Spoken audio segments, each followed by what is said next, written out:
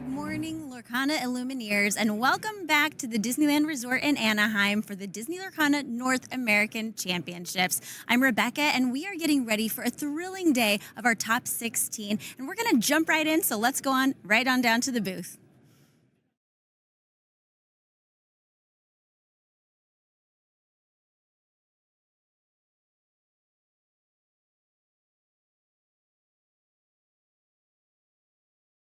Six Illumineers played to get to this spot. They've been trying to get here for about 9 months now, since May. The best of the best from North America are representing themselves here, and I'm excited to see what ends up happening. Yeah, very hard tournament to qualify for. I think we saw that represented in the gameplay yesterday. Some of the tightest Lorcana gameplay I've ever seen on stream.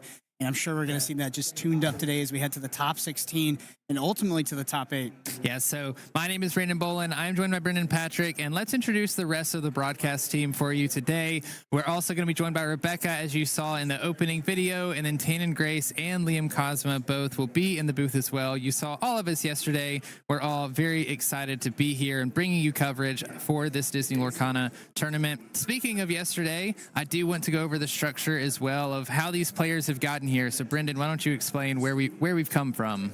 Yeah, so in day one, we had 7 rounds of Swiss. It was a 2-game format, so very important to pick up those 2-0s in traditional Lorcana fashion. The margins were very, very tight in terms of trying to get to get into that top 16. So congratulations to the players that did make it there. We have, of course, our ranking system. You get 3 points for winning 1 game, 3 for each player if you split. But critically, if you do go 2-0, you get that 7 points, which is 1 extra point, which is absolutely necessary to making it to the top 16. Yeah, those extra points and getting those 2-0s is what pushes these players to the top, giving them the highest seed so that they can move into this day 2, where our top 16 players will be playing in an untimed single elimination bracket. The top 16 will be top 16 to top 4 will be best of 3, and then our finals game is going to be best of 5. So could be a very long but very interesting match. I know the European Championship ended up going to that 5th game. It was a very exciting match over there. So I'm not sure what we're going to have today, but I'm excited for it. I do want to highlight what our players have been playing for as well as we move on to the prizes for the day 1. Everybody that's participated in the North American Championship has gotten this very beautiful invited to the ball promo card. Very makes it. It's a funny card to give to these players because it's an invite-only tournament, right? Yeah. Definitely a great ceremonial card to have. Of course, these beautiful promo cards that you get for participating in these Lorcana tournaments. I mean, it's just a cool thing to walk away with and have for later. Yeah, definitely something that you can keep as a memento. And then if the players that made it to top 32 from yesterday did get this Elsa's Ice Palace as well, you can really see the foiling on both of these cards. Those are kind of the swirls that are moving on in those cards. Same kind of foiling that we've seen from previous Disney Lorcana challenges. Very beautiful if you haven't seen them in person. But what the players are playing for today as we move on to the day 2 prizes, all the players in the top 16 have gotten this Cusco Temperamental Emperor throwback to set 1, if you will. The menace of set 1 right there. This was the pillar of Emerald decks. You know, maybe not as popular in today's modern Emerald decks because they're mostly centered around active discard rather than a sort of defensive discard. But, man, if you played Lorcana in the early days, you knew Cusco. Yeah, it definitely feels like an homage to that. You also, top 16 players will get this foiled Baymax Armored Companion playmat. Very beautiful as well. And you can see they also, if they move into the top 8, get the Baymax Armored Companion. And arguably one of the most sought-after prizes for this event. If you make it to top 8, you get an invite to the Disney Lorcana Challenge World Championship. I can almost guarantee that's on every player's mind as they head into this top 16 match. I mean, it is so important to keep the run going, to make it to the World Championships, and making it in day 2, huge accomplishment. But now the pressure's on. Now you just have to win that one match, and if you do, you punch your tickets to the Worlds. It's the first match of the day, too. I mean, what a way to start out. I would be very anxious if I were these players. Reminds me of set championships when you would make it to top 8 yes. and you had to make it to top 4. You had to go into that top 4 to earn the promo. But that's not all. There is prizes past this top 8. They, of course, will earn a beautiful golden Mickey Brave Little Tailor if they make it into the top 4. We've seen these at previous DLCs. They're serialized cards. You can see that by the number on the bottom. Every single one has a unique number assigned to them. Only 500 of them have been made. So some of these players have already earned them from previous CLCs. Some of these players, it might be their first one earning, but one definitely to go for. Yeah, this is a great sort of trophy or signal of accomplishment in Lorcana. I was even on my ride over to the venue today, and the person that was driving here was like, yeah, I was driving people around, and one of them had a golden Mickey. I was like, okay, that's a serious player you right know there. They're a good player. And as we move on to the final prizes of the day, the finalists will both get a complete foil set of Azurite Sea, as this is the most up-to-date set available to play for Disney Lorcana, including all of the enchanted cards, which are beautiful. It's awesome to have a set to commemorate this tournament and to show just how good of a player you were. Yeah, I mean, whoever wins this tournament, whoever's the champion, is going to have to make some room in their baggage on the way home. Yeah, I hope that they can check a bag if they're flying home, or they have room in their vehicle driving back, because the champion will get 4 foil complete sets of Azurite Sea, including the enchanted cards, as well as a beautiful trophy that has been made for the champion.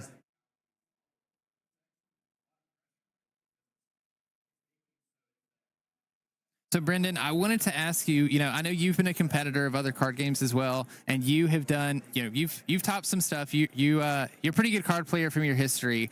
You've been in these scenarios. What is it like? What is it like being in this position? So I'll have to be honest that I haven't been in a scenario quite with the stakes quite like this, where not only are you in one of the hardest tournaments to qualify that I've ever seen, so 128 players here make it to the North American Championship, you had to sort of get there by doing very, very well in other tournaments. We're talking about 2,000 player open tournaments, and you had to perform extremely well. A hard feat in of itself. There was another way as well. Also, not very easy. You had to win your LCQ pod. So the players that have gotten here, I mean, it is a feat. But on top of that, I mean, we're just layering these. We're just layering it on. You make it to day 2. You've accomplished your goal. But you got to win one more match. You got to punch that ticket to Worlds. And I know that the prizes, they look great and the cards are beautiful, but these players, they want to keep the run going and they want to make it to that World Championships. So the pressure is on. What I will say is that if you've made it to the North American Championship so far, you know how to work under pressure. You know how to deal with this.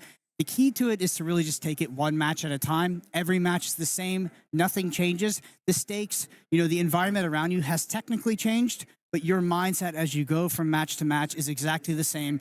You sit across from your opponent and you play the best game that you can. Yeah, I can guarantee that all of these players, going into this day 2, they have open deck lists. So once the top 16 was announced last night, we are moving from best of 2 to best of 3. But I wouldn't be surprised if the majority of these players went back to their hotel room or wherever they're staying and played out a couple games with their friends or their teammates, knowing what they're going to be playing into this last match, because of how critical it is to take home this win. Get your World's invite if you don't already have one. Yeah, the scene that transpired at these testing houses or these testing hotels, I'm sure that the lobbies, so what happens is that these hotels, is the lobbies become these big play areas after day 1, because the day 2 deck list, it's open deck list, the deck lists get revealed, and players will play every single permutation of what their ride could be to the championship through their testing team. So they'll have people hop on the exact decks of their, prospective opponents, and they'll get as much practice as possible. I'm sure that's going to happen after this top 16 round as well, as we head into a lunch break. But I mean, players get a lot of reps and they practice for pretty much every scenario possible that could transpire in day 2. Yeah, there's been a lot that these players have had to play through. We've talked about it over and over again. And so I do want to take a look at yesterday's metagame for the day 1, just to see, how difficult it was, what the field has looked like, and we can talk about what the field looks like for day 2 as well.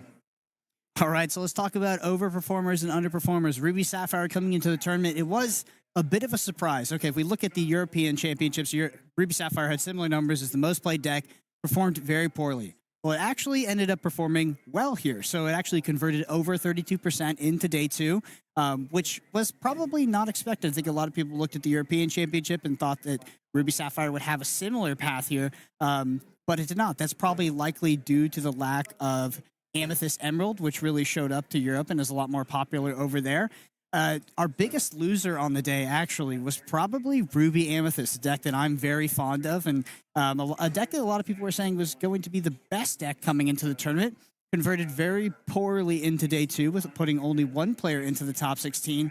That player is Ed, who has won a Disney Lorcana Challenge and is on a very interesting build of Ruby Amethyst. So it will be interesting to see. Amber Steel did perform decently well. Amber Steel is an interesting archetype right now, or interesting ink combination in Lorcana because it is two archetypes, two very distinct archetypes, right? We have the Dwarven Mine deck, the more aggressive deck, and then we have the traditional Songs build. And there's a decent split. And there's actually a split into the top 16 of players on both of those archetypes. I think our biggest winner from the whole tournament, one because of quantitatively, the other just narratively, is Amethyst Sapphire. Yes. Amethyst Sapphire put 2 decks into the top 8. That's a 12% conversion. That's absolutely crazy. This is a deck that so many people were saying as we came to this tournament, not a real deck, doesn't have the performances, and that was true, but it ended up doing super well, and now I think it's very well positioned to progress and potentially make it to the finals of the tournament. Yeah, I mean, we were talking about it yesterday, Blurple being a deck that fans, the Blurple players are super hardcore on. They love playing this deck. They love saying how strong it is, and sometimes it performs, sometimes it doesn't. I was a hater. I was somebody that didn't believe in the deck, but I have been proven wrong. Like you mentioned, at only 10 of those decks from the 126, 2 of them made it through. Like you mentioned, the super high conversion rates. Very interesting to look back for the North American champs versus the European champs on sort of how things have flipped. Like you mentioned, I thought that Ruby Sapphire was going to be underrepresented. It didn't convert well in EU. Total opposite story here. Same thing with Amethyst Ruby. Very interesting decks being brought in. Yeah, well, let's look at that path to the championship. Let's go ahead and look at our bracket here, and we'll see. So first off, we have Emerald Amethyst here versus Ruby Sapphire. Mo Shamblin, who's been on stream a couple times, is probably favored in that matchup. This is really what took down Ruby Sapphire in the European Championship. I mean, this is a matchup that is not very good for Ruby Sapphire because this Amethyst Emerald is quite aggressively oriented, and Ruby Sapphire does tend to struggle with that. So it struggles into the Amber Steel versions, the more aggressive versions with the Dwarven Mine, but it will also struggle into some of these more aggressive Emerald decks that have access to potentially things like Curse Merfolk.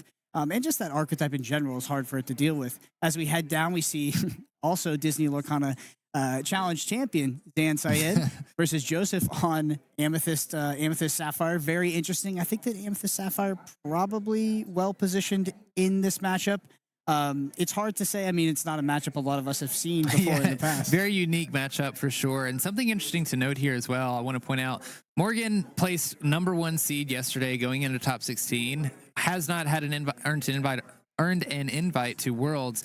Any of these participants that have made it to the top 16 and have won a previous DLC, like Zan Syed, like Edmund Chiu, they already have an invite to Worlds. So if Zan or Ed make it through to the quarterfinals, that Worlds invite gets passed down to the highest seeded player in this bracket. So if Mo doesn't make it into the quarterfinals, he will actually get a Worlds invite if Zan or Ed make it through. So speaking of Ed, our next match here is Edmund Chiu and Ryan, the Ruby Amethyst versus Ruby Sapphire. I think this version of Ruby Amethyst is particularly good against Amethyst Sapphire, not Ruby Sapphire. Yeah, I think this Ruby Amethyst version is particularly good against some of these more controlling decks. So if you actually look at Ryan's deck has quite a few bells, and it looks like it's trying to win the Genie mirror per se. One complication there, Ed doesn't have any genies. No genies in the deck. This is a card that people thought was an absolute staple in Ruby Amethyst, and Ryan's deck does look like it's trying to take advantage of that against other Amethyst decks, but Ed is not playing any of that. Ed actually has 12 1-drops, has a more aggressive-oriented deck, and this is probably the spiciest deck build of the entire tournament. Of course, we have Sapphire Amethyst in the tournament, and that is an incredible feat to make it to top 16. But in terms of deviation from the standard metagame of what list you would expect to show up, Ed's deck is completely off the wall. Yeah, I mean, I feel like for the entire set of Azurite Sea, Genie has been the card that everybody's been talking about. It's been like Amethyst X is the deck that you have to beat because of Genie. So very bold for Edmund to come in with no Genies. Also not playing any Mauis as well. I'm very interested to see how that match shakes out because knowing that Ryan is playing those Genies and some more evasive characters in Amethyst, and Ed actually isn't playing any evasive characters in his deck. Very eager to see how that turns out. Moving on down the bracket, though, we do have Hamza and Pierre both on Ruby Sapphire. Yes, both very known Ruby Sapphire players. Hamza playing like 68 cards, I think, in his deck. I'm pretty sure known for playing over the 60. is round about 66 off of a quick count, but I would say that he's on a lower card count than usual, actually. But I do believe that Hamza does have the higher seed, so will be on the play here, which is quite an advantage in the mirror. But yeah, I mean, Ruby Sapphire looking to progress sort of deep into this tournament. I mean, just statistically, there's so many of them into day 2 here that we can expect to see Ruby Sapphire make quite a run. Yeah, and it guarantees that one Ruby Sapphire is at least going to make it into the top 8. But I do want to look at the other side of the bracket here as well. We have plenty of other people that we're excited to see. Sean and Zach both in the Octo finals here. Ruby Sapphire versus Amethyst Steel. Interesting matchup here. I feel like Zach is also playing a pretty aggressive version of Amethyst Steel. It might be difficult for him to get a win out here against Ruby Sapphire. We saw that matchup played out yesterday, and if the Ruby Sapphire player can, stabilize early, then it can be pretty difficult for the Amethyst Steel deck to converge. So Zach's deck is aggressive. Zach Bivens, the best Swiss player of all time. His deck is very aggressive, but it is not that aggressive, right? He doesn't have those one-cost, uninkable one-drops that quest for 2 that he can bounce back and play again. So he's on a bit of a more mid-rangey version, which I think could actually work against his favor in a matchup like Ruby Sapphire. That being said, this is also going to be a hard one to call. I would say if I had to, I'd probably go with Ruby Sapphire in this one. Yeah, I agree. I saw a bunch of Smees, Calhouns, a lot of 3-drops in that deck as well. So like you said, leaning a little bit more towards the mid-range aspect. But moving on to the next, we have Kurt and Patrick, a Steel matchup, Amber Steel versus Amethyst Steel, to one deck that has been popular since set 1, and then another deck that has sort of come up in popularity, though. Kurt's on a Mines build, could be 2 decks, honestly, that have been more popular here in the Azerite C metagame. I do think that the Mines builds are generally favored in the more aggressive, sort of lower curve matchups, and I would have to go with the Amber Steel player in this one. Yeah, I agree. I think it honestly might come down to which version Kurt is playing, because I think if you're playing a more traditional songs version, you can sort of counter that mid-range leaning aggressive style of Amethyst Steel, being able to use those songs to effectively take out characters. So interested to see how that works out. Then we have Matthew and Sean, Ruby Sapphire versus Amber Steel. Historically, Ruby Sapphire is the favored deck into this matchup. It depends on the archetype, though. That's kind of where the granularity matters. When we looked at the day 1 metagame and the breakdown into day 2, you can't just say Amber Steel anymore, because there's 2 very distinct archetypes and they have very different matchup spreads. In terms of its matchup into Ruby Sapphire, the traditional songs build quite unfavored into Ruby Sapphire. I would say the newer, more aggressive Dwarven Mines build favored. So I believe that in our top 16, I believe 2 of the Amber Steel players are on the more aggressive Dwarven Mine builds, while the other one is on a more traditional song build. So depending on what archetype our players are on, I think that will drastically change the potential outcome of the.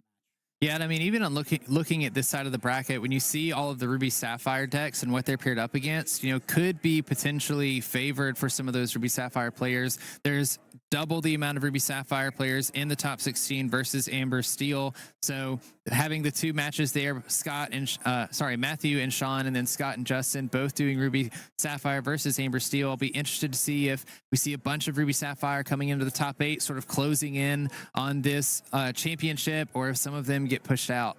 Yeah, I actually think that the general sort of bracket breakdown looks pretty hostile for Ruby Sapphire. Overall, like, I was doing a little bit of mental gymnastics to try to figure out, where would I predict the finals to be, and I think that most likely from this side of the bracket, I see Amber Steel doing quite well. Also, it's just highly represented. But on the other side of the bracket, a bit more of a spicy take, where I think that Ruby Amethyst is quite well positioned. Our one of Ruby Amethyst in the top 16 does happen to be in the hands of Ed, which is one of the best players in the game. Is actually well positioned to make it all the way to that finals on the other side of the bracket. Amber Steel is my favorite for this side. What about you? What are you thinking? What do you think? I want to get your thoughts in particular in regards of Ruby Sapphire. Do you think that Ruby Sapphire is well positioned to make it into the finals or even win this tournament? I mean, it did convert very well. There's a lot in the top 16. Are you changing your mind on Ruby Sapphire? Because you and I were both a little bit down on it yesterday. Right? Yeah, I mean, I've certainly changed my mind on Ruby Sapphire over the past day, watching how well it converged. And I mean, looking at the data here for the top 16, Ruby Sapphire, it is the most represented. 6 out of the 16 players here, over 1/3 of the players are playing on the deck. So statistically, it's not unlikely for the deck to make a pretty deep run, especially knowing that some of the best Ruby Sapphire players in North America are in this bracket that have been playing the deck way further back than just this set. But it's like you said, we also have some players that have honed their craft on certain decks, like Zan, like Ed as well, that have been that have won DLCs. Right, we have 2 DLC winners here that are pushing their way through. I mean, looking at the metadata that I've written down here, five different decks have made it into the top 16 outside of Ruby Sapphire and Amber Steel, 2 very popular decks. Of course, we've talked about how Ruby Amethyst is a little bit underrepresented, but I think it just goes to show how crazy this game, this tournament has been, that so many decks are represented in this top 16. Absolutely. So with that, we do have a head-to-head for you guys coming up.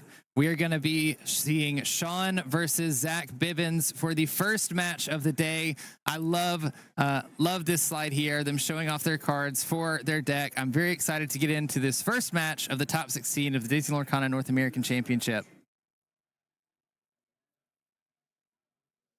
All right, Zach has had some very, very good runs at the Disney Lorcana Challenges, but has had a few heartbreaks, I would say. Yeah, I mean, I'm very excited for this match specifically because Zach is arguably one of the best performing Swiss players in Disney Lorcana history. He's topped multiple challenges. He was 31st in Atlanta, 17th in Chicago, 43rd in Dallas, and then 33rd in Vegas. Both in Atlanta and Chicago, he was the #1 seed going into day 2.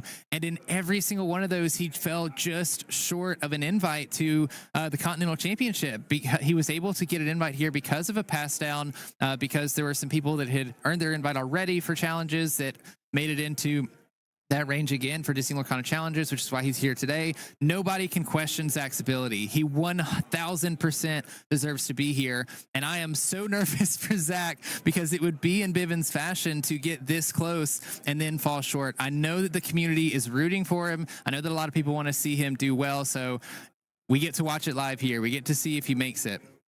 But of course, Sean is the highest seed in 6th place, so he's going to get to go first. He's only going to ink a Tamatoa. This is a Ruby Sapphire versus Amethyst Steel matchup. Unfortunate for Sean to not find like a turn 1 popsicle. We'll see how Zach opens up this game. Yeah, so Zach notably did send 6 back as well, so has a pretty fresh hand here. I see, doesn't look like there's going to be a 1-drop in the hand for Zach as well, so it looks like both players probably stumbling here on the first turns of the game. Back over to our Ruby Sapphire player. Do we have that turn 2 ramp? Most likely. There it is. Yeah, I mean, it's just the way it works in Ruby Sapphire now. The math, the hypergeometric math to find your turn 2 ramp is just so likely. I think you're going to see it every single game. It's just a question of what pieces do you find around that, right? Do you have the 1-drop to start it off? Do you have the Hiram to kind of follow up on the 4th? Do you have something like your Grand Matala for more card selection?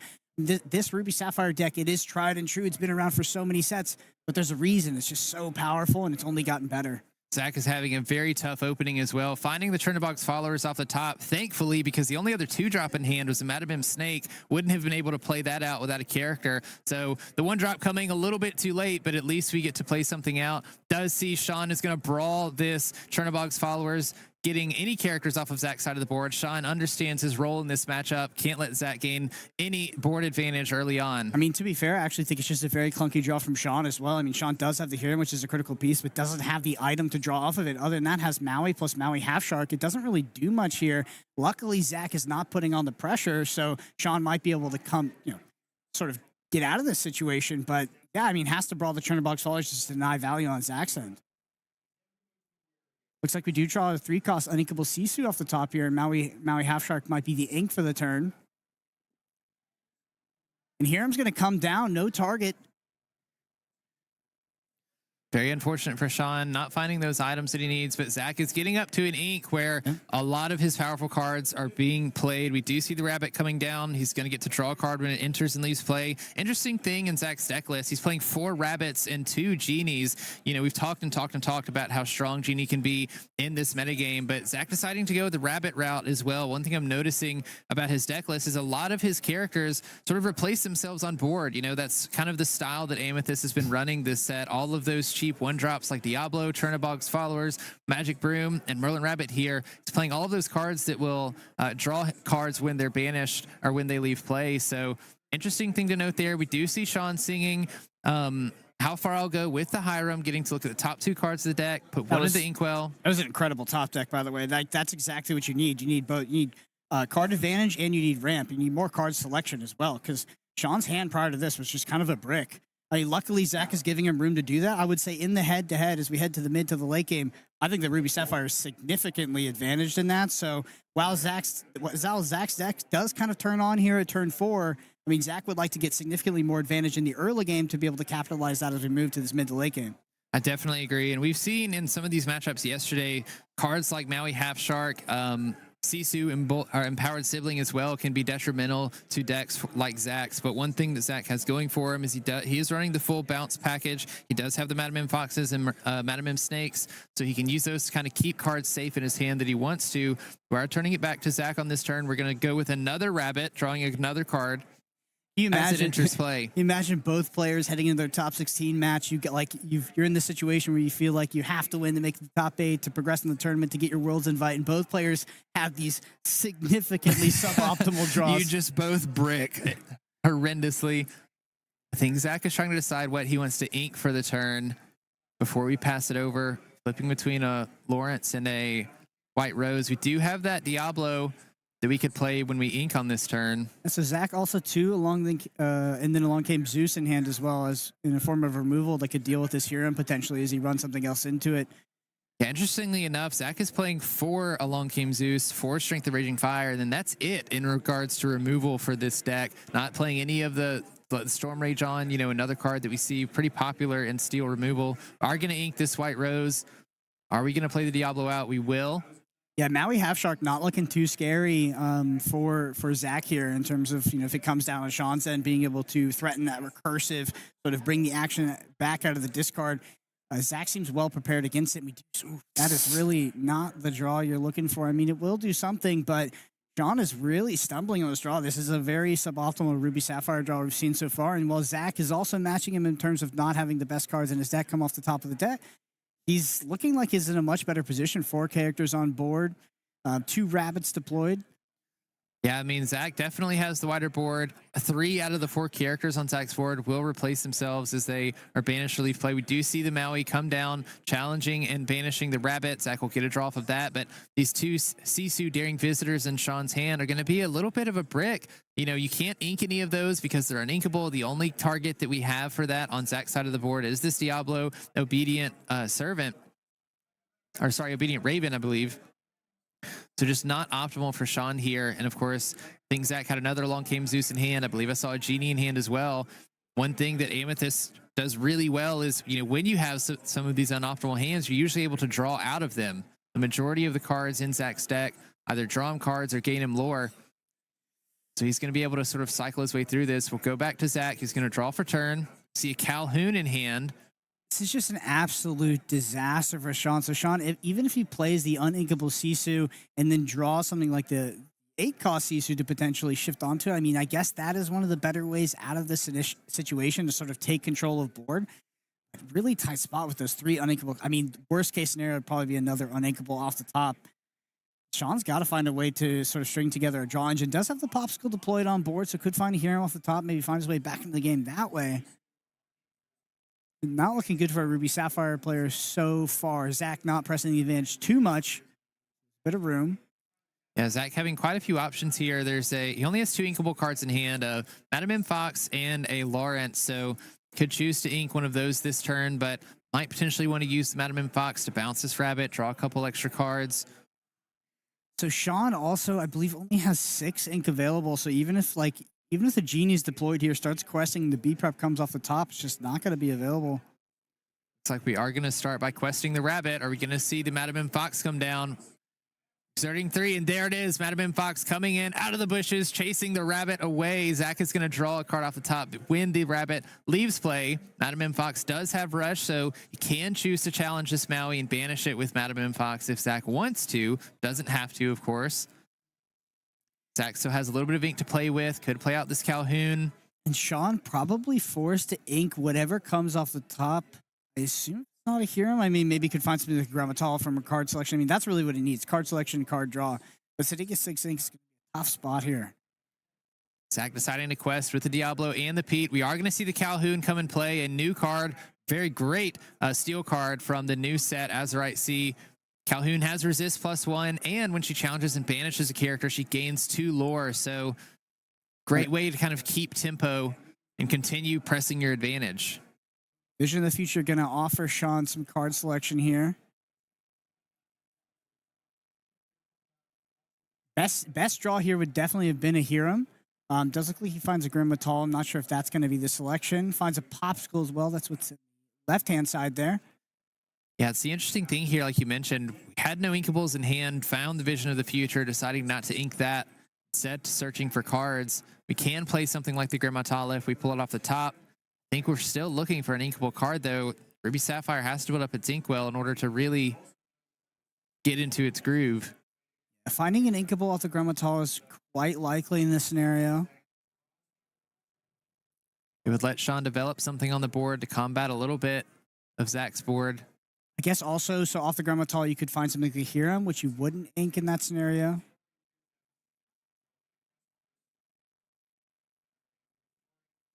Looks like we going to play the Sisu on this Diablo, banishing it. When it enters play, Diablo's going to draw a card when it's banished. Sets up for a potential shift Sisu if we find it off the top. Only needs 6 ink to shift Sisu and Bolden Warrior on top of this Daring Visitor. Of course, it wouldn't do much in this game state as both characters in play for Zach have more than 2 strength. Zach has a full hand of cards. This is what Amethyst Steel does best. You continue to put pressure onto the board, and as things get banished, cards just enter your hand. Looking at a couple inkable cards in hand as well. What's really good for Zach here is also insulated against the Maui Half Shark with that along came Zeus just sitting in hand. I'm sure that's what Zach's sort of preparing against here. I have to think adding 4 of those into your deck, it was something that Zach intentionally did, thinking of the Maui Half Shark and the Ruby Sapphire matchup, because it just perfectly answers that card, dealing 5 damage to any character. Relatively easy to sing as well with the characters that you're playing. Lots of very strong 4-drop cards in Amethyst like Genie, Rabbit, Goat. So we did end up grabbing that Grammatala as well off of that Visions of the Future. Looks like we're going to start with a Rabbit for Zach. Drawing a card off the top. Seeing if we can find anything that might change our line of play. I think that Zach just needs to find the more aggressively oriented cards in his deck right now and just start questing. Like, you got to smell that Sean's in a bad scenario. 2 cards in hand, not that much ink, and just nothing going on board. It's time for Zach to sort of press the advantage and pull ahead here. Going to see Zach play another Diablo Obedient Raven. Just going to quest out with the Calhoun and the Pete, knowing that both of them are safe to quest with only the Tipo and the Sisu Daring Visitor in play. They each only have 1 strength, so can't challenge and banish any of the characters exerted now. Pushing that advantage, getting a little bit closer to 20. Going to be that 8 cost uninkable Sisu off the top here for Sean. Another uninkable. Not a terrible card in this scenario. It would banish the Rabbit and the Diablo that was played last turn, though both of those cards would just replace themselves in Zach's hand. Now, so you're worried about Zach questing for sure right now, getting too much advantage, but it is going to be the shift there. Going to see both of those banished. 2 cards drawn for Zach. With that 5/4 stat line as well, you can kind of take over the board.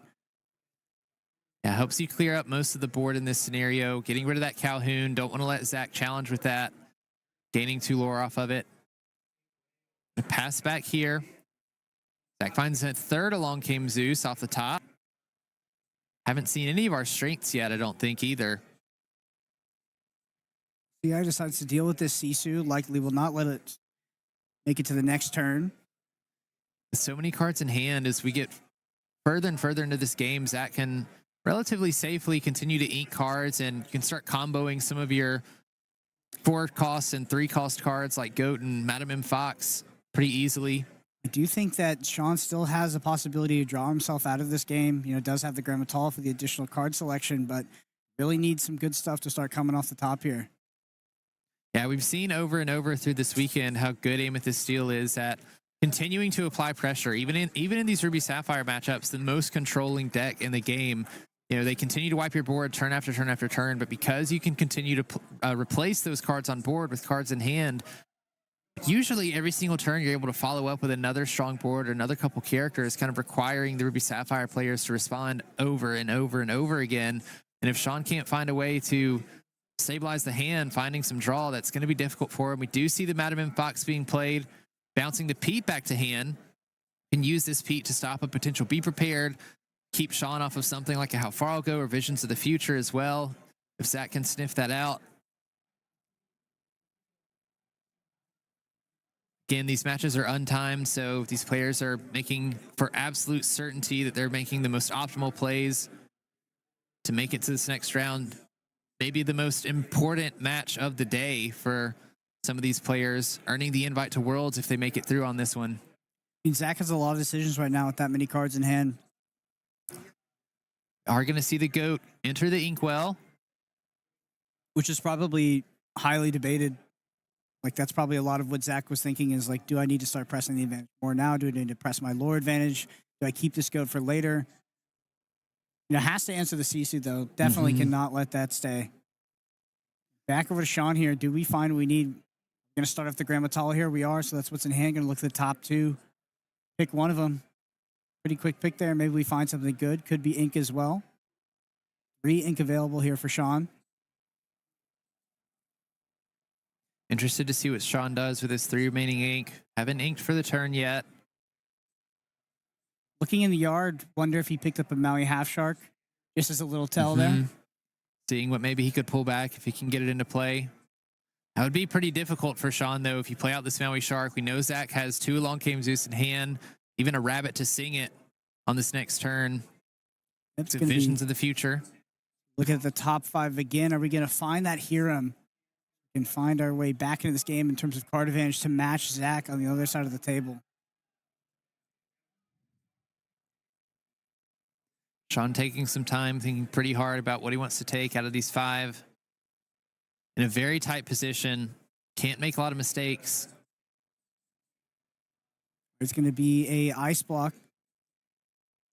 It's pretty helpful. It's going to allow him to use some of those Sisu Daring Visitors in hand. Yep, we know he's got 1 more of the 3 cost uninkable Sisus in hand.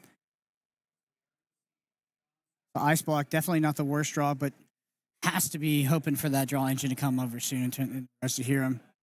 Yeah, I imagine that's what he's trying to dig for when playing those Visions of the Futures, Gramatalas, etc. I mean, Hiram probably one of the few very threatening cards that Zach doesn't really have a super clean answer to in Sean's deck. So Hiram likely getting 2 full sequences of value, both on enter and on that quest before it gets cleared by Zach. Assuming that Zach is even winning on board at that point and can clear the Hiram. I'm assuming that in combination with something like And Then Along Came Zeus, which I would assume that's actually a suboptimal use of that card, right? Because you effectively kind of have to 2-for-1 yourself. Or against Maui Half Shark, it's just a nice 1-for-1, which is a very threatening card in the Ruby Sapphire list. Gonna see Zach start with another Merlin Rabbit. Seen these things bounce back and forth. Feels like 20 times already on this game. Drawing card after card after card for Zach.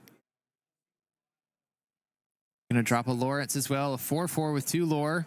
Loses all of that strength when it's damaged, though. Pretty decent card against the Ruby Sapphire matchup because they don't particularly have a great way to ping damage onto this Lawrence card because of that 4 strength. Yeah, actually, honestly, a very tough card for Ruby Sapphire to deal with. Also gives Zach the ability to challenge back, with 4 strength. The numbers in Lorcana can make all the difference. 3 to 4 seems to be a pretty big break point on some of these cards. Something like a Sisu Emboldened Warrior being a 5/4, Lawrence is a pretty good card to challenge back and banish that in one go, not having to use some of your removal like Strength of Raging Fire or Long Came Zeus. Has Sean found a way to draw more cards? 7 ink available.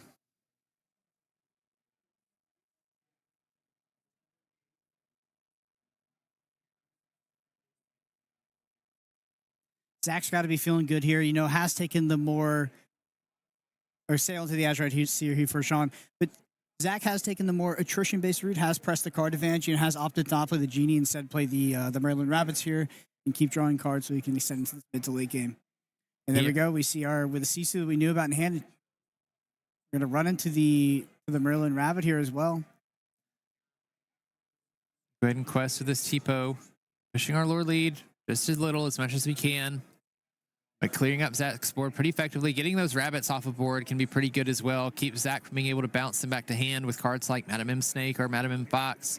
to continue to draw cards, as we've seen Zach do all game long. It's just going to be a pass back. I have to assume that's just not super ideal for Sean. So, yes, the board might look manageable, but look at how many cards Zach has in hand. Also, he's been sitting on these cards for multiple turns. You know that Zach has the gas and he's ready to answer most of the things that come down. So you can't, like at this point, if it's open deck list and you've seen those in the long game Zeus, you know Zach's holding those. You have to assume that he's holding some kind of removal in Part hand. of your win condition is just ineffective almost at this point. I mean, you're still going to play it to force out that card, but tough spot here for Sean.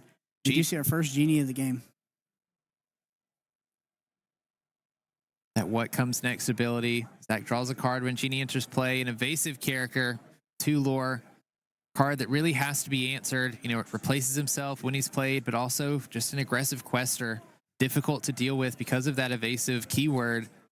Zach kept that card back for so long, and Sean activates the ice block and plays the second Sisu in hand on the rabbit, and then immediately the Genie comes. And Genie is just like a ridiculous threat here because, I mean, Zach's already at 10 lore.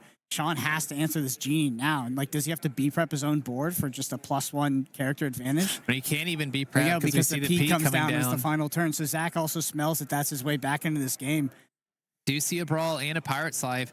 Another card playing around, getting rid of this Genie here. You know, can't play the Brawl. I was going to say, it's an interesting conversation of how many Genies do you play, how many Rabbits do you play in these Amethyst decks. And I think part of that discussion comes down to whether or not, or what the outs are to cards like Genie and Rabbit. And if you're playing in a Ruby, you know there's Brawl, you know there's Sisu and Bolden Warrior, as we see being played here.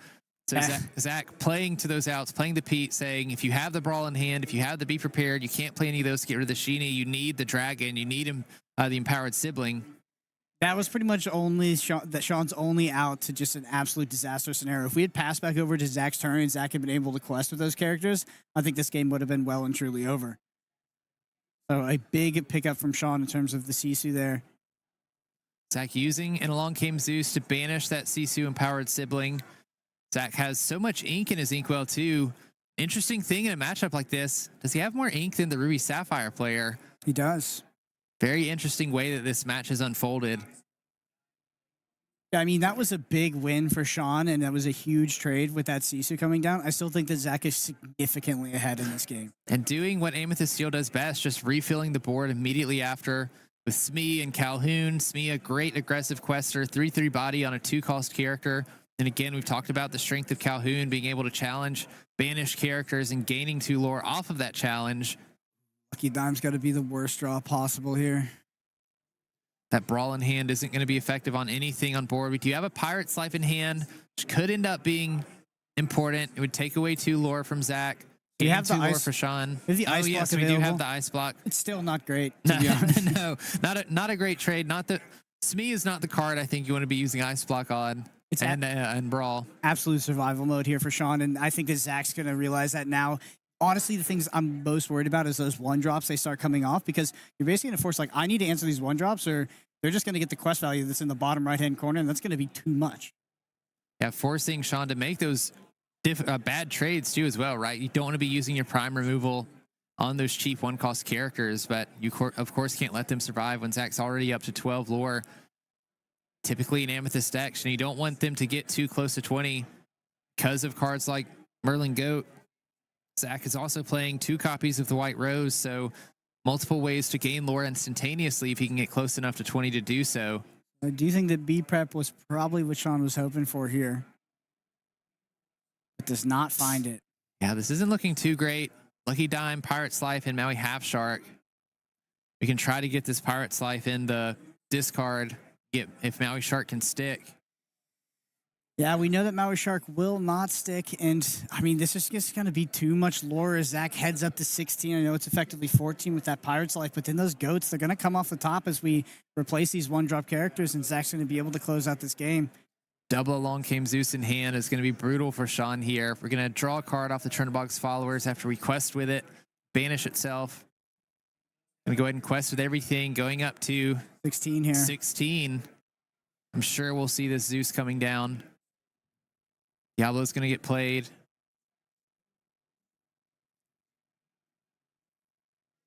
Like maybe considering bouncing a card back to hand and replaying a Calhoun or something to keep it readied.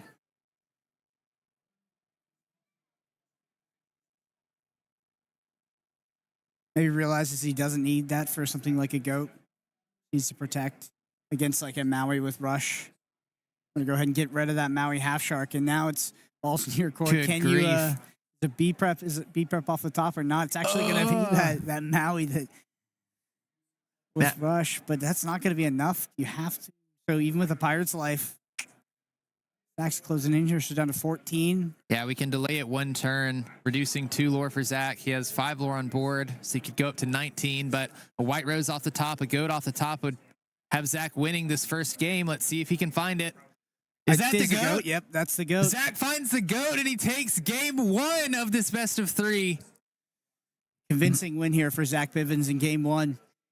Notably, Sean was on the play as well, so important to note as the Ruby Sapphire player. So he's going to go into game 2, he's going to be on the play again, but in game 3, I mean, if we do end up going there, Zach's going to be able to be on the play, which Zach's deck is much more powerful doing that. That was one of the worst Ruby Sapphire draws I've seen in a while, so I do feel for Sean, but on the other side of the board, Zach had stumbled in the early game as well, and yeah, I mean, we just saw what Amethyst Steel can do in the mid to late game if you're able to give it room, and the Ruby Sapphire player just really never found a draw engine, had no card selection, had less ink than the opposing. Yeah, right. Like such an interesting way that match unfolded, knowing that the Ruby Sapphire player was first, had the ramp on 2, all the things except for that card draw, like you mentioned. And I feel like these Amethyst Steel decks, you just cannot give them room. They have too strong of an ability to play characters out on board, get 1 good quest with them. If they get more than that, then they're super happy. And as soon as they're banished, you remove them, they're immediately replaced in hand, and they just go back and throw more onto the table. And if you can't get a hold of that as the Ruby Sapphire player, then it's difficult for them to win. So interested to see what Sean is able to do on this. Knowing it's a best of 3, he'll get to choose to be on the play again this turn. Interested to see what happens in this next game. Yep. Well, it's really interesting with the Ruby Sapphire. So definitely on the play again. I was going to be looking for that turn 2 acceleration, but hopefully we'll find the turn 1 item and the turn 4 hero to sort of draw cards and be able to pull ahead in that early game. We can see we're going to go ahead and head to our matches while right now, but we can see with Ruby Sapphire, it is a sort of a better control deck, but if it stumbles in that early to mid game, we've seen this time and time again. We've seen this set in Lorcana is that whether it's Ruby Amethyst or it's Amethyst Steel, that deck with the Amethyst draw package can out attrition a Ruby Sapphire deck that stumbles. Yeah, we've seen it a couple times this weekend. Also, just have to highlight again the weight of this match. Sean is down 1 game, and this is a match that is getting these players an invite to the Disney Lorcana World Championship. Yeah, I talked about the pressure and I talked about taking it game by game, but if you're ever going to feel the pressure, it's right now if you're on Sean's end, because Sean knows that the World's invite is just 1 step away, and he knows that he is in the hot seat right now, being 0-1 against Zach, especially after being on the play.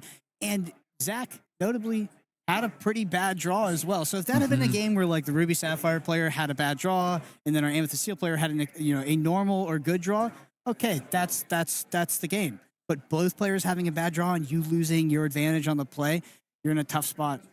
We are going to start with Sean going first. We're going to ink a Visions of the Future and playing a Popsicle on turn 1, drawing a card. Already a better start for Sean than last game. Better draw for Zach as well with this turn 1 Magic Broom.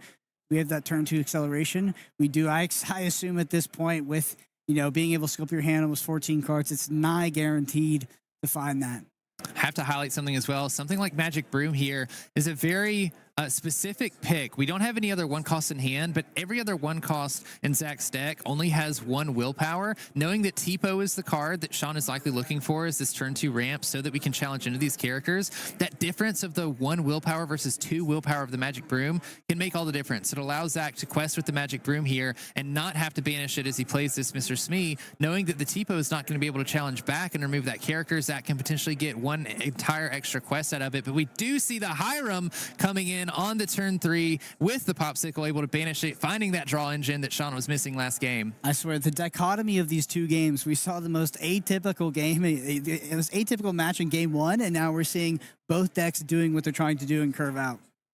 As we pass it back to Zach, he's going to immediately quest with the Magic Broom and Mr. Smee, going up to 4 lore on his turn 3. Snake is going to enter the Inkwell. Are we going to see Lawrence here?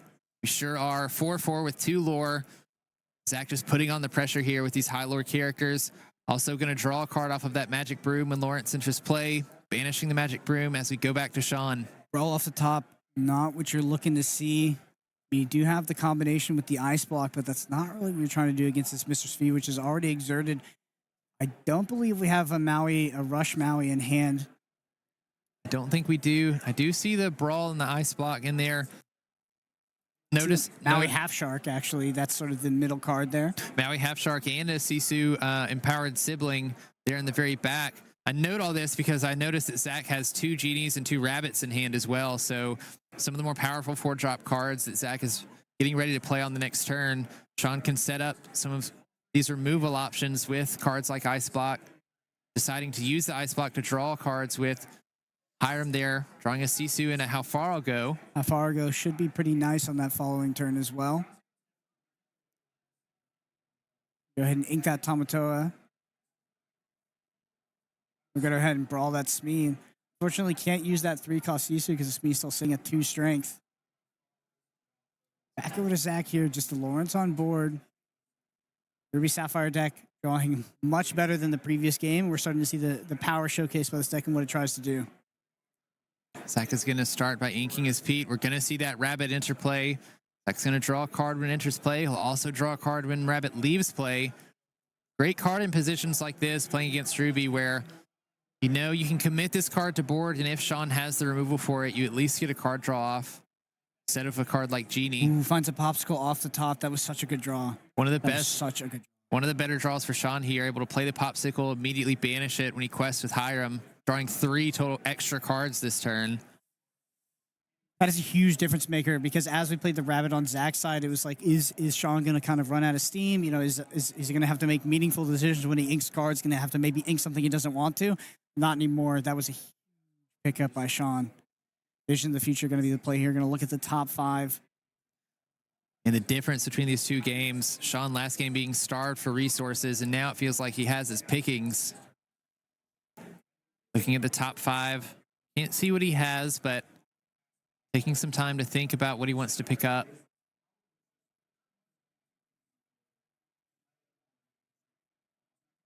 Interesting to watch these players try to read each other as well. You can see Zach looking at Sean, trying to see if he can figure anything out based on facial expressions. It's such a high stakes game. You want to get any amount of information as you can. Yeah, notably no, and then along came Zeus in the hand for Zach, so maybe it could be a bit of a tough scenario. And there we go. We see the 3-cost and we'll see Sisu go ahead and take out that Lawrence, but I wonder if he could be at a little bit of risk of like a Maui Half Shark coming down. That could definitely be a concern. Got 2 genies, a goat, rabbit. I think a Pete as well in hand. Going to start with another rabbit. Looks like we're going to be pushing to the mid to late game here as both players sort of start to gather up their resources and play out their draw engines. And one thing that Zach is missing is, like you mentioned, is those Long Came Zeus of the Storm, or Strength of Raging Fires. Knowing that we're getting into a portion of the game where Sean's going to start dropping those large characters like Maui Half Shark and Sisu. Yeah, the Maui Half Shark is just an absolute must answer because it recurs that card out of the discard. I mean, there is the additional utility of it giving you a lore as well. But if you're singing How Far I'll Go right now with Hiram, and then you play a Maui Half Shark, you can't just be letting your opponent play like How Far I'll Go multiple times. Like they cannot get 2x value out of that card. It's just way too much. And even cards that are already super powerful, like Visions of the Future, letting you look at the top 5 cards, it's also now gaining you lore. I mean, you're talking about like draw 2 cards. It's just absolutely crazy. Plus the card selection of looking at the top 5. Are going to see that Sisu being shifted here, banishing both rabbits in play. Zach will draw 2 cards off of those rabbits. Now we have Shark going into the Inkwell, it looks like. As we pass back to Zach, it's going to draw for turn. Finds a Diablo. We're closing in on Tamatoa range as well, which is a card that I'm assuming Zach cannot deal with very well. No. Not at all. And I'm assuming Zach's deck actually tries to kind of end the game, or at least get close to ending the game, get into that range where you can kind of goat bounce out your opponent or play the White Rose before we get to Tamatoa area. Don't think that's going to happen this game. Speaking of White Rose. Yeah, White Rose comes down for Zach. Plenty of items in the discard here for Sean. There's that Tamatoa and that Maleficent Monstrous Dragon, and very nice top end curve here on the left side of Sean's hand. Yeah, plenty of answers for pretty much anything Zach does now. Using the we could use the Maleficent Dragon to banish a difficult to get rid of character. We could use the Sisu to wipe majority of Zach's board based on the characters they're typically played. We are going to see the dragon come down, banishing the Lawrence. Two very big dragons on Sean's side of the board now, between Monstrous Dragon and Empowered Sibling. Now Sean is ahead on lore and is firmly in control of the board as well. Fortunately, Zach just does not have the cards he really needs to combat this board state for Sean. No, and also with the Tamatoa in hand, it feels like Sean's going to assemble a board state that Zach just simply can't deal with if we're not already at that state. Yeah, this is a position where Sean can start to, I mean, still obviously needs to remove a lot of the characters from Zach's side of the board, keep board control, but on top of doing that, he's going to be able to create a ton of advantage in hand with cards like Hiram, and then probably quest out with cards like Sisu and Maleficent Dragon, pushing that lore lead even further. And Zach's just really not in a position to try to end this game quickly, only sitting at that 8 lore. Does find it along came Zeus off of this Genie being played. Genie wish fulfilled. Yeah, unfortunately not going to be able to play it this turn, though. So we'll have a way to deal with that Sisu. You know, of course, could Madam M Fox bounce if he does find that card. Tough spot here for Zach. Does have a Fox in hand that we could play this turn if we wanted after we ink a card. We go ahead and ink a White Rose here. Questing with the other. Interesting decision as well. You know, I see a lot of players inking some of their they're like cheaper cards. Like there's a Diablo that's in hand, but Zach understands that he's going to stay in this game. He's going to need gas. So he does want to end the game early, and White Rose helps him get closer to that win condition. But having cards like Diablo that you can play sort of non-committally, knowing that if it gets banished, then it replaces itself and somewhat keeps you in the game, helps you dig. Heads up play by Zach there.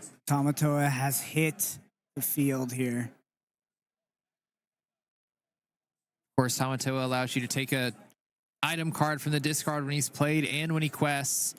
See that Popsicle brought back, played, and then Hiram's going to pop the Popsicle, allowing him to draw cards, find a Vitalisphere, and for every item that's in play, Tamatoa is going to gain an extra lore. So this is where Sean starts to close out the game. A combo a lot of Lorcana players are probably familiar with at this time. The biggest source of removal for Zach as well, being along came Zeus, but only dealing 5 damage to a character. Of course, is not going to crack the shell of Tamatoa there with 8 willpower. Yeah, I mean, that's just one of your clear paths to victory here, as Sean is like keep control of the board, ramp to Tamatoa, combo that with Hiram and some items, and I mean, the opposing Amethyst Steel player just cannot deal with it. Zach's going to do what he can to remove some characters from Sean's board, singing along came Zeus, getting rid of that Maleficent Monstrous Dragon, and playing out cards like Pete and Diablo so that Sean can't play any of these actions on this next turn. An ice block off the top as well, I believe, with that Sisu in hand. Gonna bring back another ice block here, potentially, for that Sisu.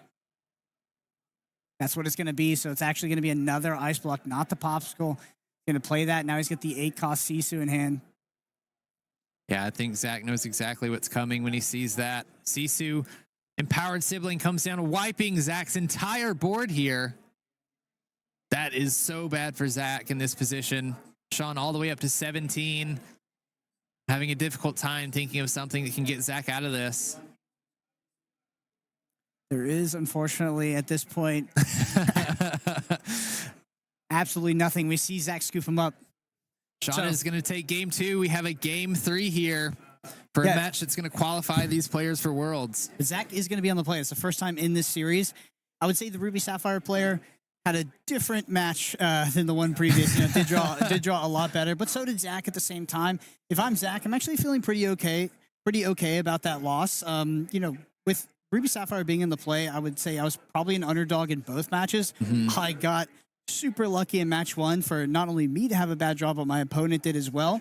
So I'm actually feeling pretty good going 1-1 right now into the 3rd game. And I think that Zach is liable to win this matchup, which, you know, prior to coming into this 3-game set, I would have said that Ruby Sapphire was significantly advantaged and Zach was in a really bad spot. But in game 3, on the play, I think that Zach can actually take this series. Yeah, I mean, I feel like Zach, I know he's a level-headed player. He's been in plenty of these competitions, and he knows that getting that win early on game one, instead of being in a position where maybe he loses game one, takes game two, and then has to win again on the draw in game three, I think he knows that he's in a favored position. So I'm sure he'll be looking for cards to help him get ahead early. I'll be interested to see how he alters his hand initially, if he wants to go for more aggressive, like triple character on or by turn 2 line, or if he's going to play towards the Smees. Interested to see what Zach does. And again, I mean, the stakes couldn't be higher for these players.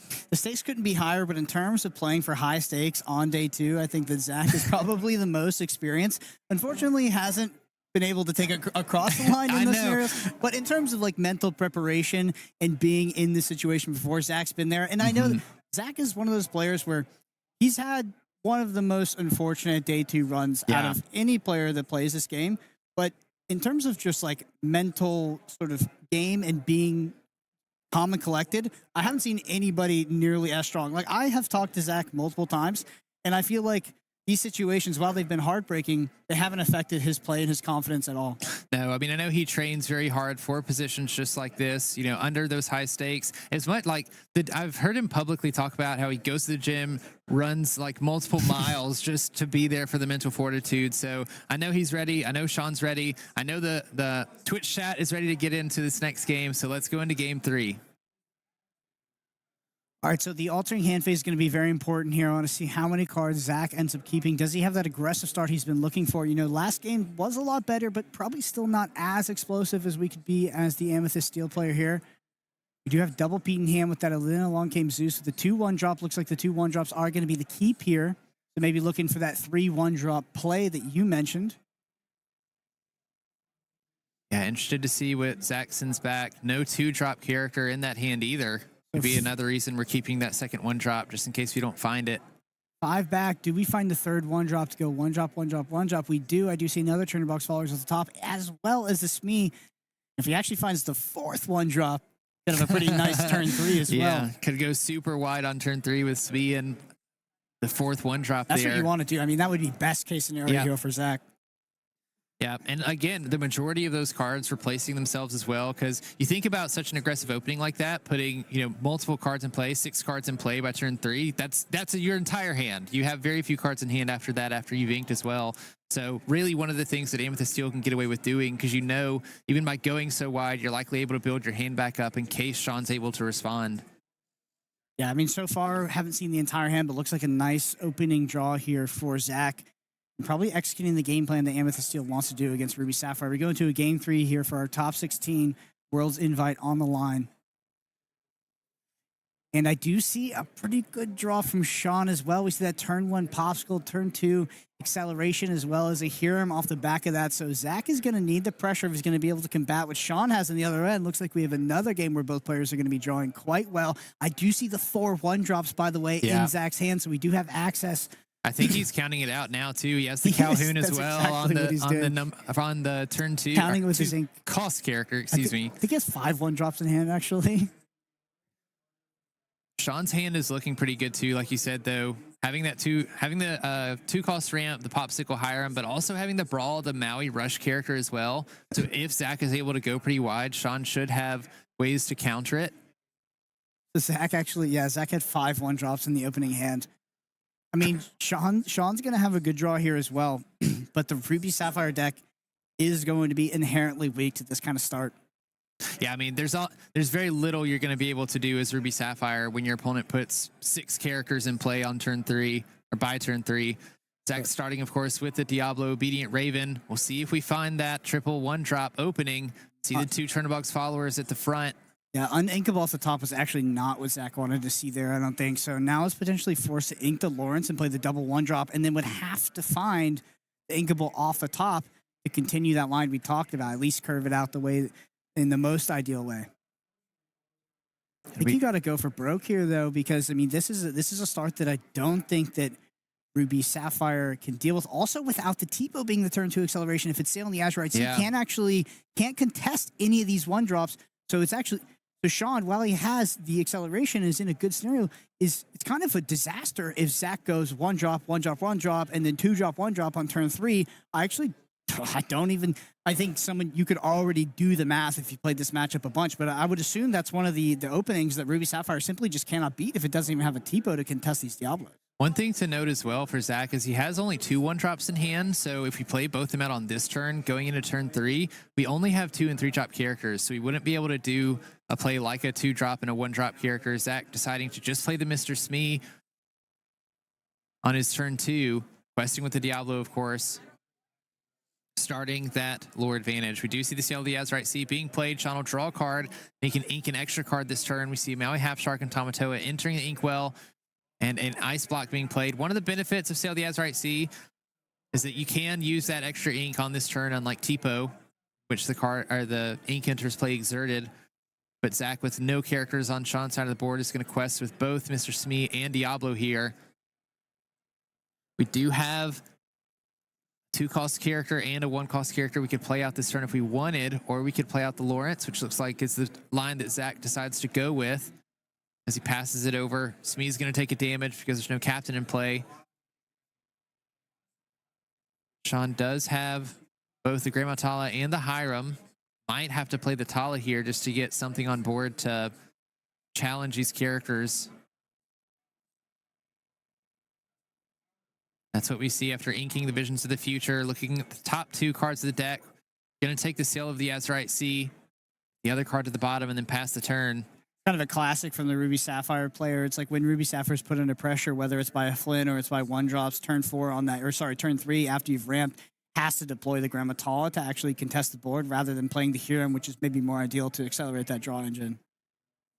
To pass it over to Zach, he does have an Long Game Zeus in hand. You know, one thing to note of last game, how important it was for him to find some of those removal cards. You think he's just going to ink in the Long Game Zeus' Grandma Tala? I mean, probably. Well, maybe not that. I'm thinking more saving it for a potential Sisu that comes down. I would imagine a Lawrence and a Diablo might be coming down, or maybe a Calhoun and a Diablo as well, just going wide. Zach probably trying to weigh the risks of what could be coming in the following turns. Do you think there's a possibility Zach just doesn't ink this turn? Could be.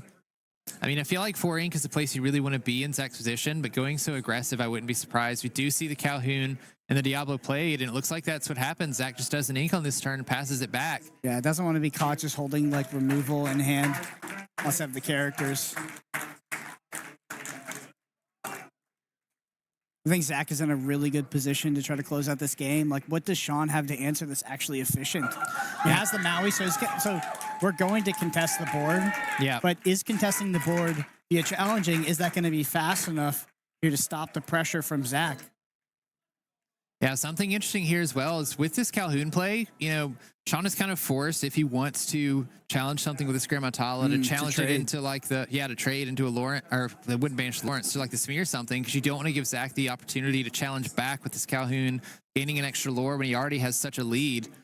9 lore to 0 right now for Zach. 7 lore on board as well. Yeah, Sean's had a pretty good draw, but I think that this is just kind of one of those Ruby Sapphire situations where your deck is simply not equipped to beat a board state like this. The Tipo on turn 2 probably could have been a little bit better. We're going to have to actually accelerate. So maybe realizes his only out is going to be that Sisu. Yeah, it could be. Have to ramp up to the Sisu, though. We're pretty low on ink at this point. Are going to see the Maui enter the inkwell. So he's got to play the Brawl. Has to play the Brawl. We can also...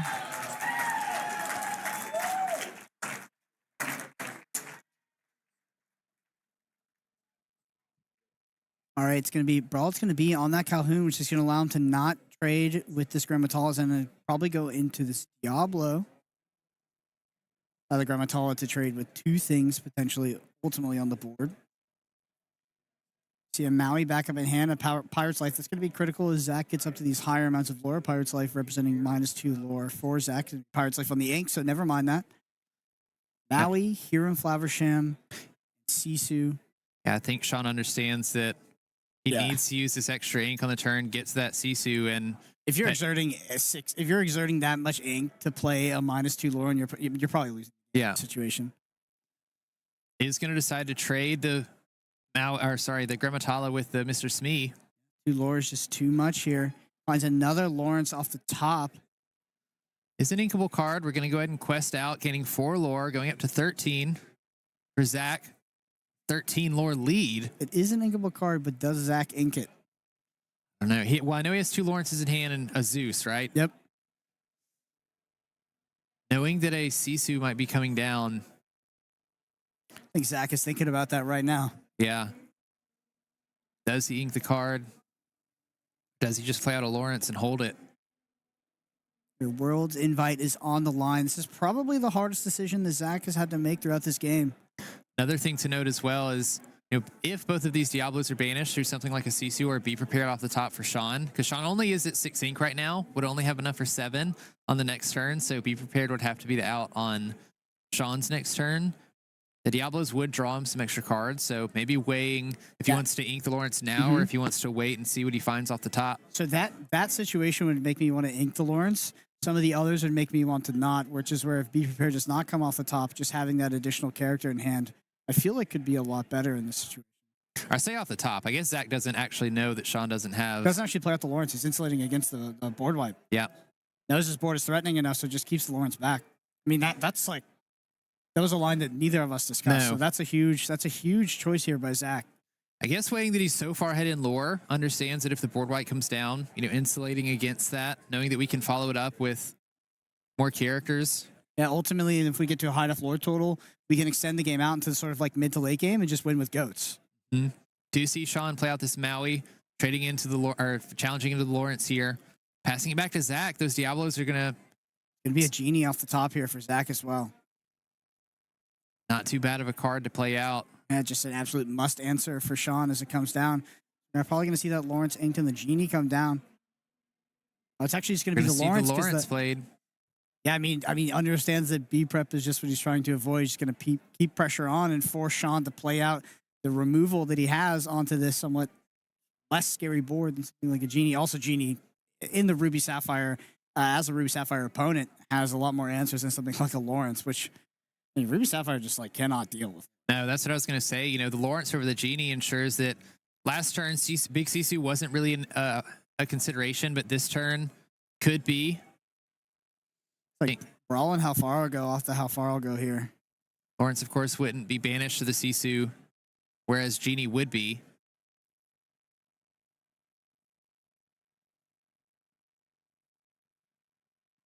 See the Sisu come down.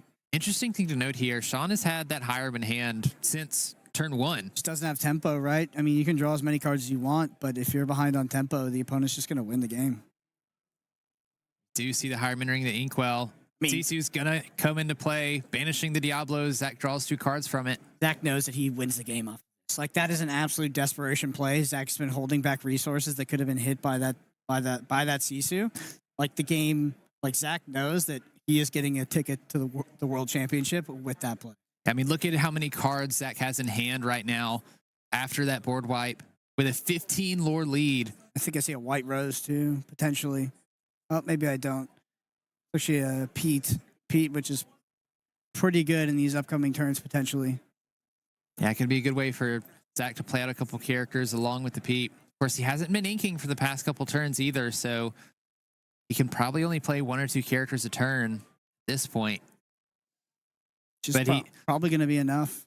He is finding some of those cards, though, that he can do that with, like this rabbit. Play out the rabbit, draw a card. Sean has an answer for it, draw another card. Sort of making it so that Zach isn't losing tempo in that way. Goat off the and we're top at is 17. huge. Yeah, I don't see a bounce card hand. Of course, doesn't have enough resources for that, but it's just gonna be enough here for Zach. Oh, Maleficent Dragon off the top. Can sing How Far I'll Go with Maui as well. Mm-hmm. See Visions of the Future. Be the card that goes to hand. We only need one of these characters to survive the turn. We can play the goat. Then Sean basically needs a pirate's life or it's game.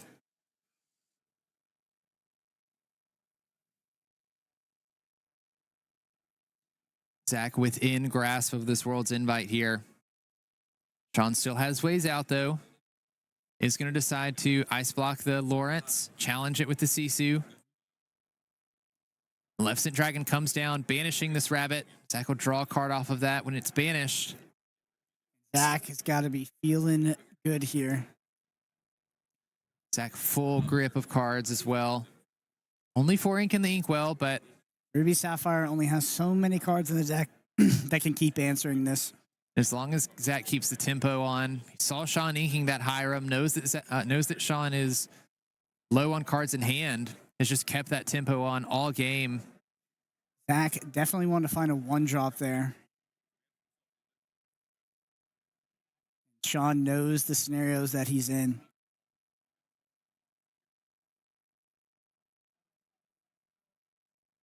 Zach thinking very hard about what cards he wants to play, what the outs for Sean might be, Looking which for cards he can ink if he wants to ink. Looking for a 5-ink play with something like a Lawrence plus a Smee here. Or sorry, Pete Or plus potentially a Smee. Pete, yeah. Pete plus a Smee. I think that's going to be the play. Zach's got to know he's attrition Sean out of like all of his answers here. Got Goat in hand. Keep inking as well. You can potentially get to 6 ink, which is going to be that Goat plus that bounce. Catching that Goat, and it's going to win you on the following turns. I mean, Zach is playing this slow because there's no reason to play it fast, but this is getting close to a lock here for our Amethyst Steel player. There it is, Pete plus me. This is going to be so tough for Sean to get out of. Both characters out of range of something like Sisu. Empowered Sibling can't play a card like Be Prepared because of the Pete or Brawl. Does have double ice block, so that is going to make You're correct. Sisu an answer here, but has up, and now we have we're going to go to a judge call because I believe that was a How Far I'll Go? Yeah, I think Sean tried to play How Far I'll Go. Of course, Pete makes it so that you can't play any actions on your turn. So Sean, just trying to think of his outs, I'm sure, knows that he needs to dig for cards in his deck. I mean, at that point, I think Zach kind of knows the situation. Unfortunately, did pull the cards off the top, so they're gonna have to resolve that as a judge call. But it does look like Zach is gonna be able to punch his invite to the World Championships here, which is quite the narrative after going from Lorcana Challenge to Lorcana Challenge and always being just one game away. Yeah, I mean he's done it so much that, it's created a meme sort of a thing for Zach Bivens. He's known for doing so well in the first day, proving himself as a player, making it into day 2, but just not able to get that invite to something like Continentals. But if there's one time to get rid of that stigma, it's for the invite to Worlds. Well, it's for this time and the next time, right? Yeah, I guess you're right about that. And to lose that stigma at Worlds, because it does. I mean, I would bet everything that Zach is going to Worlds at this point. Yeah, at this point. I'm trying to think of anything that could get Sean out of this scenario. It's a card from set 7. That's what it is. Because can't play Be Prepared, but have to find a Sisu. I actually haven't been keeping track of how many Sisus we've seen already, but that's one of the only things that I can think of paired with those ice blocks to banish both characters. Still just going to lose to Goats, unfortunately. That's just how the Amethyst deck works. I mean, he could. There's questions on how Sean could extend the game, but in terms of how Sean could win the game, unfortunately, Amethyst just has that inevitability. And we know that a piece of that inevitability is in Zach's hand already. Additionally, with White Roses in the deck, I mean, just like the likelihood of him finding one other piece is just going to be almost guaranteed at this point. Yeah, I mean, we've seen Zach do it all game, right? All of his cards, especially Amethyst cards, allow him to just continue to dig further on. And I mean, even if the game goes on for another 3 or 4 turns, the amount of cards that Zach is going to be able to draw through that, assuming he doesn't win, which is very unlikely, it would take a miracle for Sean to even last that long. I think Zach has this locked in the bag. Yeah, absolutely. And progressing as our Amethyst Steel player deeper into the bracket, it's going to be really interesting. Ruby Sapphire did overperform on day 1. When I say overperform, I mean it performed close to what it was brought. 32%. I think it closed in at 38% on day 2. I would say overall the bracket just looks a bit hostile for Ruby Sapphire. And here we are back into the match. It's just going to be a handshake. There we go. Zach gets the handshake. He's going to Worlds, people, and moving on to top 8. Very exciting for Zach, I'm sure. Breaking that stigma. I know that there's a lot of fans that have been rooting for him. Impressive for both of these players to have made it this far in the first place. These are the best Disney Lorcana players in this region. They both should be proud to be here, but I know that Zach is very excited to move on. Yep, absolutely. It's a good time to break that stigma as you're going from national championships to now the world championships. Super interesting. Zach's a great player to watch. Always brings very interesting decks. Usually has his own home brew that he brings to the tournament. I mean, I don't think I've ever seen Zach sort of play the most popular, even in the top 3 most popular decks. I mean, I was keeping track of it before the match started because Zach has actually day 2'd with 4 different decks and all of those DLCs that he's gone to. He's been to multiple DLCs. I know he's gone to a couple of the European ones as well. But he's one of those players that just understands card games, has a fundamental understanding of how Disney Lorcana works and sort of how to break the game, in ways that people aren't used to, because he's not playing those meta decks. He's doing so well in that scenario. He did play Amethyst Steel back in Atlanta, so it's kind of cool to see him come back with Amethyst Steel, earning that World's Invite as an homage back to that. But I wouldn't be surprised if he went pretty far. We saw how strong his deck can be, how it can sort of attrition its way through the mid game as well, and sort of secure that victory through a slow and steady lore gain of these characters replacing themselves, then finishing it off with something like Goat and White Rose. Honestly, I think that's a good game to go back and watch. Particularly game 3, you saw Zach make some pretty interesting lines and outplay us here in the booth. Take lines to win that game. So there was probably plenty of other lines Zach could have taken to win that game in that scenario, but Zach decided to take the lines that make him not lose that game. And there's a big difference between, what are the potential lines that could win me this game versus like, okay, I'm significantly ahead. How do I lose and how do I hedge against that? Yeah, and I think that just goes to show, like, this is why these players are here, right? They're finding those lines. They see those lines that most other people don't. That's just that's the fact of that's the matter of the facts is, he finds lines that other people don't. He knows what positions he's winning in, which ones he's not, and sort of can hedge his bets on those, knowing, do I play for the win now? Do I kind of hold back and know that if I do play this out, but then Sean has the way to respond to it, I could be in a losing state after that. So top play from both players. But with that being said, we are going to go to a very quick break. We should have an interview after this, and then we're going to come back for another match of top 16. So don't go anywhere.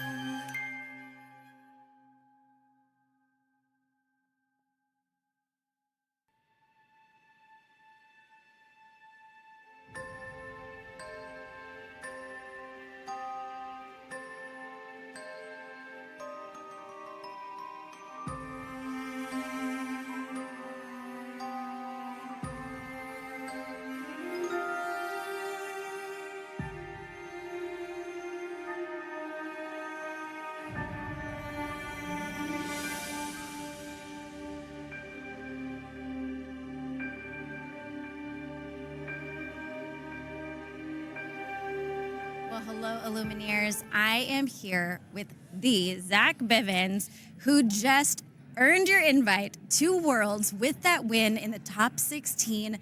A huge moment for you, Zach. Tell me how you're feeling right now. I'm very, very emotional. I cried as soon as the match was over, and I'm trying hard not to right now. Super, super happy. I can't imagine. I mean, you played in all 6 DLCs. You went over to Europe even, and you're such a well-known member of this community. This moment has to mean so much for you. Even I heard you said, "Oh, I can hear my daughter's voice out there." What does it mean to have your family here? It's amazing. I love having my little 2-year-old daughter, Avery, and my wife, Brandy, here, and everyone's support.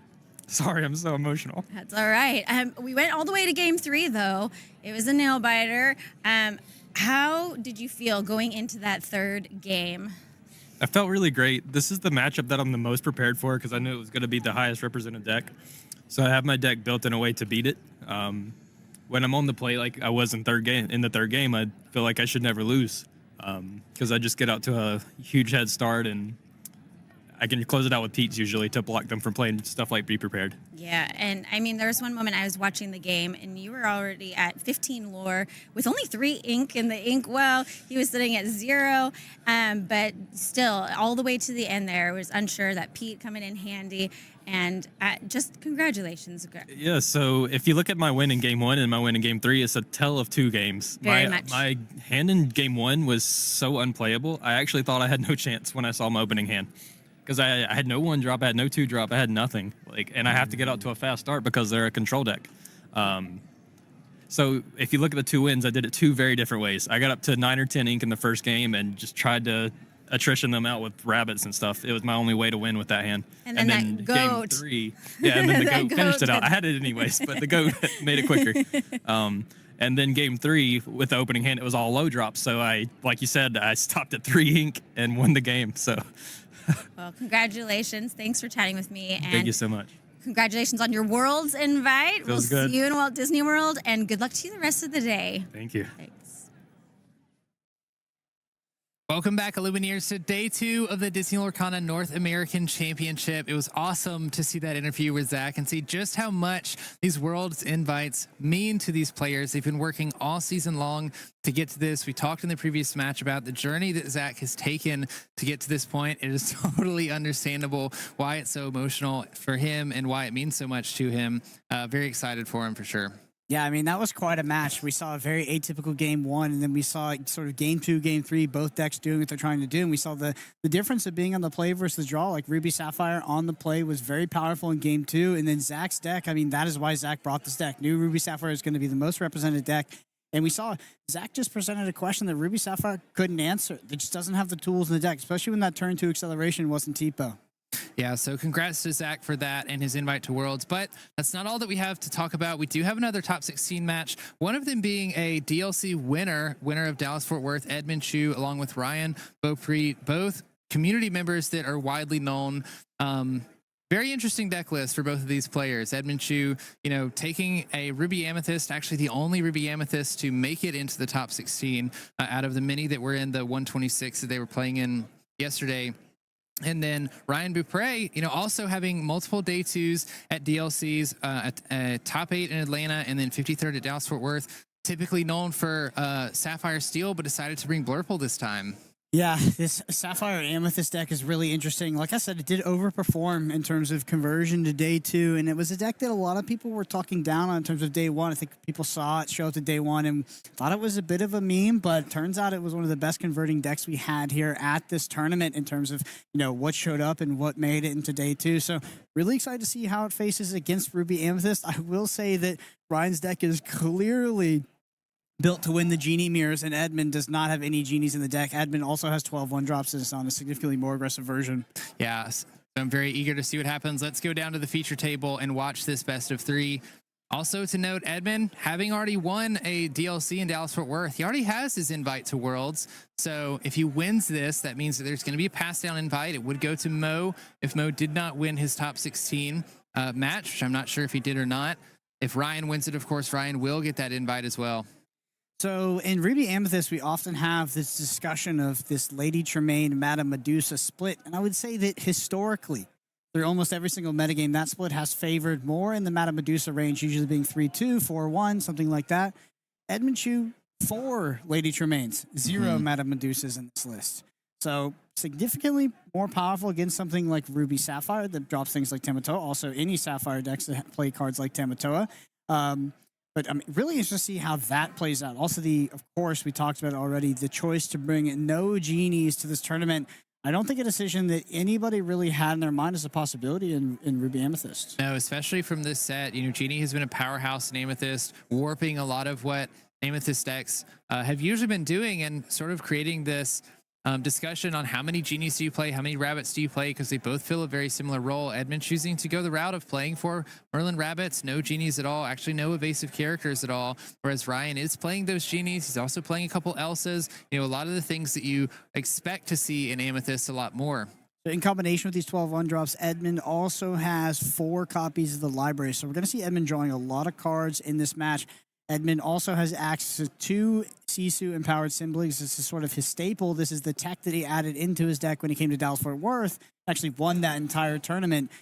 He was probably one of the only Ruby Amethyst players with 2 copies of Sisu and sort of popularized that change in the way people built Ruby Amethyst. We do see Flynn Sisu in hand for Edmund Chiu, but Flynn's going to be the ink as we go into the Churn Box followers. Notable as well, Edmund ended up sending back 6 cards during his alteration, so obviously wasn't very happy with this opening hand. This is what he was given. Also looking at Ryan's hand, we do have the turn 2 Tipo, but we also have an uninkable 8-cost Elsa, that Spirit of Winter sitting in there. So that's going to be in there for a little while unless we want to put it into the Inkwell with something like the Tipo. Also a Hades Infernal Schemer. So Edmund, I think that on the play as Ruby Amethyst against something like Sapphire Amethyst, you probably are looking for the Flynn Sisu line, and Edmund does end up finding that. Just force the pressure and make them answer you. You cannot let Flynn Rider trigger multiple times. It is just an absolute disaster scenario, and I'm assuming that's something that Sapphire Amethyst is going to be weak against, actually, is this line specifically. Yeah, especially because in any Sapphire deck, you're looking for that turn 2 ramp, usually in the form of something like Seal the Azurite Sea or Tipo. Of course, if you play the Tipo, he only has 1 strength. With the Diablo in play with 0 strength, that means that Flynn Rider's ability is going to trigger. It's going to gain Edmund 3 lore, so being able to get that out early, it means a lot for Edmund. There's also that Sisu in the hand that'll have as much strength as Ryan has cards in hand. So it might be particularly difficult for Ryan to get anything out on board that can match the highest strength character on Edmund's side, because you're utilizing cards like Rabbit, like Genie, some of those Amethyst cards that typically have lower strength. So critically, Ryan does have access to the Goat here, which I think is probably one of the better cards you could have on turn 4. Assuming he has the ink, is able to ink to get up to that 4. That is going to be the answer in terms of like how do you answer Flynn C. So it's going to be the turn 3 Goat. Yeah, and he's gonna have to play a real balance game as well. If this Sisu Emboldened Warrior enters play on Edmund's side of the board, because Goat is the highest strength character that Ryan has in play, but it only has 4 strength. So if Ryan has more than 3 cards in hand, that means this Sisu is going to more than 4 cards in hand, then this Sisu is going to continue to trigger this Flynn ability. Okay. That was a ridiculously important draw for Ryan, by the way. Ryan has the Goat, but did not have another Inkable. So if he did not find an Inkable off the top there in the form of Merlin Crab, would have had to ink the Goat and play the Rabbit and probably immediately lose this game. Interesting as well. Something like that Tipo on turn 2 being the form of ramp that you had, getting another card out of your hand, being on the draw, drawing an extra card means that he has exactly 3 cards in hand in this scenario, so that this Sisu Emboldened Warrior only has 4 strength, matching the strength of this Merlin Goat, turning off that Flynn. So Edmund has a start, but Ryan has the answer.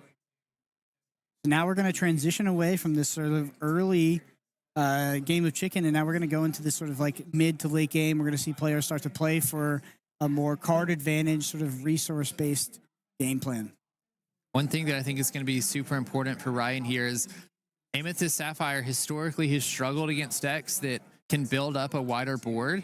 And so, one, knowing that Ryan's not going to have something like a Be Prepared or a Sisu Empowered Sibling to play because he's not playing Ruby, but also knowing that Edmund is playing Lady Tremaine and not playing the Madame Medusa, sort of a card that requires your opponent to have few characters in play.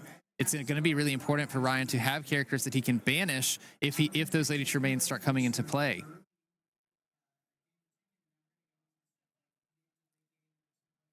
All right, so back over to Edmund here, heading into his 4th ink. The Flynn Sisu line has been effectively stalled at this point. Once again, Ryan sort of game life was on the line there, most likely, as he went to draw that inkable card and did find the Merlin Crab off the top in order to play that goat. Could have been sweating a little bit. We do see the CC Witcher play in a library, following it up. Going to move the Flynn to this library. Any characters of the library, if they're banished, you get to draw a card. That library, of course, also has a lore on it. Sort of teasing Ryan to challenge into this location, because one thing locations are great at, slowly building up that lore over time if they're not dealt with. I mean, Ryan just can't even turn that Merlin go sideways because No. he threatens to lose it. Also, turn 5, there could be a Maui that comes down, which will outpower that goat anyway, and we could see that Flynn get triggered. So, Ryan, I don't think that Ed has the Maui right now, but there is a risk that this Flynn gets more value. It's funny you mentioned that because, Edmund isn't playing the genies, which is something that everybody was surprised by. He's also not playing any Mauis. Another card that is super pivotal to Ruby Amethyst. Another just interesting tech there for Edmund, bringing this Ruby Amethyst list into the NA championship. I can't believe I missed that when I was looking at the list. I'm so used to just being a stock 4 of. More than I'm used to Genie being a stock 4 Right? of. More than I'm used to Madame Medusa being a stock 4 of. Do see that Genie entering play for Ryan, though. So an evasive character that Ed might have trouble dealing with. Of course, Ed is playing cards like Brawl. But outside of that, I don't think there's going to be any targeted removal for these Genies. So Ed's going to have to rely on cards like Sisu Empowered Sibling, Be Prepared, or finding a way to have Ryan choose it through Lady Tremaine to get rid of those Genies. If Ryan can keep this Genie on board for a while and allow it to quest, so long as we can sort of keep this Flynn in check, Ryan could start pulling ahead. Or he's already ahead, but pull even further ahead. Yeah, opts the trade with the Sisu here. Ink the bell.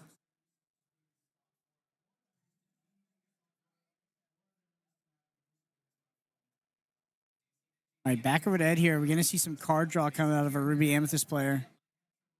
Both players on very few cards in hand, which is not super indicative of some of these Amethyst decks, but I mean, the Flynn Sisu line is just an absolute must answer, and the game ends in the first few turns if you can't do it. And there's the rabbit to come down. Now we're going to go ahead and start drawing cards. I think Ryan also has a rabbit or two in hand, so we'll start to see Amethyst do what Amethyst does best. Now that Sisu Emboldened Warrior is off the board, and Ryan knows that he can start to keep this Flynn in check, doesn't really have to worry about how many cards are in hand unless he's concerned of another Sisu Emboldened Warrior coming down later to get this Flynn turned back on.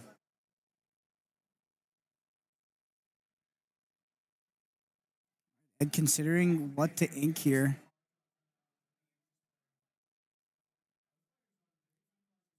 Okay, yeah, inks the friends on the other side, notably, and that is going to move that rabbit over to the library as soon as possible. Flynn's probably not going to get any more value out, so we're going to go ahead and use that to trade with the depot.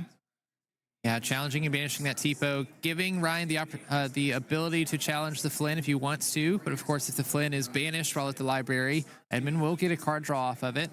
I'm not sure that Ryan really wants to challenge with anything on board right now either. Yeah, Ed's deck really showcases the power of library specifically. Yeah, all of those one-drops that banish themselves to cycle cards like Diablo, but especially Chernobog's Followers and Magic Broom. Both cards in one way or another that allow you to banish them and draw a card, either by questing or playing a character. Comboed with the library means you get to draw another. Both players keeping hand information pretty private at this point.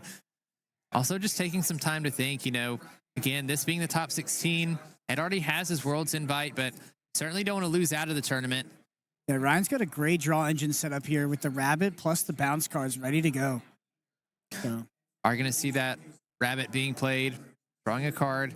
Does have a really solid Amethyst hand with that Hades on the top end in case Edmund comes down with something big like Sisu Empowered Sibling.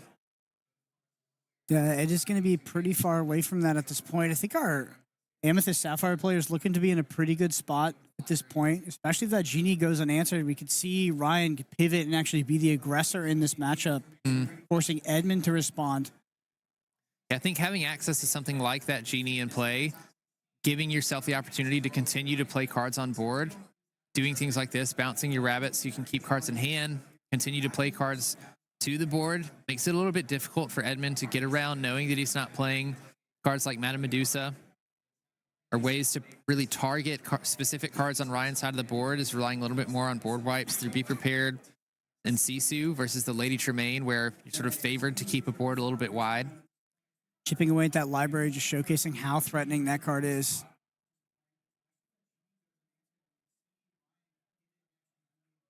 Gonna Sing Friends on the other side here with the rabbit for Ed, drawing 2 cards. Magic Broom for Friends at the other side is what comes off the top.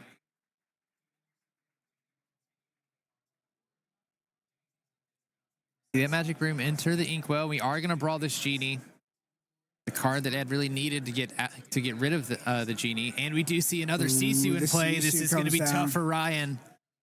Another must answer, as Ryan has drawn cards. Has to have known this was a threat as you progress that game plan of drawing cards and getting card advantage over your opponent. Another Sisu could come down, and that Flynn is not gone quite yet. We can remove the Flynn, right? But we're going to get a lot of value out of that because we're likely going to draw a card. Cannot remove the library, I don't believe, before. Yeah, I mean, Ed is doing this very interesting thing with this deck where Ryan has been in a couple positions where I'm sure he would have loved to quest with cards like the Genie, but knowing that the library was in play, has to instead challenge it. Now that the Flynn is exerted and the Sisu is on board, Ryan has to get rid of this Sisu, or sorry, has to get rid of this Flynn while it's exerted. This is this is kind of a masterclass of like a multi-angle attack. Like, what does Ryan do here that feels good? Everything has a downside. Like, Edmund's attacking him from so many different angles. Punished him for card draw, has the Flynn ready to activate. The Flynn is exerted. You can attack into it, but Ryan doesn't have enough characters on board to remove the library forward, which is going to allow Edmund to draw another card.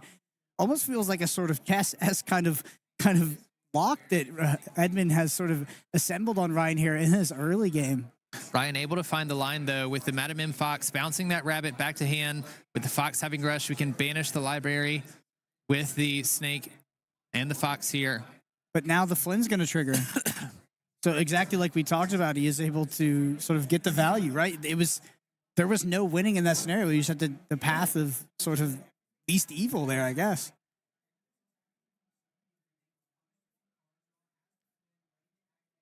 That was an incredible setup by Ed. I mean, you really cannot overstate how masterfully that was played. No, and it really goes to show the power of locations when used correctly, right? You set up something on your board through a character that really needs to be removed, 1 or 2 very strong and powerful threats. That way that Ryan has this difficult situation where you don't really want to use your characters to remove this location because there's something else that you have to answer as well. But as long as you continue to keep this location on board, Edmund's going to continue to move up in lore. I mean, he's already up at 13. Looks like we're questing out with the Sisu and the Flynn here, going up to 16. And he's playing an Amethyst deck, has access to goats. I think that we have just witnessed some of the tightest play we've seen all tournament in the form of Edmund Chiu here.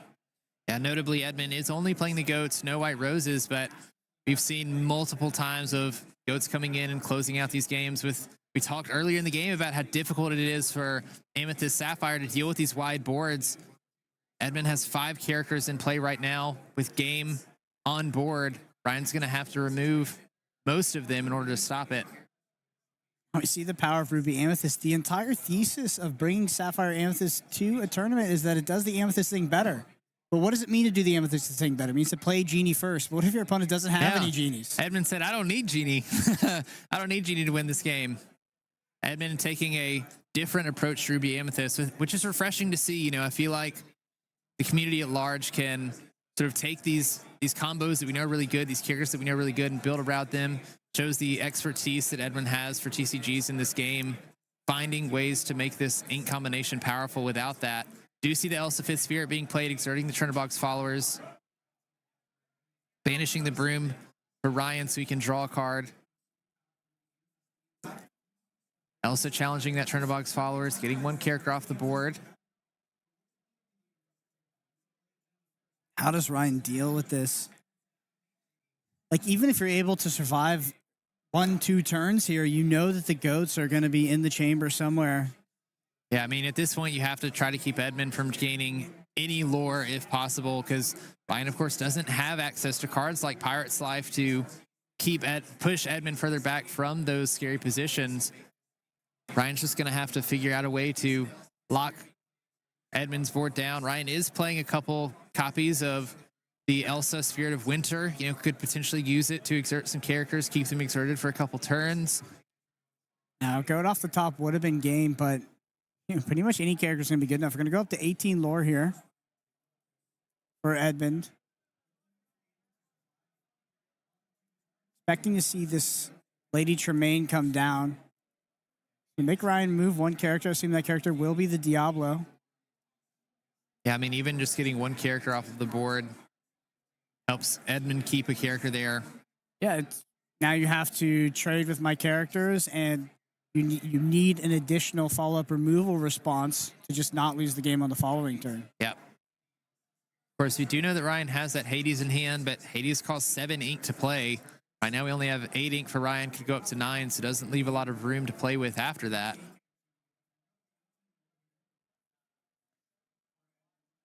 Edmund having a Flynn, be prepared, and Lady Tremaine in hand, trying to figure out what line of play he wants to go with. He is going to go with the second Flynn, forcing Ryan to banish the exerted characters, then consider using a removal on the Flynn just to stop Ed from gaining that extra lore on the next turn. Start with Elsa the Fifth Spirit, banishing the exerted Flynn Rider. While the Snake's going to banish the Diablo, Edmund will draw a card off of that banishment. Will it be a goat? Don't see what Edmund found. I'm going to bounce the Snake so that we can replay the Elsa, which is going to exert the Flynn, banishing the Flynn. So now Edmund has no characters on board. Ryan finding a great line, stopping Ed from having any characters on board the next turn. Like you said, a single goat is going to do it. Who has the bounce as well. But Edmund here is to be prepared. So nice 4-for-1 on the side of Edmund. Magic Broom and a Snake with a Lady Tremaine in hand. Ryan needs miracle answers like that every single turn from now on. Yep.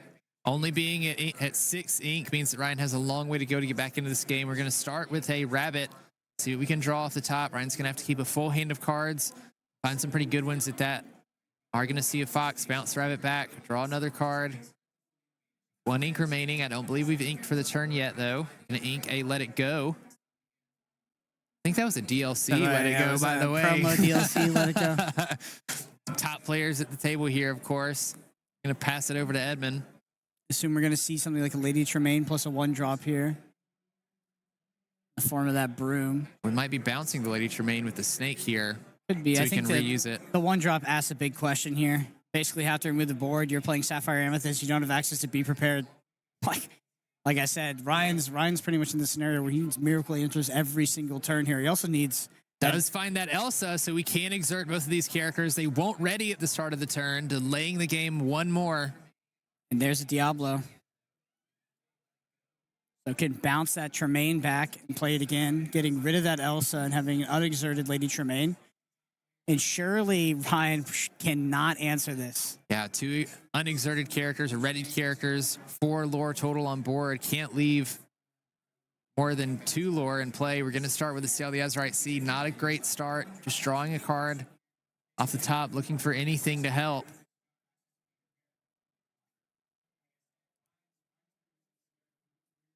It's gonna have to play that Hades. It's going to be a Hades, but I don't think that's going to be enough. We're going to pass back over 18 lore, 2 quests represented on board. We're going to go ahead and turn them sideways. Edmund's going to take game 1 in convincing fashion. We had a little bit of a back and forth there. The Ruby Amethyst deck did what it was trying to do, right? Which is like, I'm going to play my most powerful early game opener. Your deck is inherently weak to it. Do you have an answer? Ryan was almost no, right? He almost was not able to play the GOAT. Does find the Inkable, plays the GOAT, and we extend into that mid to the late game. But I really cannot state how crazy that scenario that Ed put Ryan in that sort of later mid game where the library was on the board, the Flynn was threatening, the other Sisu came down. There was no good place. You were pretty much you had to pick the path of least pain, and Ed just set that up in the most perfect way. I feel like he was playing towards that for multiple turns. I mean, we talked about earlier in the stream about how these are top-level players.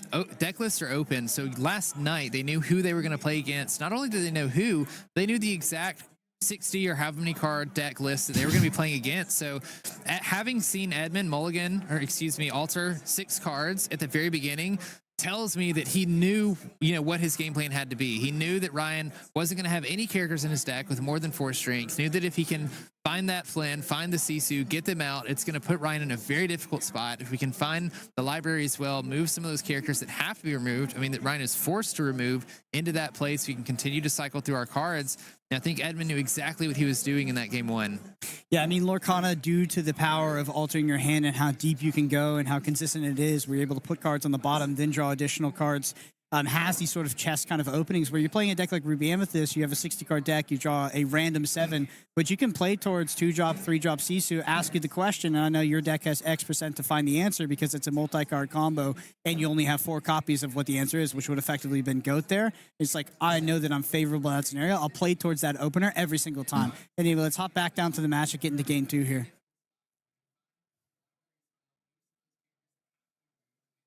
Ed was on the play last game because he is 5th seed, higher seed than Ryan. But of course, Ryan, having lost that last game, he will get the option of choosing if he wants to be on the play.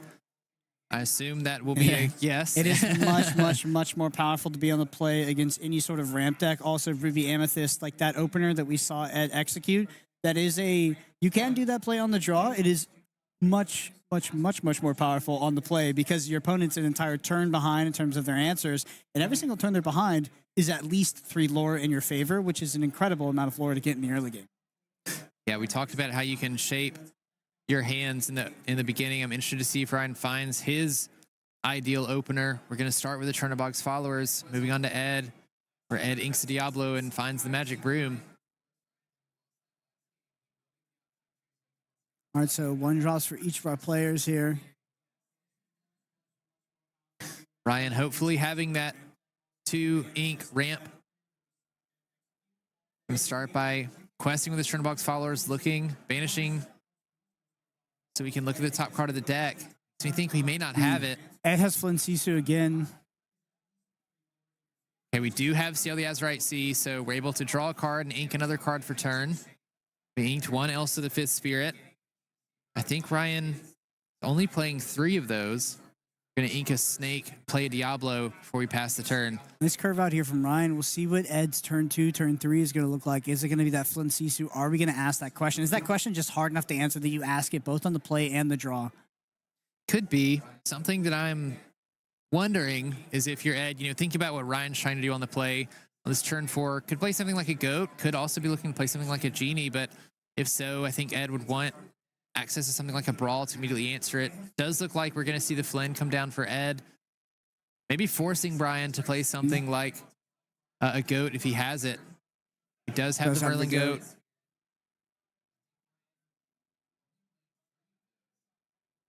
It also forces you to play the Goat, which is maybe not your optimal turn 4. Maybe you'd rather be playing something like a Genie. Maybe you would rather be playing something like a Rabbit. What this line does is it effectively removes that decision. Okay, we have access to the Madame Fox as well, which is a similar role to the Goat. Yep, another 4-strength character, and with this sequence, we're able to bounce the Diablo after questing with it and replay it after the Fox brings it back to hand. Interesting, because this play will put pressure on Ryan to actually remove cards from his hand and not have too many. We do see the Sisu Bolden Warrior interplay, which means that for every card in Ryan's hand, Sisu gets an extra strength, boosting the likelihood that that Flynn trigger happens. This is opting to friends on the other side here.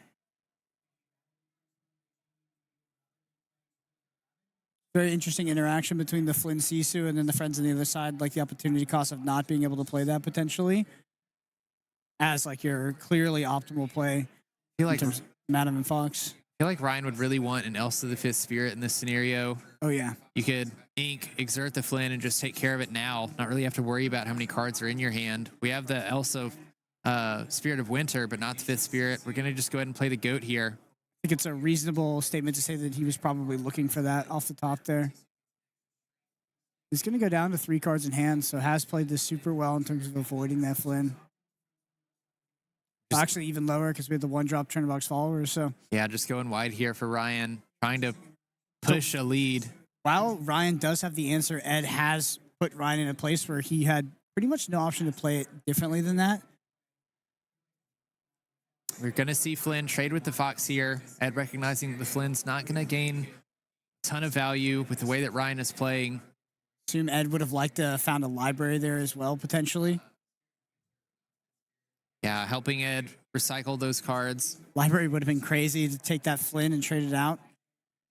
Yeah, have And it actually replace get a bunch of itself. value off of it. Yeah. While also putting Ryan in a position where now he potentially has to answer what Edmund is presenting on board instead of continuing to push an advantage. We're going to see Ryan exert the quest with the Trinbox followers, using its ability to banish itself and draw a card. Depot entering the Inkwell. Now we're up to 6 ink. There's the Elsa, the 5th Spirit. A little bit late, but Ryan will take it, exerting that rabbit, challenging it with the Merlin Goat so that Edmund can't do any bounce shenanigans and draw some extra cards. Elsa also having evasive, so now that she's sort of done her job, she can pretty safely quest against Edmund unless he wants to use something like a brawl against it. There's that library. Notably, we do have 2 Be Prepareds in hand as well. Couple turns off, but might be difficult for Ryan to navigate once we get up to that 7 ink for Ed. A real balance of being wide enough to answer whatever Ed's playing, but narrow enough that you don't lose if a Be Prepared is played. Once these Elsas come down, it's going to be pretty tough for Ed to deal with. There's the shift. Do see Elsa shifted on top of the 5th Spirit, Spirit of Winter, exerting 2 characters on Edmund's side of the board. They can't ready at the start of his turn. Now we see Sapphire Amethyst definitely executing its game plan, showing its power against other Amethyst decks here. Yeah, now that Elsa's in play, she quests for 3, could potentially bounce her back to hand if Ryan wanted to. Couldn't replay her, but would have her available to continue to put Ed in a lock, though. It is going to play this Lady Tremaine, force Ryan to banish the Goat or the Elsa. Of course, Ryan chooses the Goat here. He'll gain a lore when it leaves play. Ryan has access to a Merlin Rabbit we could play. Drawing a card, sort of insulating against something like a Be Prepared on the next turn. It's interesting to have the Genie and know your opponent doesn't have the Meta Medusas and instead has the Lady Tremaine. Obviously knows that there could be a Brawl in hand. Like Ed's hands looked a little bit clunky over the past 2 turns, so I actually feel like a Brawl is pretty likely. Quest for 3 here for Ryan, putting him up to 13. Getting closer and closer to that danger zone for Amethyst. Have a Diablo to play. Bounce it back with the Fox. We're going to we'll replay the Diablo here just so that we can get the Fox into play. Using the Fox to banish the Merlin Rabbit. It'll draw a card when that is banished as well. Moving it back to Edmund. We are at 6 ink for Ed, so if he wanted, do have access to inking, playing one of those 2 Be Prepareds in hand. Yeah, I mean, notably can't really deal with the Elsa in the current board state, I guess. Could trade into it potentially, but it would just be... That'd be 6, so we could trade both characters.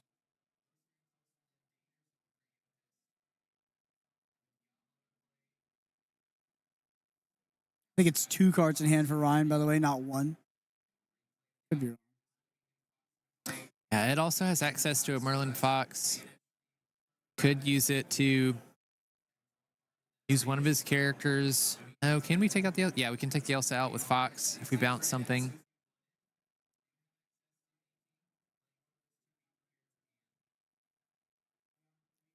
Ed does have the Brawl in hand, by the way. So we're going to quest for 2. This does tell us probably a Be Prepared coming down. Take that Diablo, and here's the Be Prep. There's that Be Prepared, banishing all characters on the board, resetting the board state. Kind of a 3 for 3. I think Ryan feels pretty good about that, already sitting at 13 lore. And we're likely to see the Merlin Rabbit come down, start executing this card advantage game plan. Double Genie in hand. Ryan has to expect that those Genies will meet one Brawl at least on the other side, but that's totally fine. Might be forced to Brawl this Merlin Rabbit as well, but I assume that Edmund will probably hold it back. It's been very interesting over the course of this weekend to watch the difference between rabbits and brawls being played for this reason specifically. Had Ryan played out this Genie, you get the card off the Genie, but if it gets brawled, you don't get anything, versus the rabbit. At the very least, if they brawl the rabbit, you get 2 cards instead of 1. I think we're going to see a rabbit plus a Genie here for Ryan on this turn as we head into 8 ink. There's a rabbit. We found a Friends. We could sing the Friends. Could sing the Friends. I think we're going to do that first, potentially. Maybe we're just going to quest. Yeah. Yeah. I think he's trying to push his Yeah, I think that's the way to go. lore to as close to 20 as he can with his crab, just getting that 1 extra lore. An ink for the turn, play a Chernobog's followers. That's what we're going to do. Yep, Ryan is the aggressor here. Library is a great card, not particularly great at challenging characters, though. Also not particularly threatening. It's going to see another Be Prepared. One good thing about locations is they aren't hit by Be Prepared, so that library will stay around, slowly ticking up 1 lore per turn. As you mentioned, Ryan understanding, I think, that he's the aggressor. Needing to close out the game. We're going to start with the Sail the Azurite Sea, draw a card. Let's Ryan ink an extra time this turn if he wants to. Has a fair amount of cards in hand, especially ones that draw him cards. Holding this Genie, I think it's going to come into play. Chooses not to ink, by the way. Or still can do it later, but chose not to ink before. The Tipo coming down. Are we going to see a card inked from hand? Insulating against a potential Lady Tremaine. So he's just going to ink the other Sail the Azurite Sea. I mean, this is threatening in and of itself. Going up to 17, that would be Goat Bounce. Goat has the snake in hand. That's only 10 ink required for that player. So finds Goat off the top. It's threatening game here. Yeah, if we have an inkable card. Was that a brawl off the top for Edmund? That was, I think, a brawl for the Genie. Obviously a timely brawl, but probably too little too late. Yeah, Ryan's doing a great job of keeping the pressure on for Edmund here, forcing him to respond. We see the other Genie being played. Ryan drawing a card, finding a Hades. Infernal Schemer. We still have that Friends on the other side. We're going to play it, draw 2 cards. We find a Tipo. There's the Goat. Yep. So just play out the Tipo now, and then you have the Goat win next turn. And that's going to be a lock here for Ryan. Ryan going up to 15, I believe, with this Tipo quest. Edmund needs to do something about this board state. Starting with a rabbit means he probably doesn't have it in hand. Using the fox to bounce the rabbit, draw another card. Now he can at least banish the Tipo, but it's going to leave 3 lore on board for Ryan. Takes us up to 17, then a 10 ink play. Goat. Not a Mim Snake, Goat. Do we have the other ink? Well, we do through Let It Go. So I think Ryan can do it on this next turn. I think we're going to see that executed right now. Oh, he found a second Goat too. Not necessary, but not necessary. We'll cement this win. Ryan's going to quest up to 17. We see the Goat being played. Bounce Goat. Ryan takes game 2. We're going to a game 3. Yeah, another game 3. And now this is going to be Ruby Amethyst on the play. I wonder if Edmund's going to be able to find the Flynn plus the Sisu again. That line is significantly more powerful on the play, and we saw how hard it can be to answer.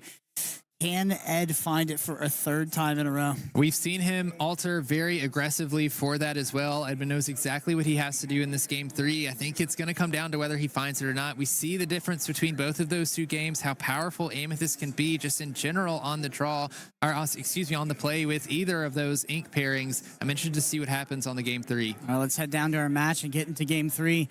Ryan's World's Invitation is on the line.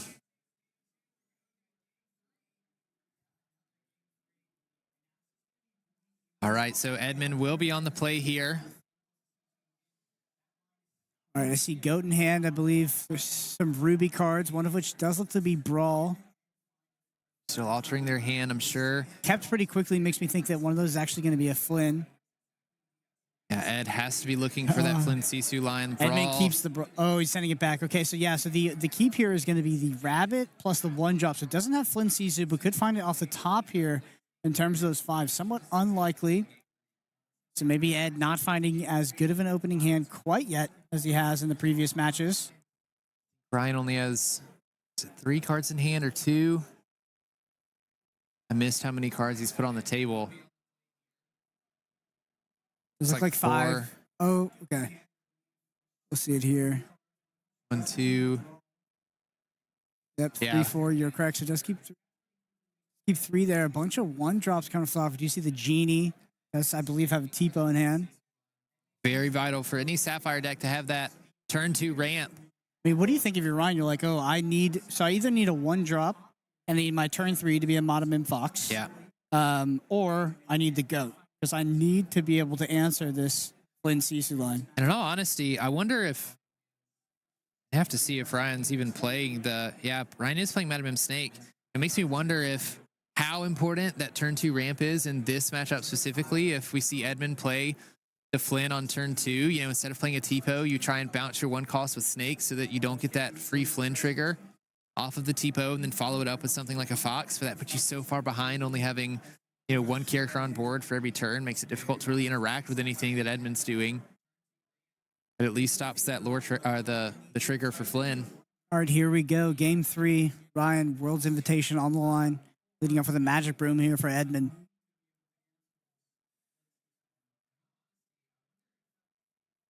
Pass it back to Ryan. He's going to ink the Magic Broom. Play a Chernobog's follower, setting up a 2 strength character. In case we see that Flynn come down on the next turn. Does Edmund have it? I don't think so. He doesn't. Just passes back to Ryan. Ryan's got to be happy to see that. Now Ryan has the freedom to lean into a ramp strategy for something like Tipo or Sail. Yeah, well, he's got that turn 3 Genie as well. I mean, Ed did ship back the Brawl, too. So maybe he doesn't have an answer. Are going to see that Tipo being played, so Ryan gets to put another card from his hand into his Inkwell, face down and exerted. Be an inkable or uninkable card. Go back to Ed. We see a Magic Broom entering the Inkwell. We're going to see Adam and Fox being played to bounce this broom. No character to rush into, though. It's like Rabbit off the top, Rabbit, Goat, Friends on the other side, Madam and Fox in hand, and a Genie. Ryan going to go ahead and quest with his Chernobog's followers, drawing a card from the top. Before we make any decisions, like inking or playing cards, in case that top card is vital.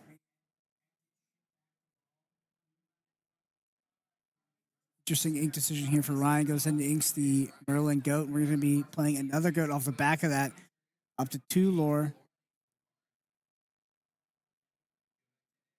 We move to Ed. We see he finds a Rabbit. We're going to sing Friends on the other side with Fox first. Finally finding that Flynn. Maybe a little late. Yeah, definitely a bit late with Merlin Goat already on the field here. Yeah, we're going to see that Flynn. Super powerful combo, but really has to come down on that turn 2, turn 3 to be very impactful. See Edmund recognizing that the Flynn game plan is no longer viable, putting him in the Inkwell. Ryan's also going to sing Friends to start his turn. Yeah, I mean, Ryan's deck is just a better late game control deck, I think, than Edmund. Especially Edmund having all the 1-drops. Edmund does want to get that early pressure. Great Crab here being played, boosting up the Tipo. You know, Tipo typically sort of does his job once he's played, and after that, not much you can do with him, but the combo of Crab lets him trade with the Madam and Fox here, getting even more value from this Tipo and developing Merlin Crab. We're going to see Edmund do the same thing with his Merlin Rabbit. Merlin Crab comes down, boosting the Rabbit, banishing that Merlin Goat. Yeah, definitely a more winning value trade for Ryan than Edmund on that one, in terms of effectiveness of Merlin Crab. Both players have plenty of cards in hand and available to them. Ryan does have Elsa's Spirit of Winter in hand. Do we have a 5th Spirit we could shift it on? I don't think so. There might be 2 Spirit of Winters in there. I think notably Ryan has access to the Madam and Fox with the Crab sitting on board, so he's really not scared of locations right now. I was looking at that library, and we've seen the power of library in the previous games, but I don't think it could be impactful on this board due to the condition of Ryan's hand. Yeah, so long as we have... Oh, yeah, I guess you're right. With Crab already on board, we can challenge with Crab and then bounce. Well, so we only need those 2. Yeah, I mean, the way the interaction works, if you bounce the Crab itself too, I mean, you can just get 7, but... Library having 8, you usually need 8 willpower. You usually need the extra strength, but Crab on board doesn't really matter too much. We are going to see Edmund singing Friends on the other side with Crab here. Does find a Brawl for any potential Genies that come out for Ryan. I think Ryan's very comfortable in this scenario. Being sort of on parity in lore, pulling ahead in card advantage. Like, you've got top end Elsa in your deck. That's not really something that Edmund can effectively deal with. Yeah, there's been a lot of trading back and forth between both of these players as well, but I'm sure Ryan is happy to have not seen that Flynn opening. I think that's probably the scariest thing he was looking for. Now he knows that he can at least challenge some of that. Do you see the Hades Infernal Schemer come down, putting that Lady Tremaine into Edmund's Inkwell, meaning he no longer access to that one. Of course, we know Ed's playing 4 of them, and he has another in hand. Notably, speaking of 4s, Ed also has access to 4 Be Prepareds, which is pretty atypical in the modern Ruby Amethyst list. You see them sort of cut back to hedge against some of the other matchups, but that could be, somewhat impactful and important as these Elsa start to hit the field for Ryan. Lady Tremaine being played again after these Crabs trade. Hades will be banished. Then Ed's going to immediately bounce the Lady Tremaine back to hand with Madam M Snake and pass back to Ryan here. All right, Merlin Rabbit shuffled to the front here. We're going to go ahead and draw another card. We do have plenty of bounce package in the hand here for Ryan. We're getting up to those critically high ink levels. We're going to be able to deploy those super powerful cards like Elsa. Bounce that back, draw another card. I mean, this is a sequence of turns and sequence of actions that most players that have played against Ruby Amethyst players or any Amethyst decks are very used to at this point. It is the draw engine of these decks is to bounce those Merlin Rabbits back and forth. Oftentimes in past sets, it's been said the Amethyst player that got the most rabbit bounces ended up winning the game. We can see why here. Do see a Sisu Emboldened Warrior being played along with the Diablo. Ed starting to build a pretty wide board, something that Ryan has to be careful about. Something Sapphire Amethyst doesn't deal well with is wide boards. You know, it doesn't have access to that Be Prepared, that board wide. Elsa comes off the top here, 5-drop Elsa.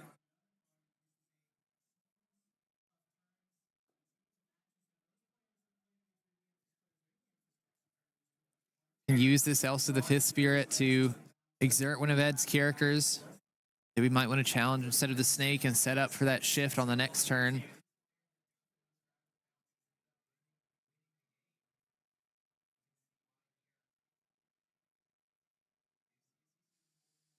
Yeah, I'm wondering if there's a way to play the Elsa, exert the Sisu, get enough cards out of hand so you can run the Madam and Fox into that Sisu and not trade. And still survive. We have 5 cards in hand, so I think it's doable. Question is if you want to get rid of all those cards in your hand.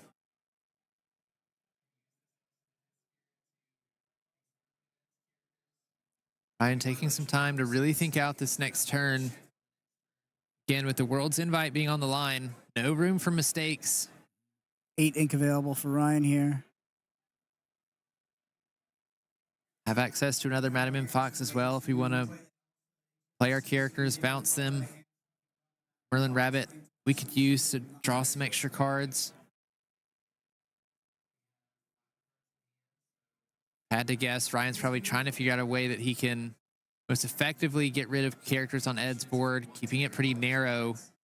Don't want that to get out of hand as the Amethyst Sapphire player. You don't have access to cards like Sisu, Empowered Sibling, or Be Prepared to wipe a board, reset the game.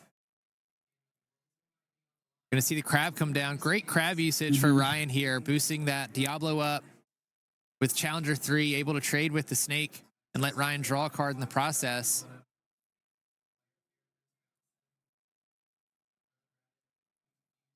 See if we find an Elsa come down. We'll see the Fifth Spirit being played. We're gonna exert this Sisu, trade with our Madam M Fox. Get some of that lore off the board. Also makes it so you don't have to be too concerned about how many cards are in your hand. Yeah, so I don't think there was a way. I mean, with the draw, so, I mean, even if you had inked another card, it just would have maybe taken agency away from Ryan. Right. If you had sequenced it a different way to try to trade with that in a favorable way.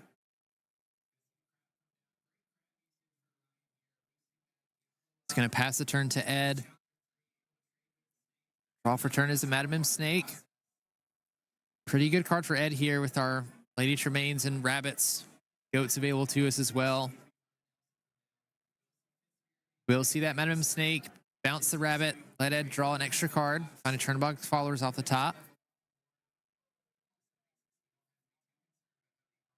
Something Ryan has done a pretty good job of this game is keeping at least 2 characters on board at all times. Kind of do his best to avoid those Lady Tremaine plays against the characters he'd like to keep on board. He can set up an Elsa Spirit of Winter shift on the next turn. With this Elsa Fifth Spirit in play, it would only cost 6 ink. We'd have 3 ink available to us after that, maximizing what we can do with our hand. Yeah, I think one of the more impactful things to consider at this point is just the access to 4 Be Prepared in Edmund's deck. Something that Ryan's going to be thinking about. And the library does hit the field here. We have Crab on board. I do think we have a Madam and Fox in hand. Very interesting for Ed here, you know, playing the library, maybe thinking about the play line if Ryan is playing a large character like Hades or shifting this Elsa, saying, you know, I might have a Be Prepared, and if I do, this library is going to stick around. Might be difficult for you to get rid of. Do have the crab with the fox combo, though, if we wanted to banish the library.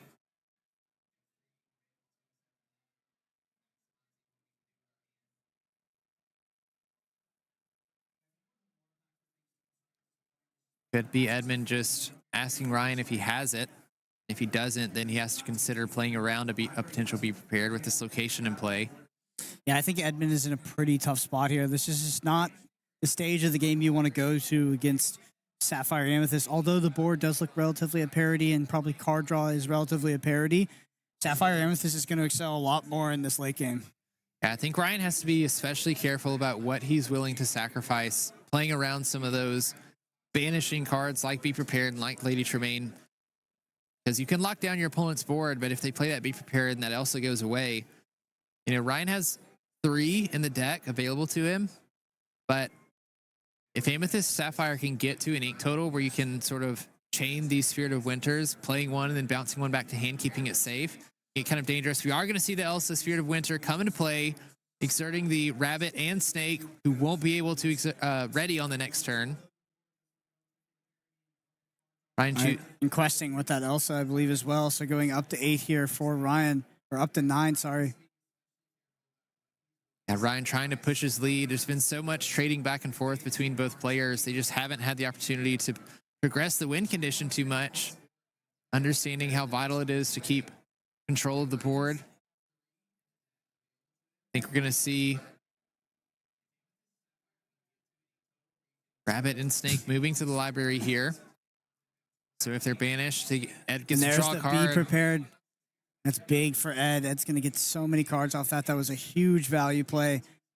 3 total cards after that Be Prepared from the Rabbit and Snake both being at the library, and then an extra card from the Rabbit being banished, removing. Huge punish for not removing that library off the back of the Be Prepared. Going to see Ryan start with a Merlin Rabbit, finding a Genie after that. Still have 4 ink available to us, can go up to 5. I mean, now this library is hard to deal with the Merlin Crab no longer available. Gonna ink an Elsa Fifth Spirit, play an Elsa Fifth Spirit to exert and banish this Chernobog's followers. Before we pass to the turn, that library is going to gain a lore at the start of Edmund's turn.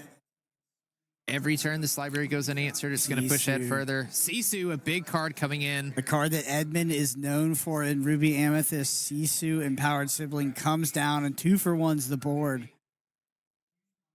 Followed up by another library. Oh, is Edmund finding a way to run away with this game? How is Ryan going to deal with this? This is going to be tough. We do have the Hades to get rid of the Sisu here, but I don't think Ryan has cards available. 16 is that will? a fox? He does have a fox in hand, but he needs one of his characters to survive a turn. 16 willpower represented there that he has to get rid of. That's so much to deal with. I mean, these things are just going to take up in this sort of hyper control late game. Yeah, even with this Hades in play, if we bounce it with Fox on the next turn and rush it in, Lady it's Tremaine, not going to be enough. Oh, and Lady Tremaine's going to take out the Hades as well. And we talked about Ryan doing so well to keep multiple characters on board before this, but actually keeps one with just the Hades, and now we're moving both characters. These libraries are going to be taking up turn by turn, threatening more draws. I think that Edmund here is starting to pull ahead. How is Ryan going to answer this? Had a chance to actually clear that library before, and now the game is just flipped on its head, and Edmund is looking very dominant in this position. Going to see Ryan play both a Merlin Goat and a Genie in this turn. He'll gain a lore from the Goat, draw a card from the Genie. See another big Sisu in hand for Edmund. We know that Ryan can't deal with wide board states well. Ryan does find a Let It Go, could potentially use it on this Lady Tremaine, getting it out of play for Ed if Ed doesn't bounce it this turn. Both players having tons of ink in their inkwell to play with. Ed's going to start with a Rabbit, draw a card. There's a Friends. So 12 ink here, and then there's going to be the Sisu again. It's going to hit that Genie. Now we're going to turn everything sideways. Ed is pivoting to the beatdown in this matchup. Brian, you have to answer this right. We have 4 characters on board, 2 locations. What can your Sapphire Amethyst deck do? Your World's Invite is on the line, and it looks like it's slipping away. Yeah, we've talked about how difficult it is for these Amethyst Sapphire decks to deal with wide boards, and Edmund has a ginormous board, 16 willpower between the 2 locations, 4 characters in play. Ryan does not have very many cards in hand. He has plenty of ink. I think heads in hand, Ryan realizes the position that he's in right now. Ryan does have access to a Let It Go we could use to put one of these characters into the inkwell. Notable that if we put one of the characters from the library in the inkwell, Ed does not get a card draw because the library is only when a character is banished. Also has access to a Metagame Fox in hand, so could potentially challenge one of the libraries with this goat here, bounce a fox, and use that to banish the other goat. We don't want to use the Let It Go on the Lady Tremaine. Man, just has to dump so many resources to clear these libraries. 8 willpower is such a beatdown, these Amethyst Mirrors. I was going to go ahead and run into that library. Here we go to see the Metagame Fox come down, bounce the goat back, hit the library again, I'm sure, to remove it. And how much lore are we threatening on the next turn? We have 1, 2, 3, 4, 5, 6, 7 lore being threatened here by Ed at the very least. I guess we can let it go here to reduce some of that. Got 1 drop, and then there's going to be the let it go on the empowered sibling, which is a good play. The board has been somewhat sustained. This is tough for Ryan because total of 5 lore on board that we can go up to, and then the goat, of course, when removed, is going to gain a lore. You see Ed knows the path to victory. Everything immediately goes sideways, and there's that There's be the prepared. Be Prepared. The goat is going to gain the final lore for Ed. Ed's going to move on to top 8. Awesome match. Great to see Sapphire Amethyst show up to the tournament and do well, but I think that Edmund Chiu is unfortunately just not only one of the best deck builders in the game, but is actually just one of the best players in the game. Really impressed with his game 1 and his game 3. I think that game 3 especially, you know, he had kind of more one-sided games in game 1 and game 2. Game 3 was neck and neck, and I think that you could have been betting for Ryan to win that game for most of it, but then Ed just pivots it, turns the game on its head, uses locations, goes wide with the board, and Sapphire Amethyst can't do anything to win. Yeah, I mean, I feel like it was a nail biter on that last game. There were plenty of times which Ryan looked ahead. Edmund found that one line, the one time that he needed to go wide with those libraries, knew that Ryan was going to have an issue dealing with that wide board, especially with the lower cards in hand. I mean, Edmund's the only Ruby Amethyst in the top 16, and if there's anybody that I think could make it, you know, to the win with Ruby Amethyst, it's going to be him. It's my pick to win the tournament. Obviously looking more likely now as he progresses to the top 8, but, you know, one Ruby Amethyst making it through, not a good performance by Ruby Amethyst, but Edmund Chiu on Ruby Amethyst, that's a different breed. He's already won a DLC. You know, there's nothing stopping him from winning a championship. So with that, we're going to take a quick break. We'll hopefully have an interview after that and then move on to the next top 8.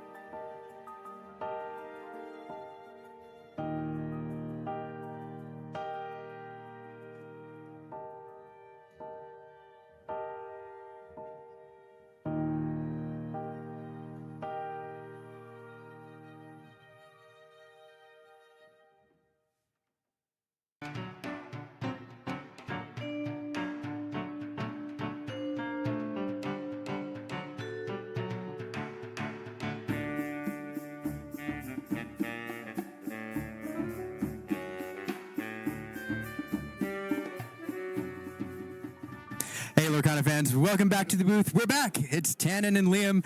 Welcome back to the Disney Lorcana, first ever North American Championship event. It is, we've had a lot of fun this morning. Tannen, I don't know about you, but while we've been off this morning getting to watch some of these matches on the big screen, I got a chance to circle the room, talk to some of the players, the attendees, the families that are here. And where yesterday was, there was a little bit tense. It was the main event going on, but people were having a lot of fun. Today has just been this unmatched atmosphere where everybody's watching these top games, the best players in the world going at it. I don't know. What's your morning been like? It's been pretty crazy. I've been going back and forth on a lot of the areas, watching a lot of the coverage myself here. I've been in the viewing area and the area where we had the top 16 playing out that was not on the feature match area.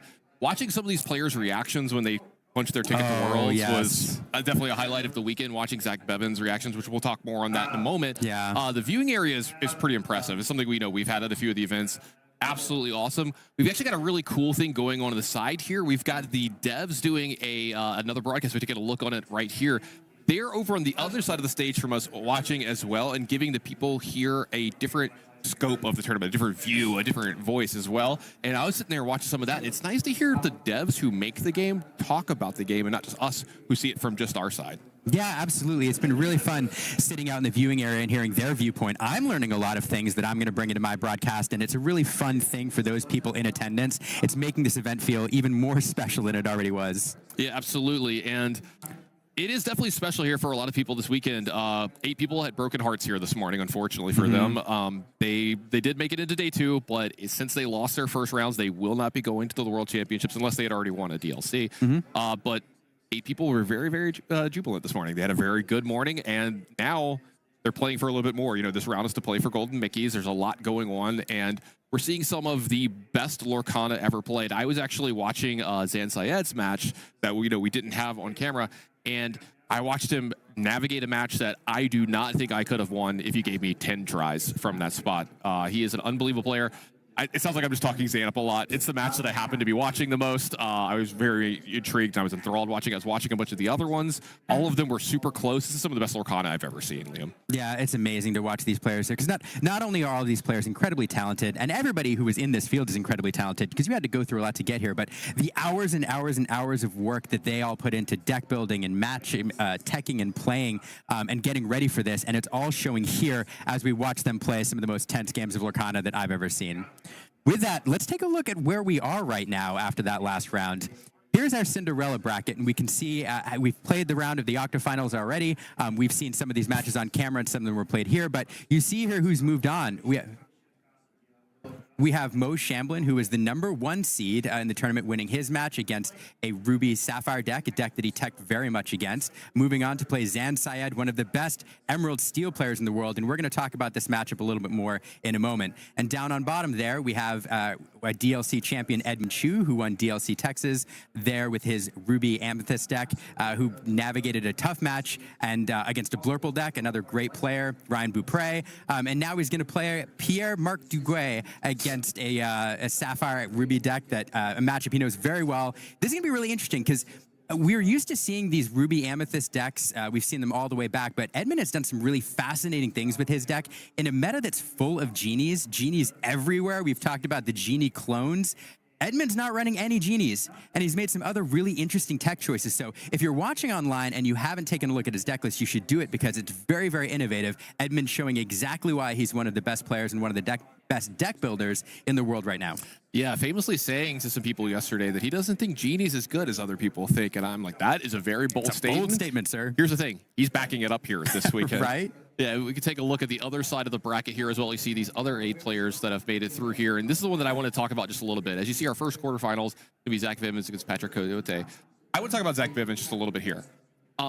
He's played at all the DLCs this year in North America.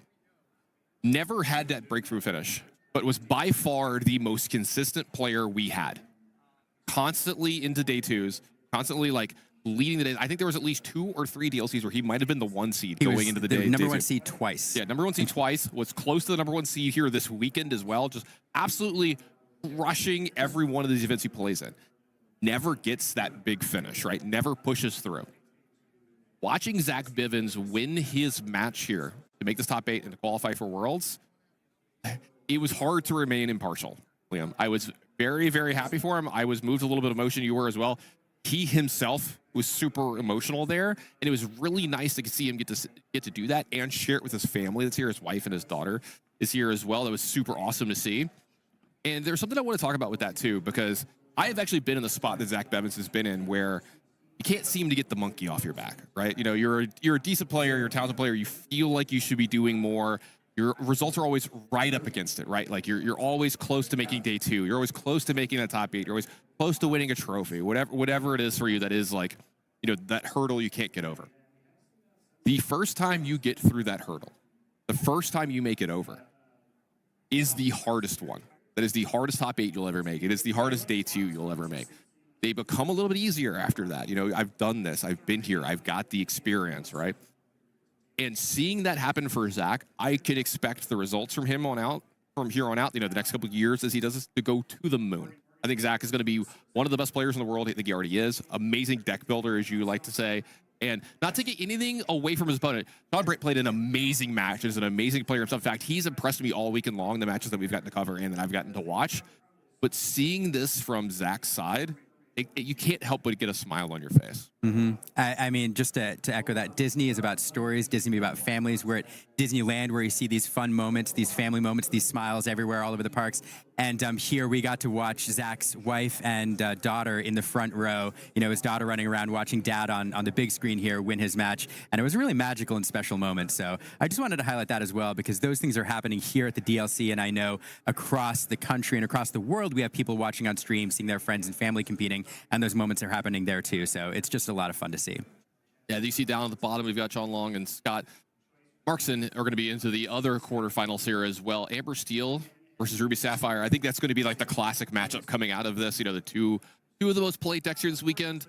Going to be a lot of stress on those opening hands, a lot of stress on turns 1 and 2 from those players right there. Yeah, absolutely. I mean, this is a matchup that we know. It's been played for a while. And I think the conventional wisdom here is that Steel Song is not terribly great into this matchup, but it'll be interesting to see. I have not taken a look at which variant of Amber Steel this is, and we've even seen some weird hybrid builds, an aggro Amber Steel list running Whole New Worlds in some instance, and with some shift that'll let them play that Whole New World on turn 3. So this weird traditional Steel Song and aggro hybrid. So I'll be interested to see how that match goes, but it's going to be entertaining whichever way it goes. And a lot of diversity here, I will say, in the octofinals and in the quarterfinals as well. On this side of the bracket, multiple deck lists. We do see that we will have Amber Steel moving on to the semifinals just based on that matchup. But on the other side, we don't see what we've seen sometimes in other metas where we have 1 or 2 or 3 decks that just completely take over everything. But a lot of diversity here. So it's a lot of fun to see. Yeah, I think this top 8 and this top 16 are super well representative of Lorcana the way it is right now. I think somebody was tweeting about it the other day. They were like, they looked at the top 8 and it was like 8 different decks. Yeah. Or whatever. And during the LCQs, there were just different decks everywhere. And I think it's a very, very healthy metagame that we've got here right now. Yeah, there are some decks that take up a big portion of that metagame, but there's 5, 6, 7, 8 decks that are really playable and can win. And you're going to see some of these decks really surprise here this weekend. But I think it's about time that we start focusing on the match that we're going to be going down to here in just a moment. Yeah, let's talk about, really quick before we go to the booth, I want to talk about this. There's one story I want to talk about, and that is the story of these 2 players. On the one hand, you have Zan Syed, probably, as you highlighted before, recognized as one of the best Lorcana players in the world. He works really hard at it, incredible deck builder. We've seen him perform again and again, and he's won a DLC. This is a player that everybody knows.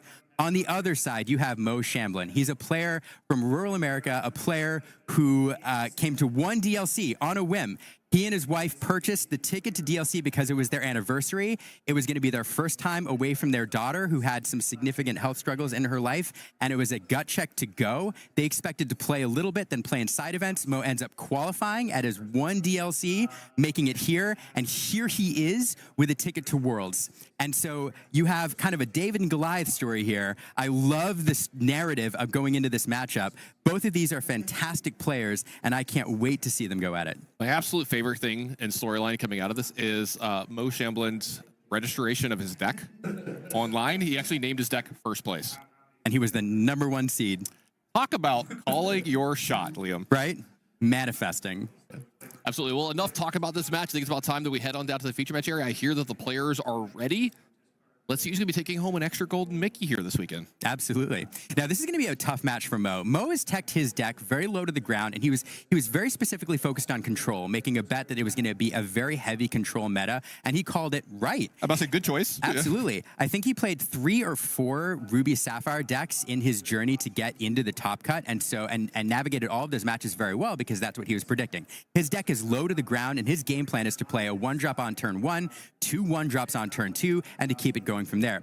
He's also made some really interesting tech choices, bringing back in the Evasive Pegasus, the Pegasus Shift line. He has the Evasive Sir Hiss on turn 2. We've seen that work out of the meta recently in favor of Bonsai and other higher lore characters. So making some really interesting choices. He also has, and it'll be relevant for this matchup, the 3-drop 2 lore Prince Philip with Ward, which is effective against targeted removal that Zan will run a lot of, being a steel build. So a very interesting deck. It's performed very well so far. But of course, one of the challenges for Emerald Amethyst is always steel. Steel presents a number of problems for a number of different reasons.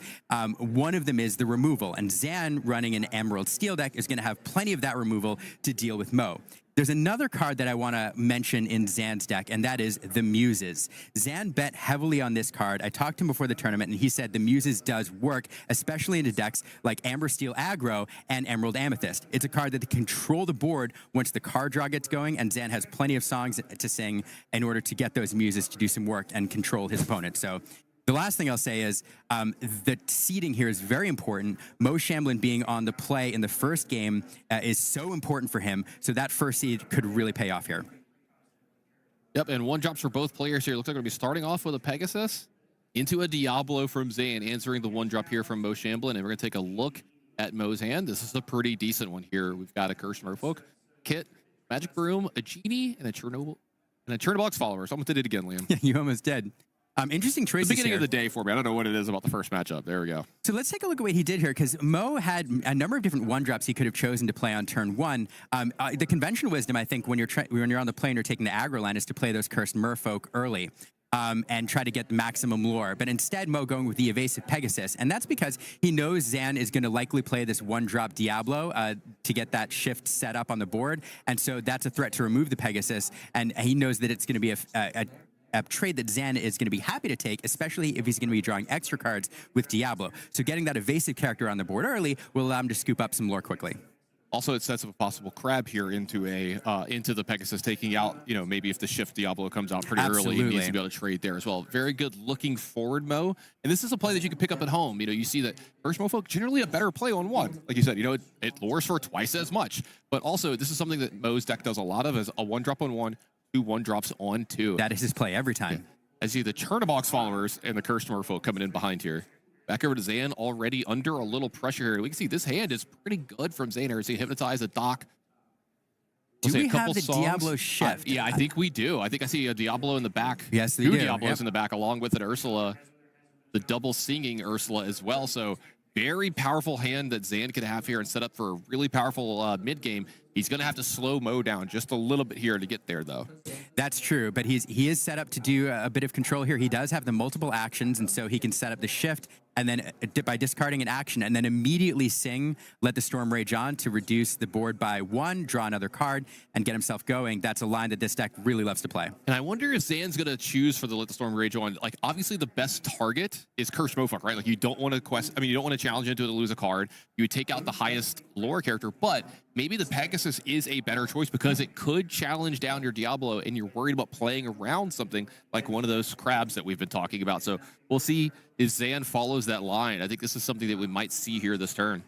Yeah, that's exactly right. I think that's the consideration here. But there's another consideration Zan's thinking thinking about. This is obviously the line that is the best, but a Cloud Kicker on turn 3 here after this shift is something that Mo would love to do, to send 2 characters, that stacked character, back to his hand.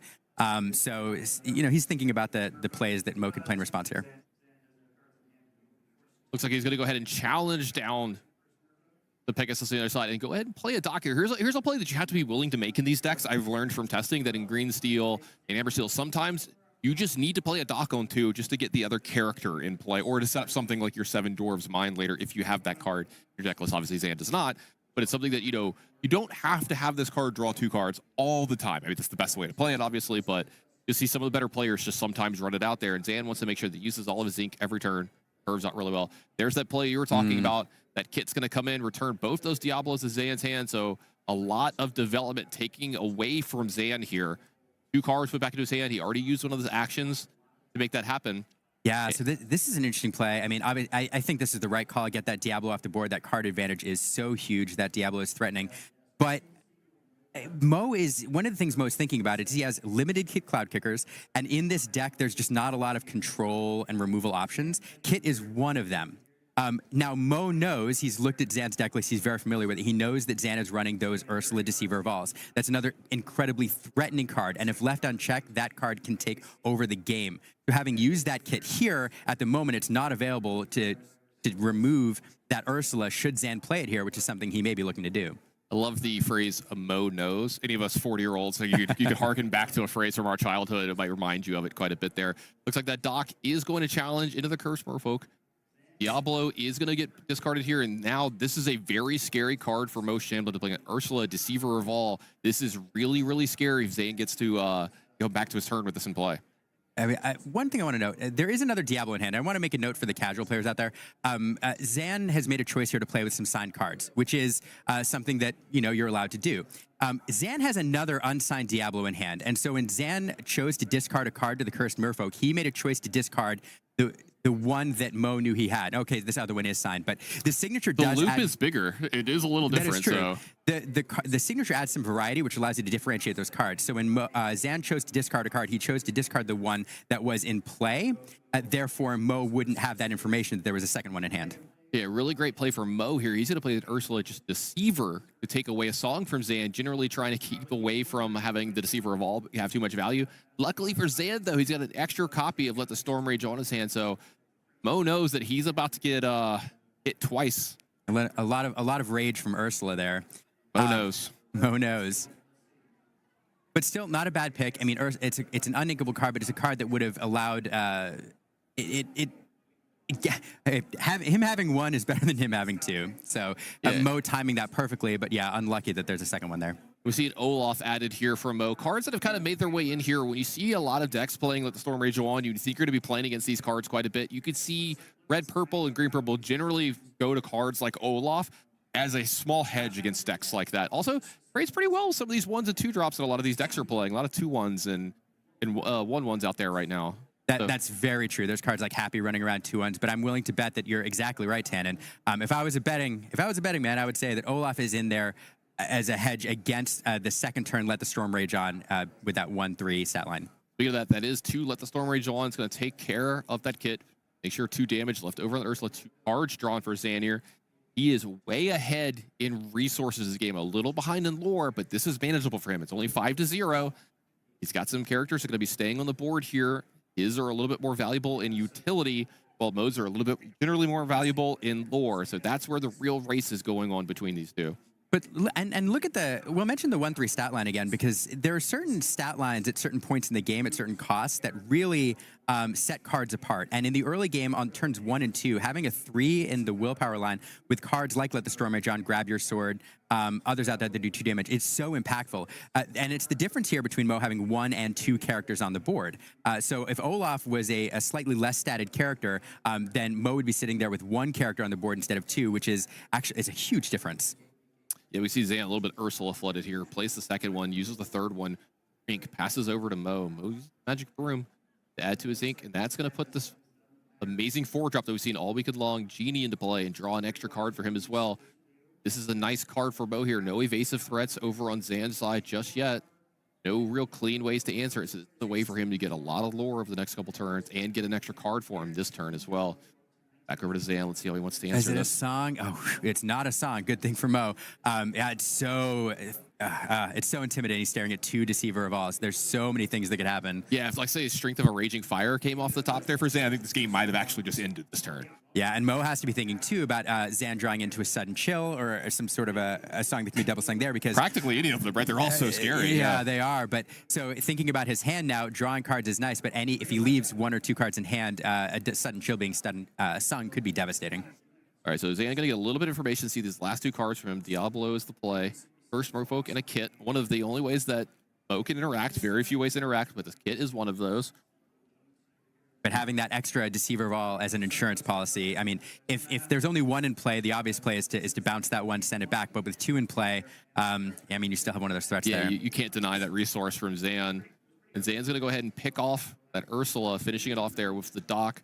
Both of the other Ursulas are going to take care of this Olaf. Zan showing a lot of board control here. And I've got to say, Zan firmly in the driver's seat now, even with the 7-1 lure deficit. Yeah, I talked about if a song came off the game might have ended right here this turn. The game might be, I mean, not over, but a little out of reach already this turn. This is a huge turn from Zan. Yeah, this is a challenge, and there's not a lot of, there's no wide removal in these colors right now for Mo. There are some control options that are available. I mean, in Elsa right now, you could play that. If the ink's there, but the ink's there to play it if we ink this turn. So there are some things you can do to start to get a hail into the board. I think an Elsa would be a nice draw here, but there's just a lot out there, and it's only a matter of time before Zan draws into a song. And right now, even a sudden chill where it was threatening before without the Prince John on the board, having the Prince John on the board makes things even worse. Yeah, Zan's deck's really good at making sure the gas keeps coming, making sure that these cards either replace themselves, they get a lot of extra value, a lot of incidental card draw in Zan's deck with Doc, Prince John, let the Storm Rage on, all that kind of stuff. GD's going to go ahead and challenge into one of these Ursulas. So far, so good for Mo here. It's going to go ahead and bounce the other. So now Zan doesn't have that available if he does draw another song off the top here. So decent turn for Mo here. He's going to make some inward plays on Zan's board and then develop that kit behind it and that Curse Merfolk. Back over to Zan. He's going to ready up. Last card for turn. I think it's a very good turn for Mo there. Get rid of those threats. I mean, denying Zan, or like, you know, some of this song top decks being game ending, I think is huge for Mo here. But Zan being able to develop last turn that Prince John is potentially a big deal. It's going to sit there for a while, but mark my words, if it sits there for long enough, we're going to see that pay off and be really impactful in later turns. Ink from Zan here. It looks like it's going to be that Evolve back Ursula and that Curse Merfolk. Diablo still looming in Zan's hand. Hasn't really redeployed it since early game. I think there was a Smee left over as well. Yeah, and we've seen a shift in the game here. You know, at some point when you're in the control role, when you're on the draw, you have to find that moment where you're shifting from control into the beatdown role and starting to be aggressive when you can take over the game. I think we're going to see that happen here, and we actually saw it last turn where Mo was forced from questing into starting to deal with threats and trying to control Zan's side of the board. So we've definitely seen a shift here, and Mo, we've seen the tempo move from him being the aggro player to him having to respond to Zan's side of the board. Zan is going to get a lure for his troubles here. He's going to go ahead and quest up with a Doc, considering if he wants to quest anything else. It looks like a no. Pass back over to Mo. He'll get his lure when he can. Doc has really done his job. He doesn't mind if he loses here, though it is a good target for the Muses late game. You can bounce your own Doc, get some card advantage that way. Don't think that's what Zan's really planning for here. No Muses to be seen, and he's got cards left over, so don't think he's really worried about that just yet. Yeah, one thing I want to note about Zan, we've obviously seen a lot of his games. Zan is one of the most patient players that I've ever seen. He's very content to wait, let his board develop, and build up momentum. That's one of the ways, I think that's the best way I would describe Zan, is he builds momentum throughout the game. And you can see him building this engine on the board where he's getting the pieces in place for potentially devastating plays next turn. For example, as we mentioned before, drawing into a sudden chill or something like that, which will net him 2 cards and force Mo into top deck mode. Mo going to quest up for 5 here. 5 more lore added to him. He's on the way up to 12 here. After playing that Ursula, he's going to follow that with a go-go. Oh, what a shift. I maybe spoke too soon about the shift from control to aggro. Mo dropping that Curse Merfolk on the board, pushing up a little bit higher. There's another way I like to describe these, particularly Emerald Amethyst decks, but it really applies to most of the Amethyst shells, I think, except Ruby. And I describe them as 2-phase games, where in the first phase of the game, you have to push the lore, your lore total to 10 or higher, I would say. Try to get in the 10 to 12 range. And then at some point, if your opponent's playing a more control-y deck, and Zan's not playing a control deck per se, but it has more control with the steal there than than Mo does, you have to expect that your opponent could gain control of the board. And for sure, if Zan draws into a couple Let the Storm Rage on or other removal options that Ursula can sing, it would shift quickly. And so once Mo gets to 12, 13, 14 lore, he can move to the second phase of the game, which is draw cards with Rabbit, draw cards with Genie, try to find that instant lore with White Rose, with the Goat that he could bounce in return and close out the game that way. And then you can also play, in this set, some devastating high lore plays with Go-Go, Tamago, who can enter play and get you, lore for damage counters. Yeah, back to Syed. He's going to go ahead and develop that Diablo, bring that Calhoun in. This means that no cards are left over in his hand, so he's going to be able to challenge into this Cursed Mofolk, not have to discard a card. You have to do the best he can to take care of everything. It looks like he's going to go ahead and challenge this kit, the Ursula, leaving behind the Ursula here. That's a good challenge. If Zan wants to do it, he does. Can't challenge the Genie down just yet, but that Diablo is looming large in that aspect. Lore total is getting a little bit out of hand. Like you said, though, Mo is up to 12. It is showing 4 more, and then there's a lot of top decks, like you said, that get you a lot of lore very quickly. And I like this from Zan as well. He's going to start loring up himself, because this, I think, is a problem that I had in my game early, where I didn't realize I could be questing here because my opponent doesn't want to be challenging. And if they do challenge, that's good for me. That means they're not questing. Back over to Mo. Yeah. Top deck can be pretty impactful for him, very important. The math starts to become really important here. I did talk about that shift from control to beatdown. And Zan is, with the number of cards on the board, 2 turns away from winning the game here. A lot of lore there, and keep in mind that Calhoun represents another lore if she challenges into a vulnerable character. Yeah, it's definitely something Mo has to think about here. He doesn't want to challenge by Calhoun maybe too much. Genie's going to go ahead and quest up. Same thing with his other evasive, that Go-Go Tamago. Yep, 2 evasive challenging, and that Ursula, I'm willing to bet that Calhoun is the one thing giving him pause right now, trying to figure out if he can afford giving Zan that extra 1 lore in order to get him 1 lore closer to victory. Yeah, I think you see Mo's doing a lot of creative accounting here, doing a lot of math, taking a look at the lore. He can I'm at 15, you're at 7. He's going to do some math on Zan's side. How much do you have? He could also balance it out. I mean, if Ursula challenges into a Merfolk or perhaps removes that Ursula, that removes another lore from Zan's side of the board, or potentially 2, which kind of evens out that lore that he'd gain from Calhoun. So doing some math, trying to figure it out. Of course, the other thing to think about here, let's see. He's got a good challenge here, too, if he wants, but it looks like he's going to go ahead and take the lore. Yeah, so the thing to think about, Mo knows he's... Oh, here we go. This is actually pretty Oh. big here. So Matafox is going to bounce the Go-Go, and if that's still in his hand next turn, he might be able to get a huge lore burst from this. Yeah, so here's an interesting position, because now those damage counters on Zan's side of the board are vulnerabilities. Zan knows that Go-Go is back there, so that Ursula with 2 damage counters, fortunately for Zan, there's a target that he can run that Ursula into in order to remove it from the board. And so that is a play that is available. But that lore on dock now represents 1 lore that Mo is guaranteed on his turn.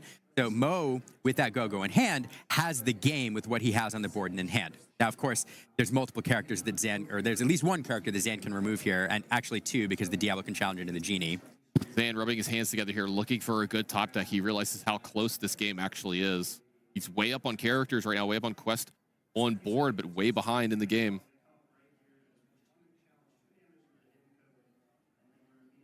All right, so the Calhoun we're indicating that the Calhoun's going to challenge that Ursula. That's not the final decision. This is what players do sometimes as they're thinking through things to make notes to themselves. I need to see it myself. I'm a lot like this too. I'm a very visual learner.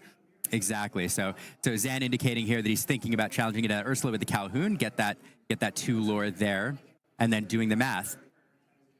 Zan wants to be in a position where he can threaten game on the board next turn, and so he's trying to figure out, what he needs to do, how he can challenge in and remove those threats from Mo's side of the board while leaving him enough to win and forcing Mo into a react roll. But one thing I will note is that Ursula there with those 2 damage counters, keep an eye on it, because if it stays on the board, that is 2 lore, and that's something that he has to think about. Yeah, maybe that's one of the reasons you saw Mo not challenge with his Madam Mim, is he wanted to make sure that Zan didn't have any easy ways to run multiple characters into the Fox, so that there wouldn't be damage counters still left over on Zan's side of the board. He wants to make it harder for Zan to do that and have the option. So, all right, it does look like Diablo is going to trade with the Genie. Genie down, finally. Calhoun's going to go ahead and pick off this Ursula. That's going to get 2 lore for Zan. Going to speed up quite a bit here. 1, 2, 3, 4. Yeah. 5, 6, 7 added for Zane. That's going to put him up to 14, I believe. Maybe Yeah. I didn't get the other 2 in as well, so that might be a little higher. So, and why Zan doesn't care about those 2 damage counters in this moment is he has put game on the board, but Mo, if he devotes 4 resources, 4 ink to that go-go, and he gets the 1 lore off the Fox, puts him at 19. There's not enough ink here to play a goat and a go-go in the same turn, or a white rose and a go-go in the same turn. So Zan knows that Mo's basically capped on that go-go at 2 with the 1 on the board.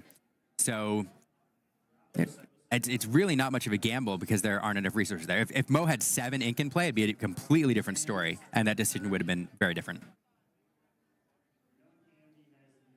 Yeah, do you see some of the changes that Zan has made to this deck since his time in Las Vegas when he was the winner? That deck did not quest super well.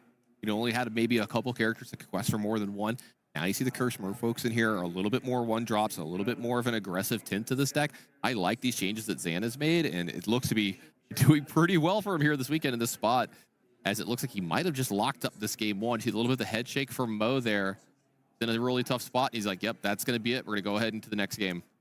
Yeah, what a game. I mean, man, there was none of those big moments we saw where things swang, but this is going to be that type of matchup. The Emerald Amethyst deck is going to look to collect 1, 2, 3, 4 lore turn. In the early game, 5, 6 lore turn, but eventually it slows down. You get a couple lore each turn, try to get closer to victory. Use some of your reach cards like Go-Go and Goat or Goat Bounces to kind of close out that game. On the other side, the Emerald Steel deck, because it has there's high impact plays that deck can make. For example, Ursula Deceiver of All, when she sticks, double singing a song, which can swing the game very quickly. We saw Zan just slowly over the game take it over, build up that lore on the board, and then close it out in a couple turns. Great matchup, and it was really a knife's edge there at the end. Yeah, really good one from both these players. Well played. I got to go back to what you're saying about Zan. I like to call him methodical in the way they play, especially when there's no clock like we have right now. There's no reason to rush. You got to play a little bit faster, right? When you have a clock. Early in the tournament, we have a time limit. You have to play within that time, and Zan can definitely do that. But when he gets a little bit extra time, you'll see Zan, hey, I'm going to take this extra minute. I'm going to make sure all my plays are correct. And, we've talked about this. He's one of the best players in the actual world. So he's generally going to get the choice right when you give him that little bit of extra time. Let's see if he gets the choice right here in game 2. It sounds like the players are ready. We can move on back down to the feature match area and see if we've got Zan moving into the next round or if Mo can even this up. Yeah, so we talked earlier about how important the seeding is in here. This Emerald Amethyst deck is it's so much better on the play into this matchup, and it's so much better in general. Mo has built this deck to be fast, and so being on the play is important. Zan there took that game on the draw. So Mo will be on the play again, but that's so important to get that draw win. And so now to win this matchup, let's say Mo takes game 2 and we go into a game 3, Mo is going to have to win a game on the draw, which is going to be a challenge. Yeah, we usually refer to this as breaking serve. Anybody who's in a we're actually going to bring it back to the booth here just for a second while they finish up their shuffling here. And it's so impactful in a best of 3. You're going to probably have to win a game on the draw in a lot of your matches. You're not always going to have to go, to be the first player in game 1, and that is an advantage. And a lot of the best of 3 matches are the player who went first in game 1 wins game 1 and wins game 3, and loses a very close game 2. That's a very common thing that happens. These players are so good; they're going to find ways through. They're going to find ways to break serve. They're going to find ways to win on the draw. And if Mo wants to advance in this round, he's going to have to find a way to do that in game 3 if he wins here in game 2. Yeah, absolutely. And man, I could watch this matchup all day. The Emerald Amethyst is one of my passionate colors, so I'm really excited to see this. But I'm a green steel guy, so this is nice that we get to kind of go head to head here. That's true. And I think we're sitting on the appropriate. Well, no, we're not. And the camera is sitting, but well, here we're sitting on appropriate size. Inverted. So, but I'm actually wearing the green steel today. I don't know if you noticed. Oh, I did. Yeah. All right. Might have thought about it ahead of time. No. But one of the challenges I would say, again, for the Emerald Amethyst deck, and I highlighted before, is these colors just naturally don't have a lot of removal. There are some bounce effects which send things back to their opponent's hand, which is great, but unfortunately those threats are going to be there next turn. The Cloud Kickers are 1. And then once you get to turn 5, the Elsas were such a huge benefit for this color because it gave you a way to exert ready characters on your opponent's side of the board and gave you another removal option. But prior to getting to turn 5 and spending a whole turn developing that Elsa and leveraging it, on the turn it's played, there's really not a lot of good options. For real this time, looks like the players are actually ready. We got a little overzealous with them there, but we're just so anxious to watch some more great. I'm just excited. Lorcana play. We get to see Liam, we're all excited. We're right there with you, I buddy. know, I'm sorry. I'm trying to contain mine. You're bubbling with it. I think somewhere in between us is probably ideal. Aaron tells me I need to find a better word because I say that too much on stream. But you are just excited. I know it's the best word to describe my emotions right now. She is your better half, though. So you probably should listen to her. All right, so we're getting a good look at their hands here. Now, Zan over there is sitting, I'll take a look at his hand this game. He's got those Ursula Deceivers. One thing I'll note, not terribly beneficial in this matchup. In fact, I don't think Mo is running any songs. I don't think he's running anything that's not a character. In fact, I can verify he's not. So Ursula Deceiver, not terribly impactful in this matchup. So Zan's happy to send those away. In fact, probably happy to send those to the bottom of his deck right off the bat. Get those out of there. You may remember me talking about that card early in day 2. We talked about Smee, probably the best 2-drop in the game, right? Ursula, the 2-drop Ursula, very, very close in my opinion. The effect that it has on a game when you get to have it is when it's good, that card can be game-breaking and game-winning. We saw a lot of back-breaking Ursulas on turn 2. We saw a lot of them on turn 6 or 7 right before Be Prepared, taken away from the players. Back when, the days where the red-blue decks were playing, 3 to 4 copies to Be Prepared, it was a game-breaking play. The effect that it has is not a very common effect in this game, but that's a good thing about this card is the fact that, hey, you don't need it. You can just throw it away, or you can use it as ink in this game as well, too. That is an inkable. That's another reason it makes the card so dang good. And you see Zan being able to mulligan away or get reshape away one of the best 2-drops in the entire game. That's true. Now, on the other side, it's a very different story. I didn't get to look at what Mo was sending away from his hand, but one of the things he's looking for is that Ursula Deceiver on turn 2, because he desperately wants to prevent that turn 3 Let the Storm Rage On that Zan is happy to play with the Shift Diablo. The other card that Mo's looking for, we highlighted already, is Kit Cloud Kicker. So Mo would be very happy this turn with a turn 1 play. He'd love to have the option to play that turn 2 Deceiver, and then turn 3 have that kit available to get rid of the early game Diablo or Ursula Deceiver of All, which represents a huge threat on the board. Turn 1 Curse Merfolk for Mo Champlin here. This is the way that he can get out ahead quite fast. We're going to see what that hand is. You said you didn't get to see what he got rid of. Well, here's what he kept from Mo here. Zan's going to see a hand of quite a bit of stuff. Yeah, and so, we have a 2-drop there with Go-Go, not the ideal 2-drop in this scenario. A lot of Tiberius Work is a valuable card, but not when you necessarily want your opening hand. You want to see that much later. It is uninkable. You do have the Shift Pegasus there, but you don't have the Shift Target. That would have been a great turn 3 play if the baby kit was available. So a bit of an awkward hand because now Mo is going to be forced, unless he draws a 1-drop, into just playing that Diablo on turn 2 or perhaps developing that Go-Go, which is probably what he's going to do to answer that Diablo shift.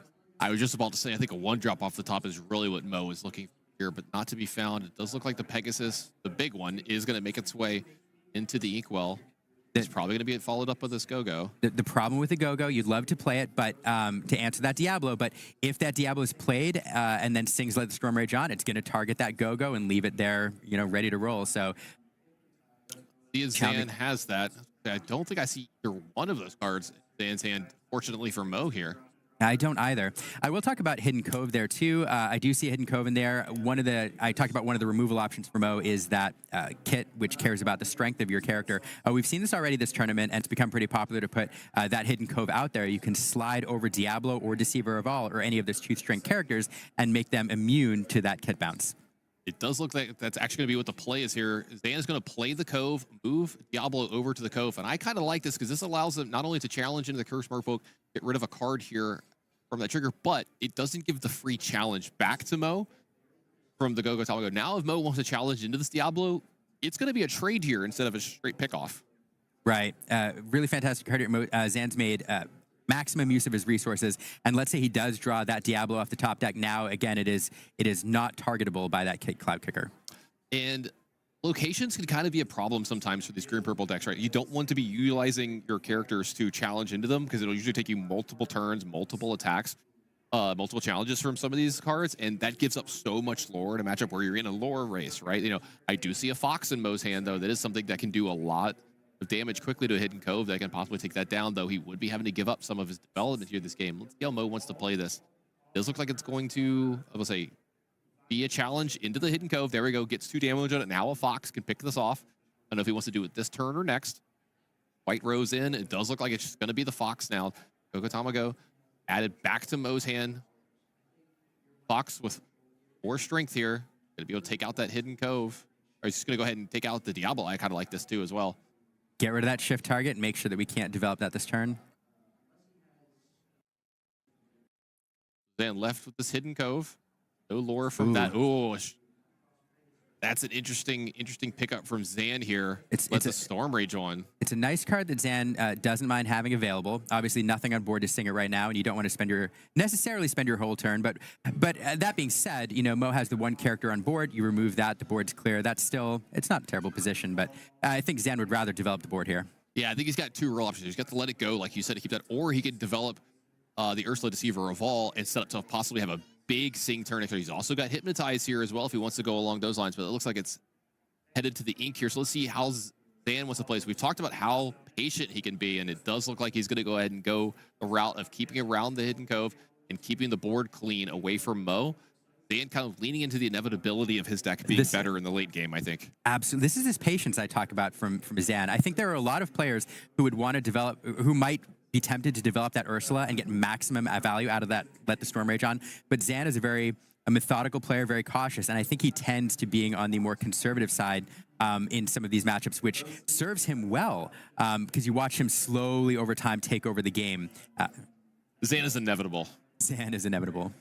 Look at that Go-Go has made its way into the ink here. The White Rose behind here from Mo. This 3/3 comes along with a lore when you play it. Going to move Mo up to 3, and he's going to go ahead and use all of his ink this turn. Finish it out with a Diablo of his own.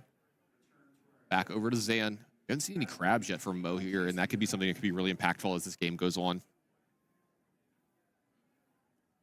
Zan here thinking about what to develop. He has several good options on his hand. You get that Deceiver of All in play, which can double sing songs. Zan with nothing in hand to use right now, or to play with the Deceiver of All, but something he could drop. You also have the Muses there, and the Muses, I think, is one of the key cards in this matchup for Zan. It's a card that he's likely looking for because Mo does have a lot of low-to-the-ground, high-lore characters, and Zan has plenty of songs that he can use to start bouncing things around. So it does have Ward, so even though it is 2 strength, Cloud Kicker cannot choose it in order to send it back to Zan's hand. It's a card that can sit around on the board for a while and cause mischief. Yeah, and Zan's going to take his time here, like we said.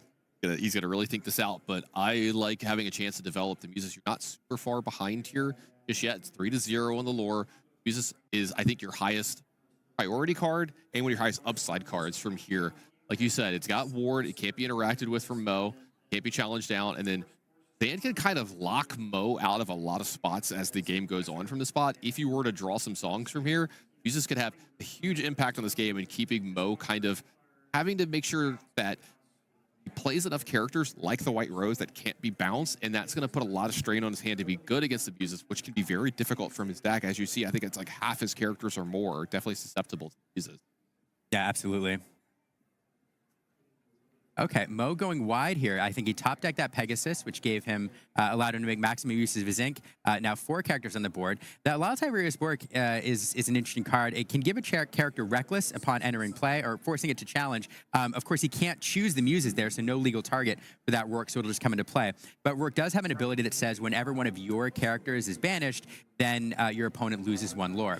So in a game where there's a lore race, it can have a huge impact. Here, of course, Zan, without any lore, it won't have that effect, but it does represent a 4 willpower character on the board, and Mo just trying to develop characters at this point to try to push his lore total higher. Yeah, Zan might not even be in any kind of rush to add lore to his lore total here for the next turn or 2 before he can deal with that card or do something to it.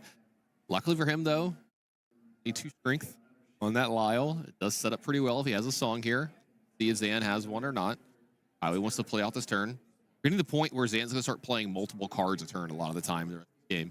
Once he gets up to 5, 6 ink, he'll probably stop inking at some point here.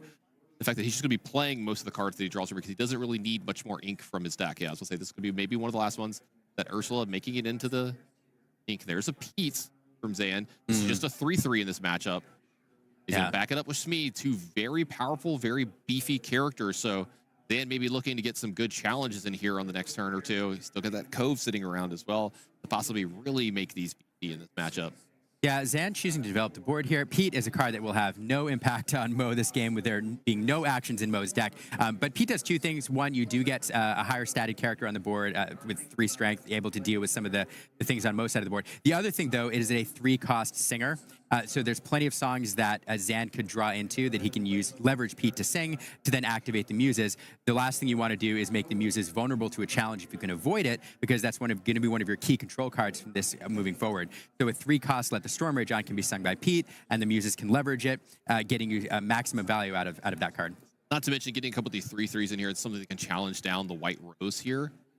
Since Zan not going to be able to be, that's one of the only characters that Mo has that can't be bounced by the Muses. So it's going to give him at least an outlet to get that off the board and then maybe start making inroads on a lot of these other characters that Mo has here. Mo considering maybe putting this Lyle type areas for work harm's way. He's going to go ahead. Yeah, he's going to go ahead and add another lore here. He's going to try to get out to a big lead here from Zan and really press this advantage.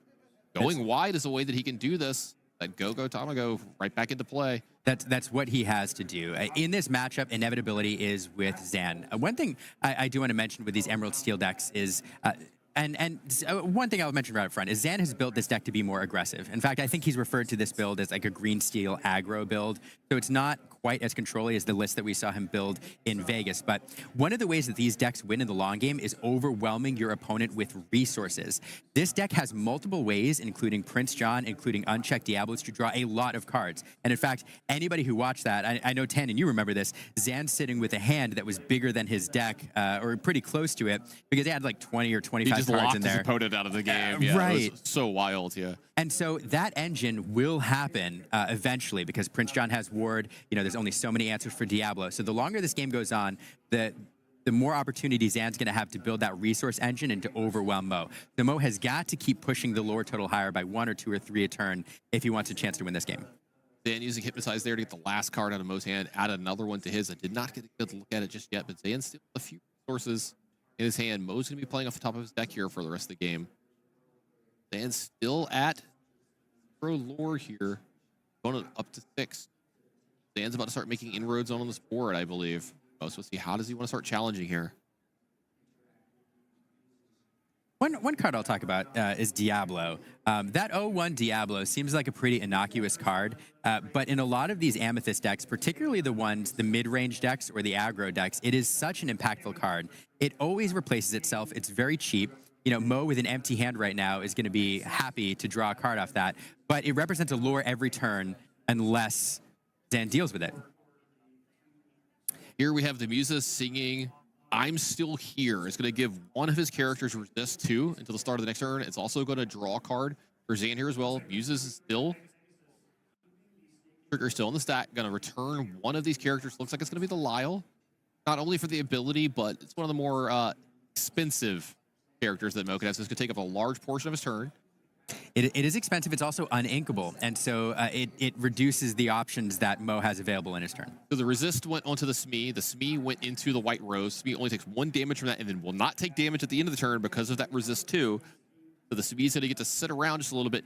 That is a huge turn from Zaner. The Muses is in harm's way here. If there were something like a Merlin Crab from Mo, he could maybe pick off the Muses. This might be one of these only shots at doing so too. So Mo did draw a card off that Diablo, so now we went from hand of 0 to hand of 3 this turn. Yeah, only 3 strengths on most side of the board. Muses with 4 willpower. That is a big, important number. Remember that Smee also still has resist 2 here until Zan's next turn. Looks like Lyle. Okay, he's going to give Reckless to the Smee. Going to follow that with the followers. And quest up for 2 here. He's going to be 8-0 still. But Zan's going to be feeling a lot better about this board than he was last turn. That is true, but Mo's sitting there with 2 evasive characters. Zan has to draw some sort of removal or an evasive character in his own to deal with those. Otherwise, they're just going to get 2 lure turn with impunity. Yeah, the songs will help out a little bit here, too. Be able to pick one off, maybe bounce one of the other ones to the hand. So it looks like they'll start out with a Prince John. Is this a discard? It is. Oh. It's Hypnotized. It's going to get the last card out of Mo's hand, and it's going to draw 2 cards for Zan here. If there's another song behind this, big swing. Everything might come crumbling down for Mo here. As a big swing. I think the number 1 question is here, did you draw a song? A song at this point that you can sing, because you can't draw Bruno. But that is true. That is true. Now Bruno, I don't think is being run on this list. Yeah, he's not even playing that anymore. I apologize. But, no. Yeah. Actually, Bruno's interesting. I think it's fallen out of favor with a lot of these decks. This meta for a variety of reasons. Very popular early on. Some people are still running it, but it's not as popular as was last set. Yeah, I think a lot of it has to do, if you look at Zan's lists now, since they are public, we can talk about this. The 5 drops are gone. You know, we don't have Sad Beast in here anymore. That card can't be sung as well as it used to. We're not playing Morph anymore. We don't have that kind of like, he did draw a song, and that is going to be devastating for Mo here. Strength of a Raging Fire, able to take care of any of the characters here on most side of the board. Zan kind of... This is an interesting decision. I think you'd like to get rid of, you'd like to get rid of those evasive characters. Obviously, they're pesky, and you need to find an answer to it. But that Lyle is also problematic. And then the Chernobog's followers represent a card. And in a game where Mo is top decking every turn, getting that extra card to draw into answers is helpful. So there's a lot of good options here. But it looks like the Rourke was the answer. Yes, strength targeting that Rourke. Where is the Muse's ability going to go here? This turn might be securing Zan another golden Mickey here, starting to pull pretty far ahead on the board. Like we said, the lower lead is 8-0 for Mo here. But when Zan wins the game, he's just going to have a stranglehold in this matchup a lot of times. And you can see where this is happening. And yeah, I kind of like this pick here. Go ahead and pick up the Pegasus. It only costs you 1 ink, but it's something that Zan can't really challenge right now. Might not want to pick up Tamago here because there's going to be 2 damage on the Smee at the end of the turn. You don't want to give away that much extra lore to Mo if you don't have to. That is true, and it's a great point, and Tamago is more expensive. The other consideration here perhaps is there is the Shift Pegasus in this deck, and shifting that evasive character and questing for 2 lore, that would swing a little bit closer to victory, so it's another possibility that's removed is that immediate quest with a Shift Pegasus. It looks like Zan is going to quest up here with the Muses as well. Very okay with putting them in harm's way with the boards that Mo has. No challenge with the Smee there. Definitely keeping that damage total down low. The Shmee maybe getting a better spot for it later. Mo here's going to quest with the followers. I like this start because they're going to be drawing an extra card here. Draw that card first, get perfect information. Yeah, I think he goes up to 9 here, or was he at 7 to start this turn? Anyway, we'll get that update as soon as we possibly can. Mo kind of nod his head. Maybe found a good one here.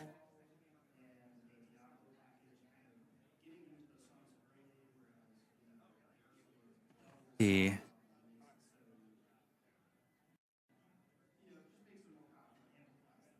go-go left over Mo. He's seen his board decimated by this very impactful mid-game that Zan has been able to construct both of these games in this match. You're seeing why Zan's deck is so good in these spots. Like this is going to be a quest for Mo. Go to 10.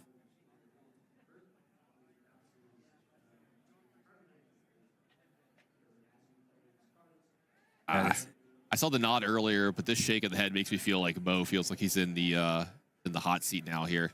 He definitely is. Okay, so here's what we have. We have the Deceiver, we have the Pegasus. We can play both those, and we have a Fox. Interesting choices here because you could you could play the Fox and challenge those Muses, get rid of that problematic character, or you could take the more aggressive route, take a look at your opponent's hand, get 2 characters on the board, and start to push your lore total a bit higher. It's a gamble here, though. In one, you're kind of choosing the race and hoping that your opponent top decks things that are not super helpful. But here we're going to go, and this is another interesting choice because it gives him information, it shows him what's there. Now he has the choice, if he wants to ink the Pegasus and play the Fox, bounce the Go-Go, or you could develop the Pegasus. Now, we say that this is a tough position for Mo. Zan does have some draws that are not super impactful. Drawing Pete's are fairly useless in this matchup, so top decking that, playing that is not great. And there are a couple other cards which are not super impactful. That being said, let's take a look at the lore total on Zan's side of the board that he's building up. He has 6. And so at some point, if Zan feels he needs to become the beatdown and start to push the lore totals, he can close this game out in 3 turns if he wants to. The question is, can Mo close it out faster if left unchecked? It looks like he's going to go ahead and develop that Pegasus here, leaving that Fox in his hand for maybe some possibility of some better pickup targets later. Maybe Mo's realized that I'm a little far behind. I have to take a risk to win from here. I need to maybe draw one of my cards. It's really good to bounce from here to really get myself back into this game.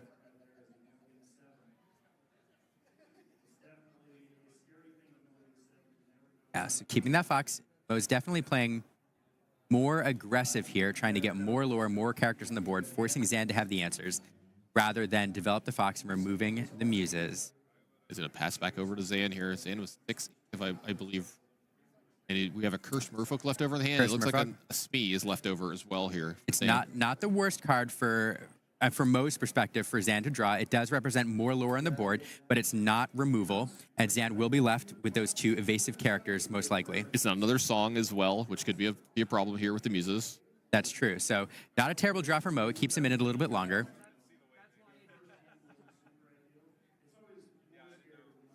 Pete, Muses, and Smee are going to add lore total here for Zan, starting his slow but methodical march up that lore total. That's what Zan's going to try to do, is put the game within reach now and forcing Mo into a control role. Zan up to 5. Mo still up to 10, but Zan with a little bit of a lead on the board here.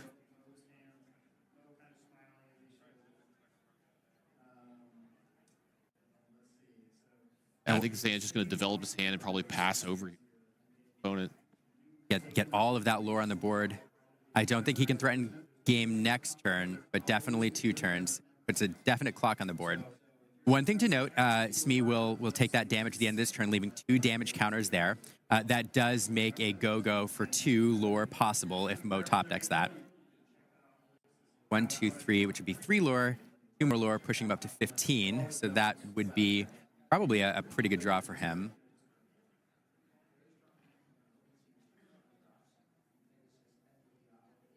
It looks pass back over to Mo. Get himself back into this game. Good top deck. There's a snake, so a snake and a fox in his hand. He's going to have to be turning some of these characters to play back to his hand to develop either one of these, though. How does Mo want to play this from starting to fall drastically behind on board? That lore total is getting closer and closer between Zan and Mo. Zan's going to eventually run him down here. That's true. Mo, I think, is doing the math right now, trying to figure out how quickly Zan can close things out. It's definitely 2 turns.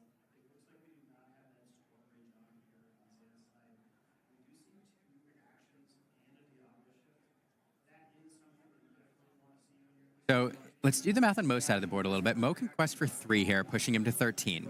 You do have the evasive characters, which at this point, unless Zan draws into a song, are not vulnerable to challenge. That Ursula would be vulnerable, but if you bounced it with a snake, played the snake again, you're left with a ready Ursula and snake and 2 exerted characters. Next turn, that leaves you with 4 lore on the board, which will push you up to 17. The question is, does Mo have a play on that turn, which would give him 3 lore off the top deck? He does if there's 3 damage counters on the opponent's side of the board, which would be go-go, but even drawing into a go to a white rose would only give him that 1 lore, and at that point, we would have played the snake, and he wouldn't have enough ink to run that play anyway. So I do think questing with the evasives is an obvious move here. There's no answer for it right now unless Zan draws into it. We'll get that 2 lore, go to 12. I think one of the considerations here that Mo's thinking about is he's doing the math and trying to figure out if he uses the fox to banish the muses, can he, based on the lore, or banish Smee, can he buy himself a 3rd turn? Can he get enough lore off the board that Zan needs 2 more or 3 more turns to close it out instead of 2? All right, so just look at Ursula is going to trade into that Smee, and here's the fox. It's going to pick up the Pegasus. That's going to go ahead, and I was going to say, I believe it's going to challenge down the muses. It's going to leave 2 damage left on the fox.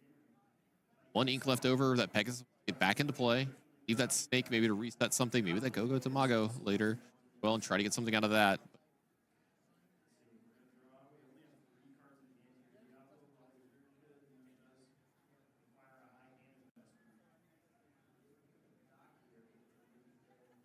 A tough position. We have 1 ink left. We'll do that Pegasus in play again. And now it's back over to Zan. Is it a Pete? I'm trying to think of what is good for Mo. It looked like a Pete or a Smee, most likely. I thought I saw a steel character with a 3 in it. Yeah, so looking at the lore totals here. Might have missed that, though. If it's even a 1 lore character, at this point, Zan can quest for 7 if he wants to, go up to 12. Any other character would get him closer to victory. But again, playing cautious here, getting rid of that fox, preventing the crackback into that merfolk.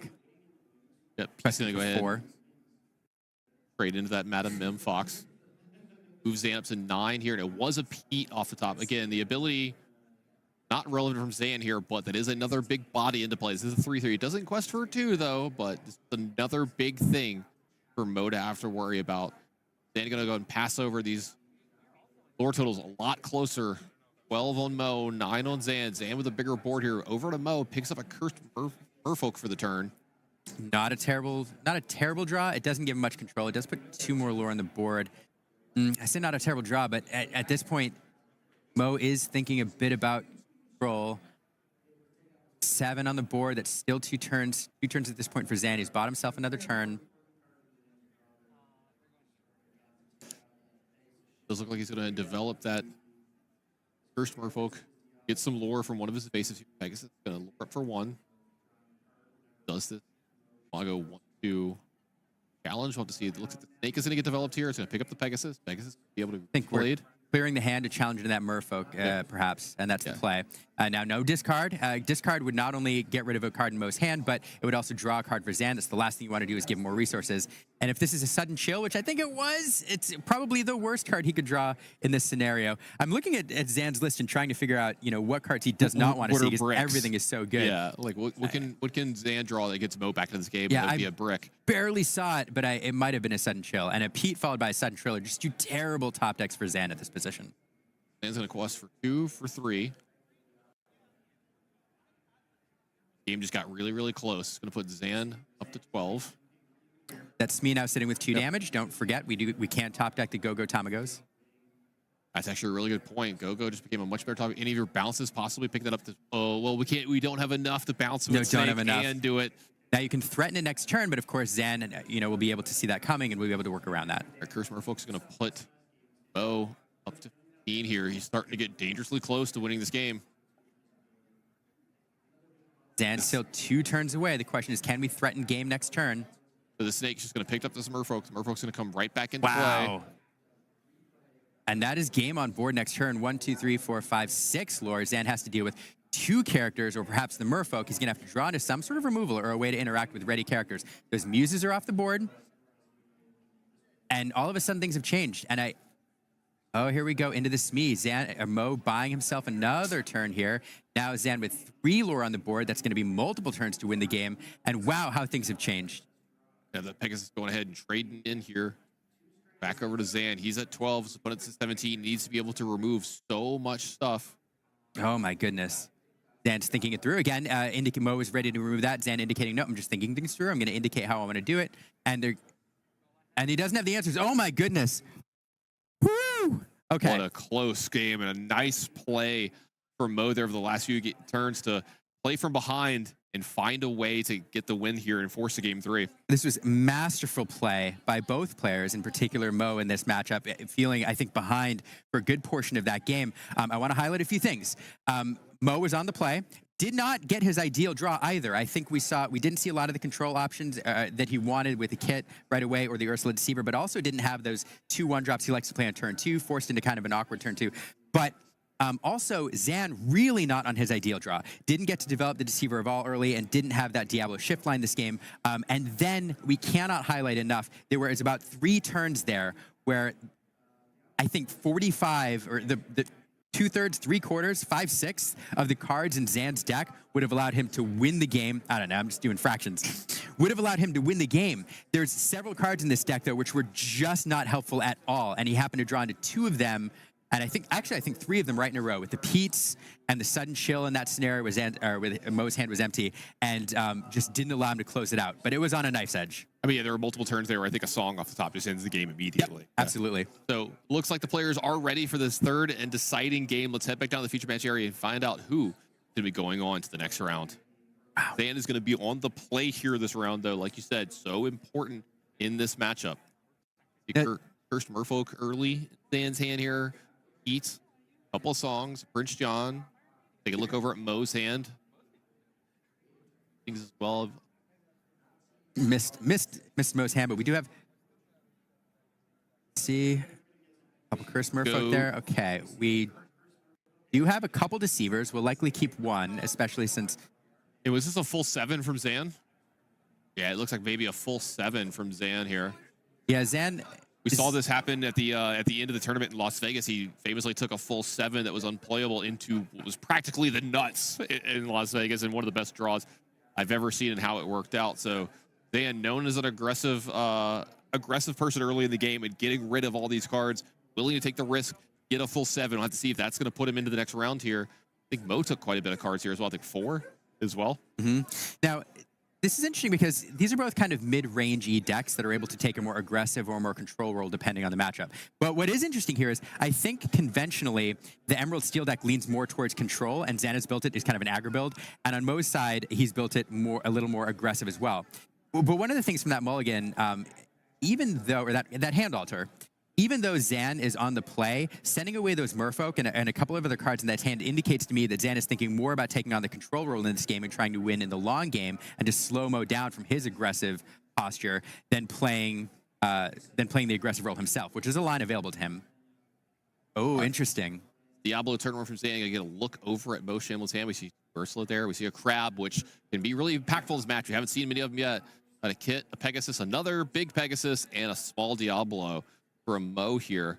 Very interesting I'll start hand. being a little more specific. The purple one-drop The Diablo. purple one-drop Diablo. Yeah. Very interesting hand here. We do have some turn 1 plays. We have that Pegasus, which can set up that turn 3 shift with that big Pegasus. But of course, now Mo is telegraphing that, having been forced to show his hand to Zan. We do have the Deceiver there, which will allow him to pick some songs. The Crab, as you're talking about, is important. It allows him to make some very favorable trades. And we also have that Cloud Kicker.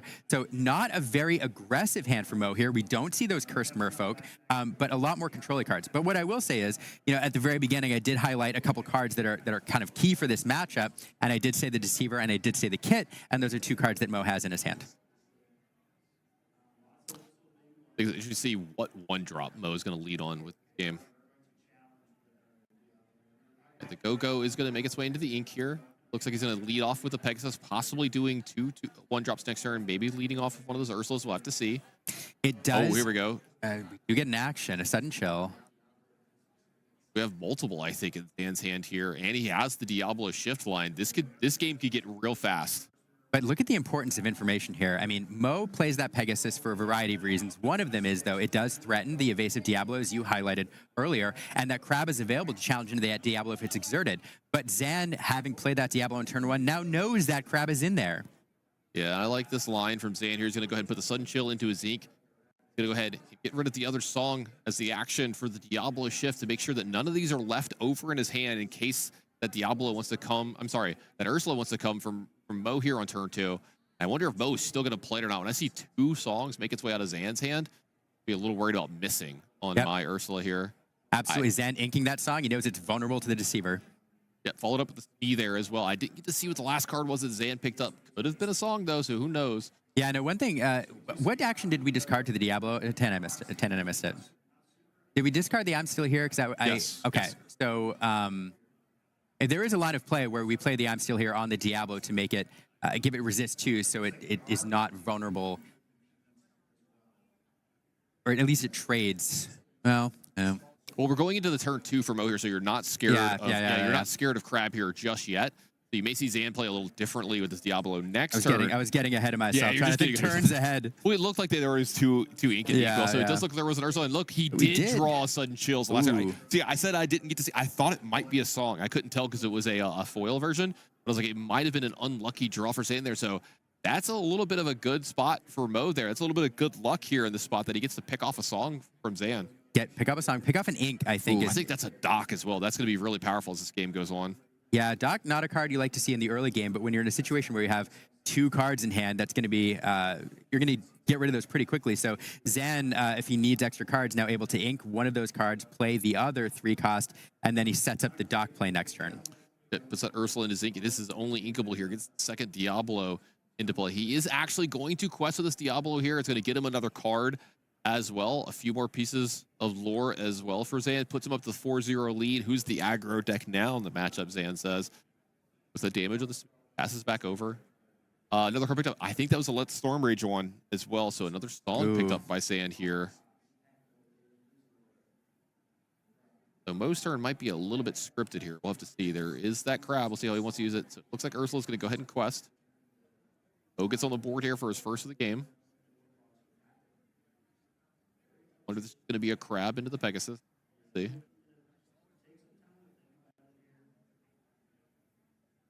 Yeah, those unchecked Diablos are one way. Oh, here we have the shift line. So we'll shift 3 on the Pegasus, challenge in the Diablo, remove it, and we don't trade. So that Pegasus is left on the board, able to threaten that other Diablo next turn. Yeah, much better play from Mo here, going ahead and shifting that Pegasus. I always forget that it's only 3. For some reason, I always think it's 4 because it feels like it should be more. But that Let the Storm Rage On is going to loom really large here. We're probably going to see it sung. There it is, banishing that Pegasus. That's the last card that Mo wanted to see Zan draw. That's painful. Hypnotize off the top as well here, along with the Strength of the Raging Fire. Zan's got a lot of action in his hand, along with this Doc. How does he want to play this? Looks like he's going to just play the Hypnotize, getting to use all of his ink here. Going to draw a card. We're going to see one get taken away from Mo here. What does Mo want to discard? Probably not this Genie. It's going to replace itself.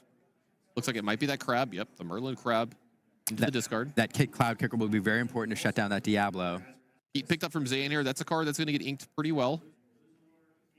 I think in this matchup, we saw that the body can be relevant. Nothing else in this card really is, though. That's 2 more lore for Zan up to 6 here. Look, like I said, that Pete's going to make it into the inkwell. That's generally what it's going to be doing as much as it can in this matchup. The pass back over with that damage going on the Smee. Back over to Mo here.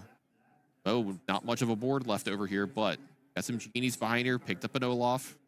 Got that kit if he wants to pick up this Diablo. You have a couple options here. You can develop the board a bit, put that Genie on board, allow that Diablo to work 1 more turn, and if your Genie survives the next turn, remove it without trading. Or you spend a turn developing that kit, booting that Diablo back to hand. That's what we're going to do. No more card draw. No more free cards during my turn for you. Another extra card for Zan here this turn as well from that Diablo. Got a trade in here, but he's back up to 4 cards. Going to go up to 5 here. That Inkwell has been getting full these last couple turns as well. Make sure to do that every single turn. And that Genie is a fantastic card to have, and at this point, it'll replace itself. Next turn, allow him to develop the board a bit more. All of a sudden, the board clear on Zan's side. Another really easy inkable here for him as well. The 2-drop Ursula is definitely one that wants to be inked very often in this matchup. Not very good. Otherwise, we look like we're having a small technical difficulty on our side. We'll be right back to this game in just a second. But yeah, definitely one of the easiest choices to make for your inking are the Ursula 2-drops and the Petes. They're very, very easy to put into your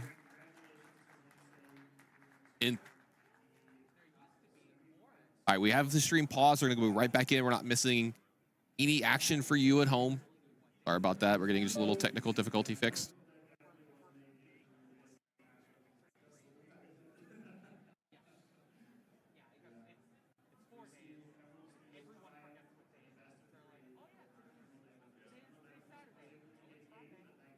Again, we'll be right on top of this as soon as we possibly can, folks. Sorry about that. Dealing with this just a little bit.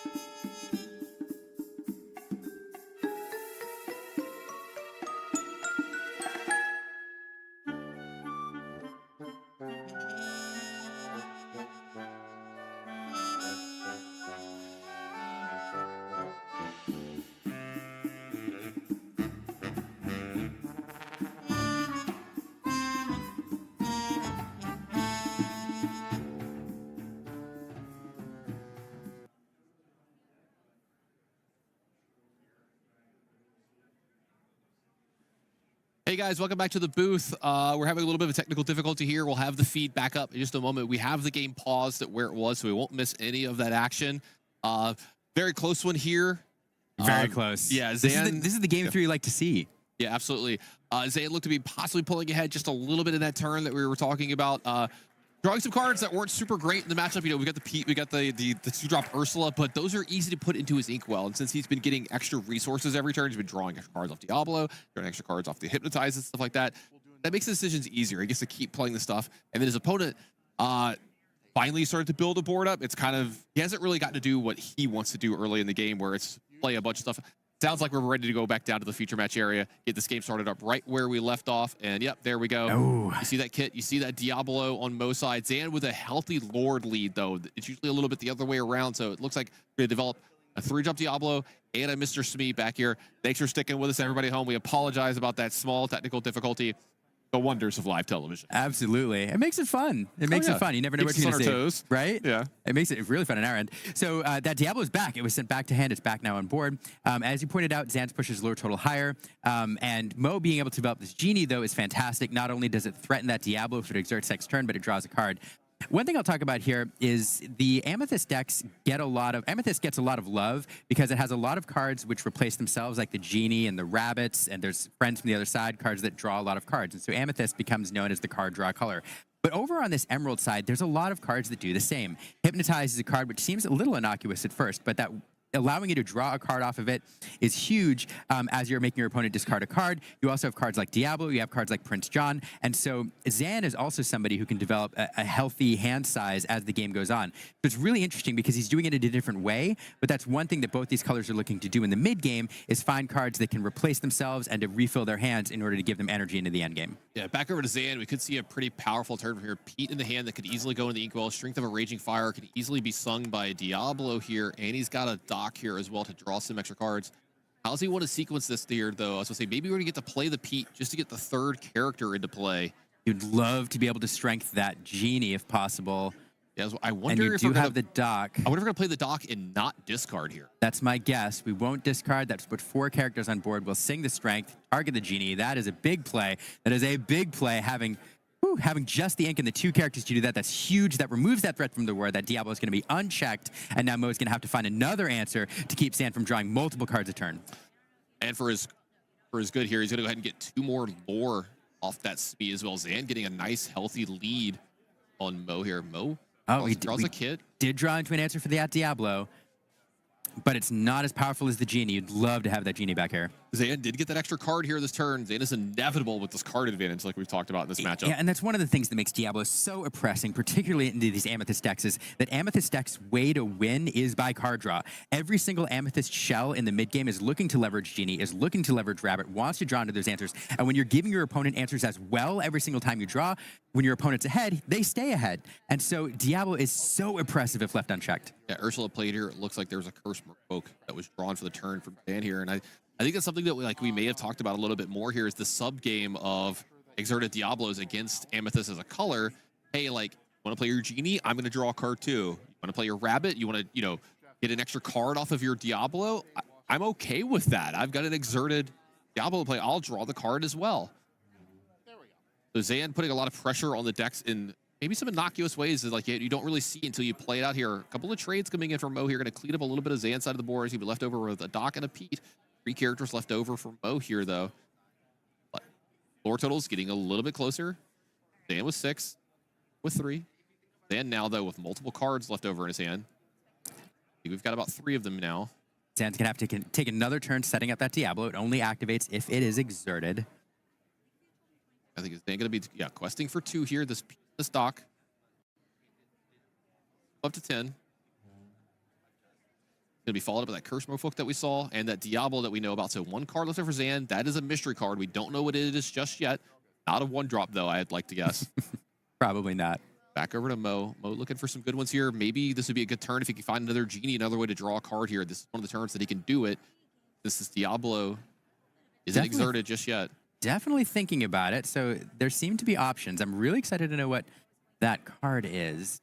As we'll say, if this wasn't a good card, I was wondering if he was going to challenge with the Diablo into one of the characters as a draw next card, but it looks like it's something that he can spend his ink on. Went ahead and... That's a White Rose. There we go. All right, so 1 lore from Diablo, 1 from White Rose. That's going to put him up to 6. Does put some stats on the board, allows him to answer some characters next turn and get him a lore. White Rose is not a terribly statted character for a 3-drop. Yep, and these 2 characters, the Kit and the Ursula, are going to go ahead and challenge down that dock, get it off the board, leave some damage counters on the board from Zan. On the side of the board from Mo here. Again, making some small inroads, chipping away while he can. It's all about the card draw at this point. Dan's Who draws the answers they need? Dan's going to go ahead and challenge with the Diablo into the Ursula. The only evasive character on the board, though. The Pete's going to go ahead and kick off that Kit as well. So good trades for Mo. Better trades possibly for Zan here on his turn.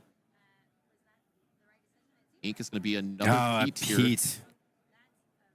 Again, Zan drawing into cards that he does not want to see this matchup. Yeah, but he's making a decent use of them, right? Like hey, look, it's a big body. It's a 3/3. I can ink these cards pretty easily. You got to do what you got to do. But here's the thing. Zan's drawing extra cards every turn. If you're drawing 2 cards, your opponent's 1. It's okay if you're drawing a little bit of weaker cards sometimes. No, that's a fair point. I mean, we talk about how useless Pete is in this match, and he's not useless. He is a 3/3. And quotes around useless. Quotes around useless. Yeah. Because when you're in this position, when Zan has pushed himself up to 12 lore, which is not what we usually see in this matchup. Usually the Amethyst deck is in the lead lore-wise. Mo's only way of interacting with those characters is with the kit, is with their bounce, or by challenging into things. And 3 strength is going to do a lot. It's going to require several characters to answer usually. And so, yeah, Mo forced to devote, quite a bit of his resources to answering those Petes in this scenario.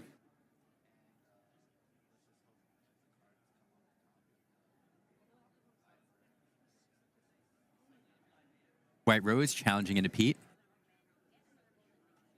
Going to go down as well from the Fox.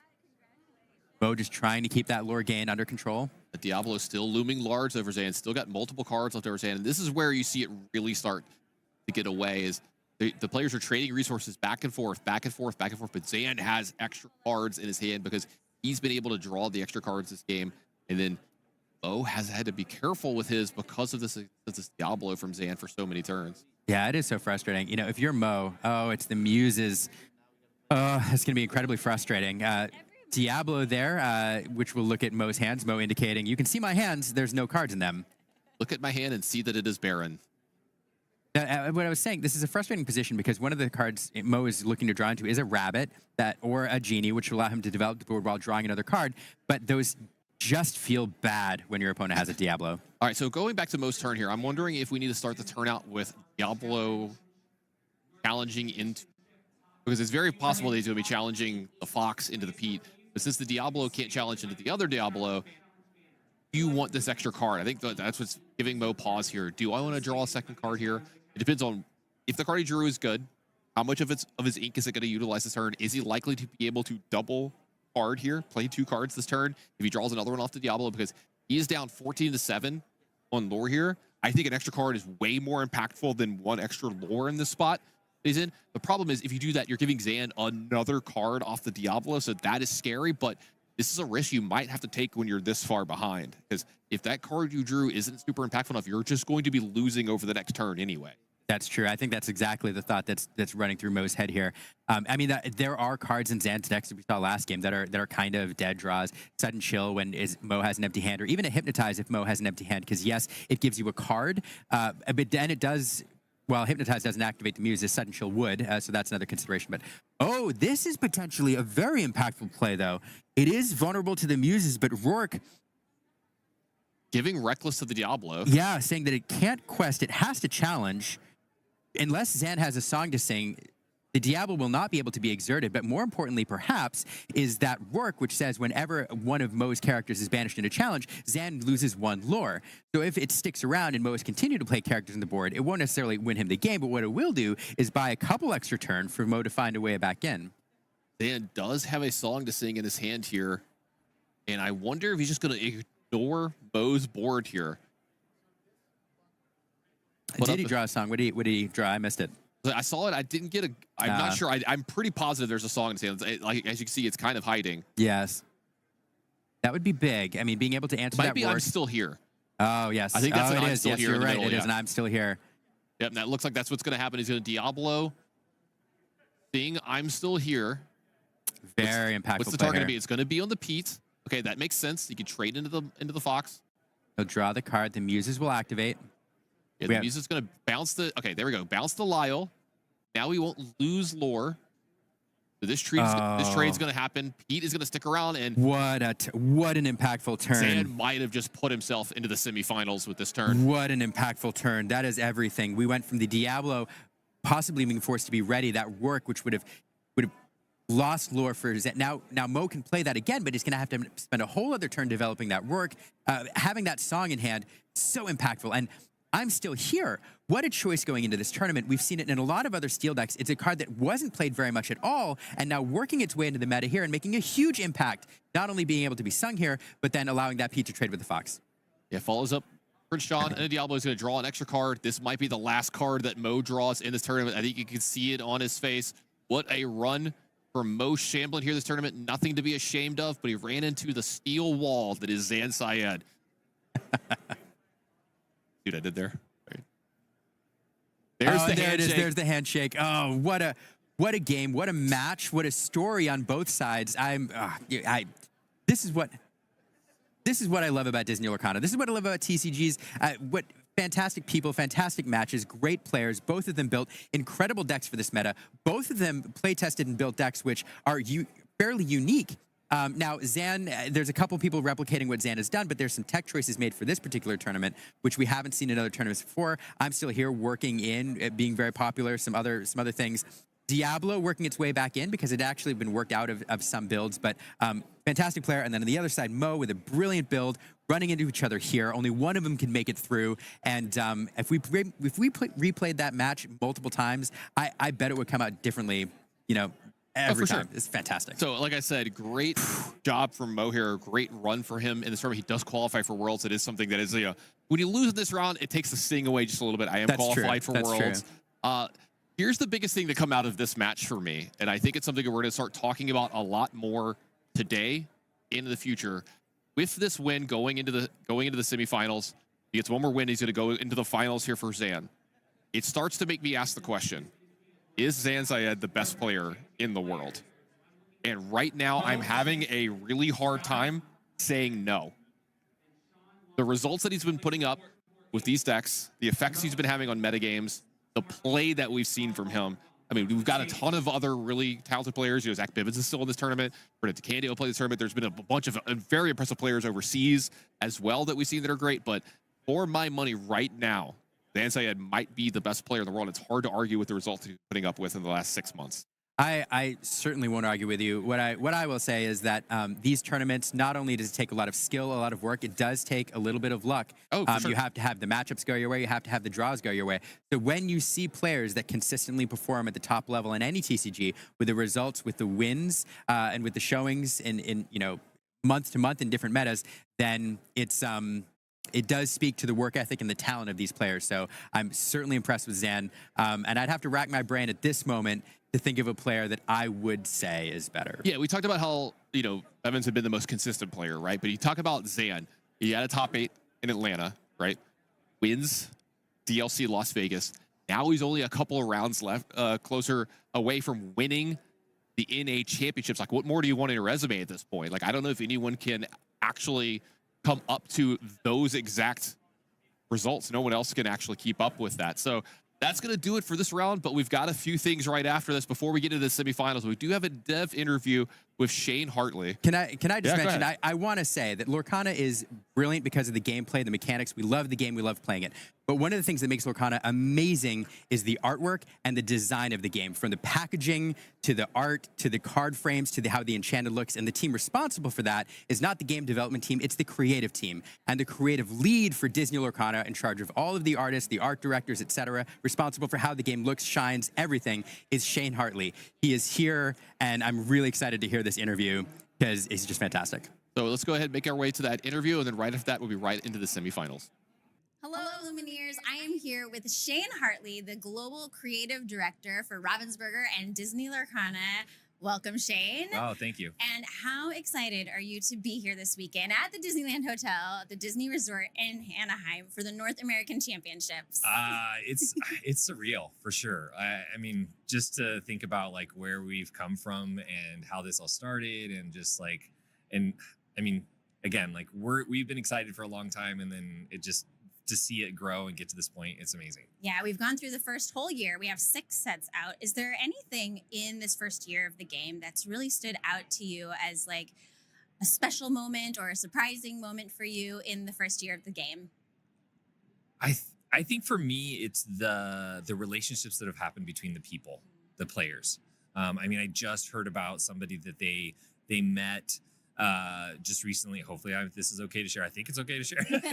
But they had met through playing the game. Now they're best of friends, and they ended up like being like marrying like she officiated as to marry this couple. And now like just like these combinations, like I remember seeing some of the pictures of somebody opening packs while they're going through labor, Oh my goodness. like all the connections and like the community. That's the part that has been so exciting to me, because like of course we get really excited about the product and we love what we're doing, but it's the community that grows from it, and these relationships and the fun, and this becomes like a part of people's lives. That's the cool part.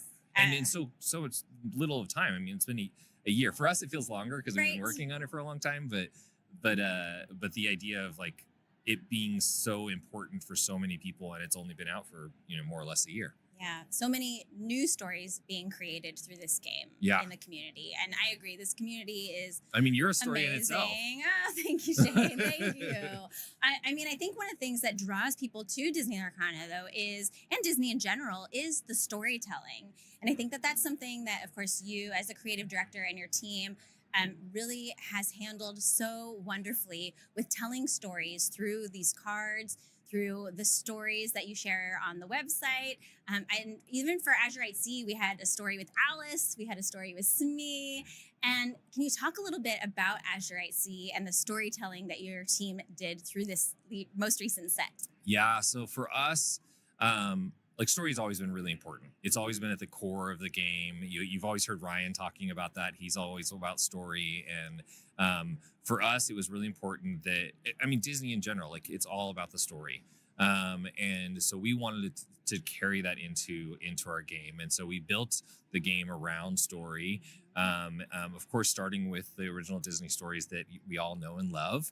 But could we put our own little twist on it? Like, why are all these characters together? What are they doing in this new place, rather than just putting them on a cards and playing. Like we wanted that connective tissue to really play out. And so part of my role is I run also the narrative team as well. We have an amazing team there of writers and narrative designers, and where they go through the process of like thinking about like how do we connect all the right franchises into a set, like what is the theme of a set, how are we like, what are the adventures that the Illumineers with their glimmers are going on?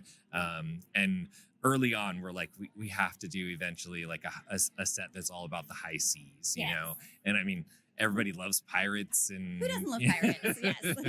Yes. And like, what are those adventures that they could be going on in this? And, when we ended with Shimmering Skies, and the idea around that, that there was some still mysteries that were unfinished, essentially uncompleted, and like that the Illuminary was still like some areas that were broken, and they're trying to find the chromacons. And so it's like, okay, now we've got this little hint of this map, and we're like, wait, there's something more out there.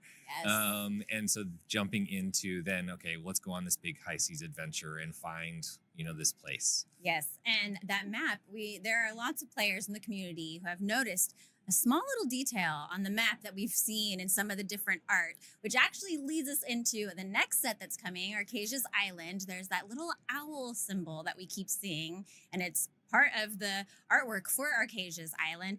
And talk about the artwork that we've seen so far. We've seen Bolt, which is a beautiful illustration by Nicholas Cole and John Lauren. Yep. Beautiful artwork. And then we also got the new artwork, Lady by Jao Mora. Talk about this new set and some of the things that maybe we can expect, or just what it's like to bring some of these Disney pets into the game. Mm-hmm. Yeah, so kudos to my art director, Anna, who like led the set. So all of our sets always have like a set lead, essentially, within our art directors, and they're the ones that kind of make sure that what's that creative vision for a whole set, and based on the strategy of the game design and such.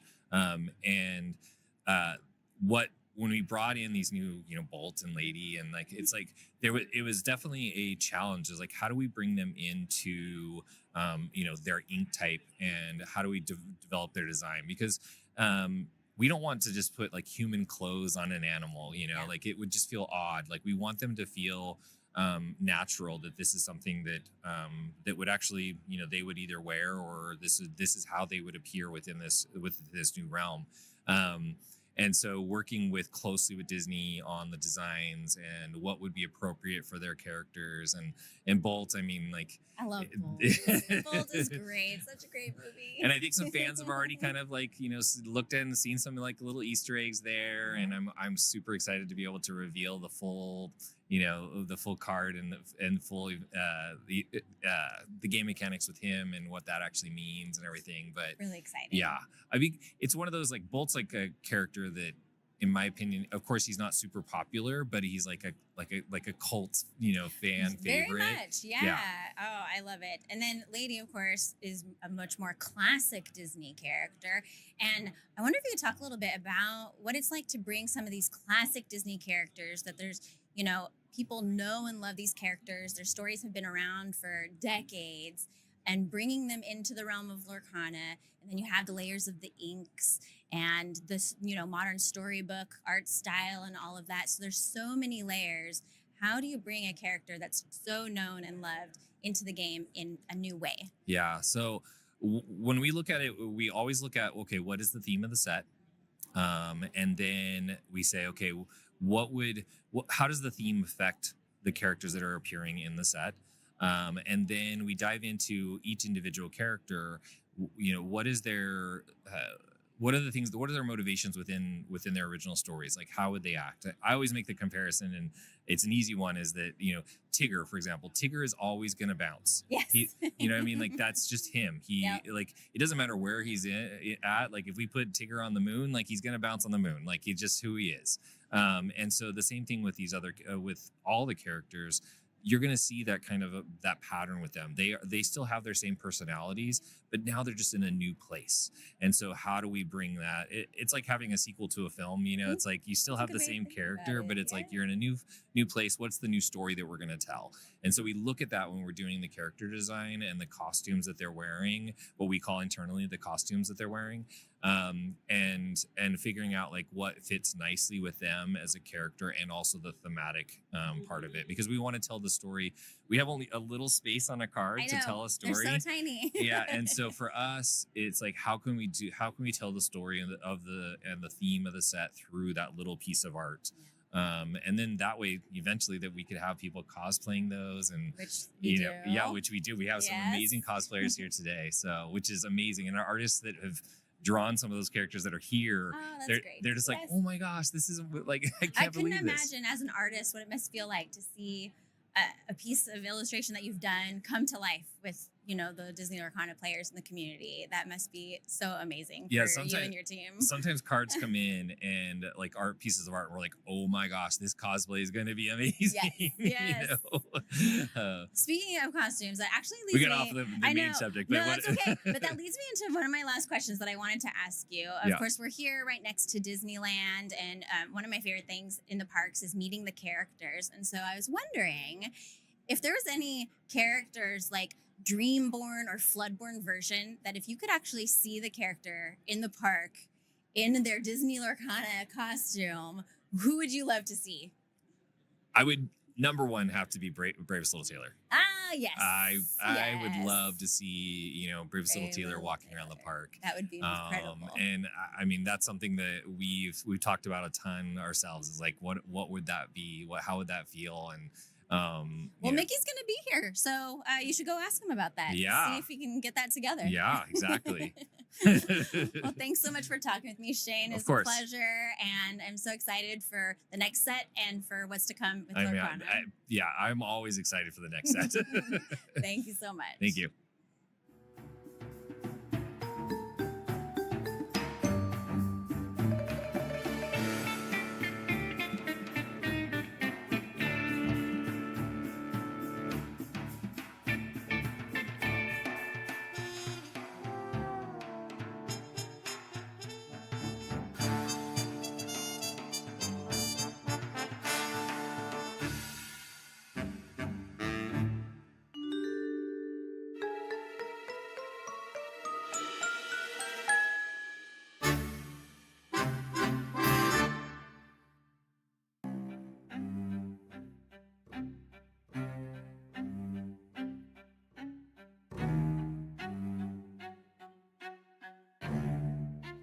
Lumineers, I am here with Syed here in his top 8 match. You went to game 3. Game 2 was a little bit of a disappointment, you were telling me, not getting the cards you were wanting. Talk about how you were feeling, what was going through your head in that moment during game 2. Well, I was just trying to stay in the moment. Sometimes when you're in the match and you feel like you're at like the 80% ahead mark, you start thinking about all sorts of things. Oh, I just won the third Mickey, all this stuff. The chances are in my favor. But the whole time I was just trying to reel myself back into the moment so I don't mess up. And then if I somehow miraculously do lose game 2, which did happen, I need to be prepared to play another hard game. And if you're in the mindset of you thought that you won game 2, then you may have already lost before the third game started. Yeah, and game 3 started out a little rough for you, altering your hand, all 7 cards back in. Was that the right decision? It seems like it was because you came out with the win, but that's a really tough call to make there. Yeah, it's always scary. I had to do it in the finals of Vegas as well. What I try to do is get enough practice that it's almost like muscle memory. And so I'm not really trying to internalize that I just altered 7 cards. I'm just trying to do what is the correct decision, and I'll internalize it later. Yeah, well, it worked out for you. You're going to top 4. Your next match, you're going to be facing off with a Ruby Amethyst deck. Yeah. How do you feel going into that next match? So I'm playing against Ed. Ed is one of the best players. Won Dallas. In terms of his build, it's tech to beat blue-red. I am favored in that matchup, but Ed is the higher seed. So having the play, he has as much advantage as he could. And let's just hope the cards come off the top and I emerge what the statistics say I should emerge. Yes. Well, congratulations on your win. You get another golden Mickey, so you must be Third real one. excited about that. Congratulations. And we're going to see you after this round. Good luck and all Thank the you so best much. to you. Welcome back, Illumineers, to day 2 of the Disney Lorcana North American Championship. We've gone through the top 16. We've made it through top 8. We're soon to go into the semifinals. I had an awesome time listening to that interview from Shane. I know personally, one of the things that brought me to this game was the art. I share that sentiment of Brave Little Tailor Mickey being one of my favorite cards in Disney Lorcana. It's the one that I saw in one of the articles when I first read about this game. And here we are today. And then it's also super awesome to hear about these DLC winners like Zan, talking about the difficult decisions they have to make, like altering 7 cards from their hand, can be a difficult thing. A lot of people may not want to do it. They may want to keep a couple cards for consistency's sake, but he knows what his win conditions are. He knows what his outs are. Yeah, Decides Zan is to do speaking that. to an interesting psychology there. He says, I just want to make the right decision and I'll internalize it later. That, you encounter that a lot in card games where there is something that is probably just quantitatively right. Like, this is the right play, but for one reason or another, there is this emotional hang up where it's like, 7 back, that's a lot, right? That puts me in a really bad position. But it's just not something he needs to think about in that scenario. He's been there enough times to know that throwing 7 back, getting 7 new is just strictly the correct decision in this scenario. And trying to remove that emotion and deal with that later, like you said, I'll internalize that later, is really impressive. Yeah, it's impressive that all of these competitors have come this far in the tournament. I'd love to take a look at the brackets just to take another look at where they've come from on this route to the semifinals. We can see Zan coming all the way from the octofinals, taking down Amethyst Sapphire, then Amethyst Emerald, and now having to play Edmund Chiu in the semifinals. 2 DLC winners right there in the semifinals of the Disney Lorcana North American Championship. Of course, Ed took first in Dallas-Fort Worth, while Zan took first in Vegas directly after that. Both decks that both of these players are very well known for. These are the decks that both of those players won those challenges with. Yeah, this is a great display of input to output in Lorcana. What you put in is what you get out. You have 2 winners of DLC championships, but also at the same time, they're playing the exact same decks they took down those tournaments with. That's kind of unbelievable, to be honest. Like, 2 players that have won tournaments before in a 6-tournament set, making it to the semifinals, playing against each other, that would be a narrative in and of itself. But on the same decks that they brought to those previous tournaments, which were in different sets and different metagames, quite a testament to what it means to master an archetype. Yeah, I'm very eager to see what the result is for that semifinals match, seeing that Ed had to go through that Amethyst Sapphire as well, and then had to play against Pierre Marc against Ruby Sapphire, two decks that I think Edmund is pretty favored in, to be honest with you. I'm not sure how favored he is into the Emerald Steel. He's about unfavored. Definitely not favored. So we've seen versions of Ruby Amethyst that have been favored into Emerald Steel, or at least Ruby Amethyst players think it's favored. Most specifically, when we were looking back at the DLC Seattle, a lot of Ruby Amethyst showed up expecting Emerald Steel to be there, and they had specific cards in the deck to help them with that matchup. You pretty much don't see any of those tech cards in the current Ruby Amethyst list, and I think that's because they were not expecting a lot of Emeralds to show up, and correctly so. That being said, Edmund Chiu now faces down the only Emerald Steel here left in the tournament in his semifinals match. So, Zan spoke to it. I do think it is unfavored for Ruby Amethyst, but Ed is going to be on the play, which is going to help a lot. So Zan and Ed aren't the only people in the semifinals. I do want to look at this Rapunzel bracket, the other side of the bracket, as we can see that Patrick Côté making it all the way through, having to beat Kurt against Amber Steel, then having to beat the mirror match with Zach Bivens, Amethyst Steel as well. Now playing against Scott Markeson here, playing Ruby Sapphire. We've seen this match play out before earlier with Zach versus Sean earlier in the Octo finals. So interested to see if it's going to be same outcome or a little bit different. I was looking at Patrick's deck list earlier, and it's definitely a different take on Amethyst Steel. Yeah, well, let's head down to the match because our players are ready. The finals of our tournament is set up for a pretty interesting narrative. We could have Ruby Amethyst versus Ruby Sapphire, which everybody would have looked at the breakdown of day one and said, yeah, of course. Or we could have Steel Amethyst versus Emerald Steel, which is not what anybody would have expected. All right, as we get into this match, we are going to have Scott Markeson versus Patrick Côté, Ruby Sapphire versus Amethyst Steel. Let's get to the feature match area and start this semifinal match. Scott, of course, having the second seed from yesterday, is going to be able to choose if he wants to be on the play or the draw. I would be very surprised if he chose anything other than the play, so likely to go first here. Could be good for him, especially going against this Amethyst Steel list. So we've already seen this matchup play out already on stream. While that was a different Amethyst Steel list, I think that some of the early strategies do remain the same. Patrick's likely going to look to come out aggressive, especially in this early game, even on the draw. And Scott's going to look for that really good curve of that 1-drop item into, most importantly, that 2-drop acceleration and a 4-drop off the back of that on turn 3, which is the Sapphire's decks do the best. And we can see Scott altering 6 cards from his hand as well. Again, these players know what each other are playing. This is an open deck list portion of the tournament, best of 3. So each player had some time to look at each other's deck list, know what the strategies are going to have to be in order for them to win. Something that I'm interested to see how Patrick plays this out is, one of the things that we've seen in Amethyst Steel specifically this weekend is the power of some of these Amethyst cards that replace themselves when on board. Cards like Merlin Rabbit, cards like Diablo, you can play them out. They're characters that have lore on them, but if they are banished by the typical control Ruby Sapphire game plan, which is just to take control of the board, banish your opponent's characters turn after turn, they draw cards.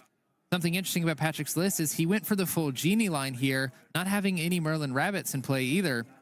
Instead, going for more of a dock line. I think there's 4 of the docks that allow you to discard your hand, draw 2 cards. So interested to see if that comes up against this Ruby Sapphire matchup specifically. That's going to be a much different deck experience than we saw with Zach Bivens, who had another version of Amethyst Steel. Looks like no 1-drop item here for Scott. When we looked at the altar phase for Patrick, did ship back a group of 3-drops and 4-drops, so likely looking for those 1 and 2-drops to come out aggressive. I think that spoke, kind of gave us a bit of an insight on his potential strategy. Do you see a couple 1-drops in Patrick's hand? I know the Smee's at the front there. I think there was a Calhoun as well. Looking to see in Scott's hand to see if we have the turn 2 ramp. I don't see it immediately, but we're going to start with a Magic Broom from Patrick on his turn. Do you find the Popsicle for Mark? Draw a card. I don't think we have the turn 2 ramp, which not particularly great against this matchup for him. Actually, the first time I've seen that this tournament. I mean, chances to... Do you remember how many cards Scott sent back? 6. Okay, so he did... Maybe needed to go for the 7th there. That's actually the first time that I've seen that this tournament. Having, if you are playing a 60-card Ruby Sapphire deck, the chance to find a 2-drop acceleration in those top 14 cards is very, very high with 8 copies. You have a bit of an awkward card in hand, too. He's playing 1 of the Queen of Hearts Impulsive Ruler here, the 2-drop 2/2 with Rush, used to sort of combat some of these earlier aggressive decks, but on turn 3, you don't really want to be spending the 2 ink to play it. You want to be playing out your 3 ink. We do have Sisu, Daring Visitor, which is going to be played. It's a basive card, but when played, can banish a character with 1 strength. You can go ahead and banish that magic broom. Actually, Patrick can't get the card draw off of it. I don't mind the queen here. I know it's not going to come down like ideally on curve, but I think that if it was not a great card, Scott actually would have inked it potentially a bit earlier. I think that Scott sees that he can maybe get a bit more utility out of this just to contest board and slow Patrick down. Because if he slows Patrick down, Ruby Sapphire is a significantly better mid to late game deck than Steel Amethyst. I can definitely see where later in the game, especially with some of these smaller characters that Patrick might be playing out, these 1-drop 2-cost characters, or 1-cost 2-cost characters, could use that Queen of Hearts to sort of surprise your opponent. Without the ramp, it's going to be a little bit tough. We do have a Hiram Flaversham in his hand, though, maybe to follow up on the next turn. If you look at Patrick's hand, he has a couple options for this turn. Do have a White Rose available to play. We also could do Calhoun and a Magic Broom. Going to go with the White Rose. It's going to gain Patrick a lore when it enters play. West with the Smee before the turn passes to Scott. We had damage counter that goes on that Smee, so now it could be run into by this Queen of Hearts. Scott finding a Vitalis Sphere off the top there. I wonder which direction Scott's going to go. I could see him not actually playing the hero in this turn and just opting to try to take control of this board and slow Patrick down, because that's clearly Patrick's game plan, is to be the aggressor in this matchup. And if you stop him from doing that, I think that you're in a good spot as the Ruby Sapphire player. But that being said, does end up playing the Flaversham, draw 2 cards, quest with the Sisu. We pass it over to Patrick. We're going to ready our characters, our Inkwell, and draw for turn. Find a Pete off the top. Could be good for a little bit later, especially on these following turns without a Popsicle in play. A lot of Ruby Sapphire players like to sing How Far I'll Go with Hiram, which we see Scott does have in hand. We find the Pete play that would stop that. Instead, Patrick's going to choose to ink the Pete this turn. I think we're going to go for a slightly wider board here, playing the Calhoun with 2, following it up with the Turnabox Followers and a Broom. 5 characters on board for Patrick here, putting the pressure on for Scott. Yeah, so now I really do like this Queen of Hearts. Has this turn 5 Maui to really contest the board. But, Patrick, once you run him out of juice here, he's only really got the dock to refill, so it's significantly less card draw than other iterations of this deck. And we see that Patrick doesn't have any of those docks in hand as well. Yeah, that's one of the things that I was concerned about for Patrick's deck, to be honest with you. The only cards that really replace themselves on the board currently are the Magic Broom and the Turnabox Followers, but that's sort of on your own turn and your own when you play cards yourself. So very different than these Diablos or Merlin Rabbits that we see played in the Amethyst Steel lines as well. So if Scott's able to find ways to dwindle Patrick's board down without that dock in hand, not able to find it, he might just kind of break out and Scott can gain advantage, especially as he gains ink throughout the game.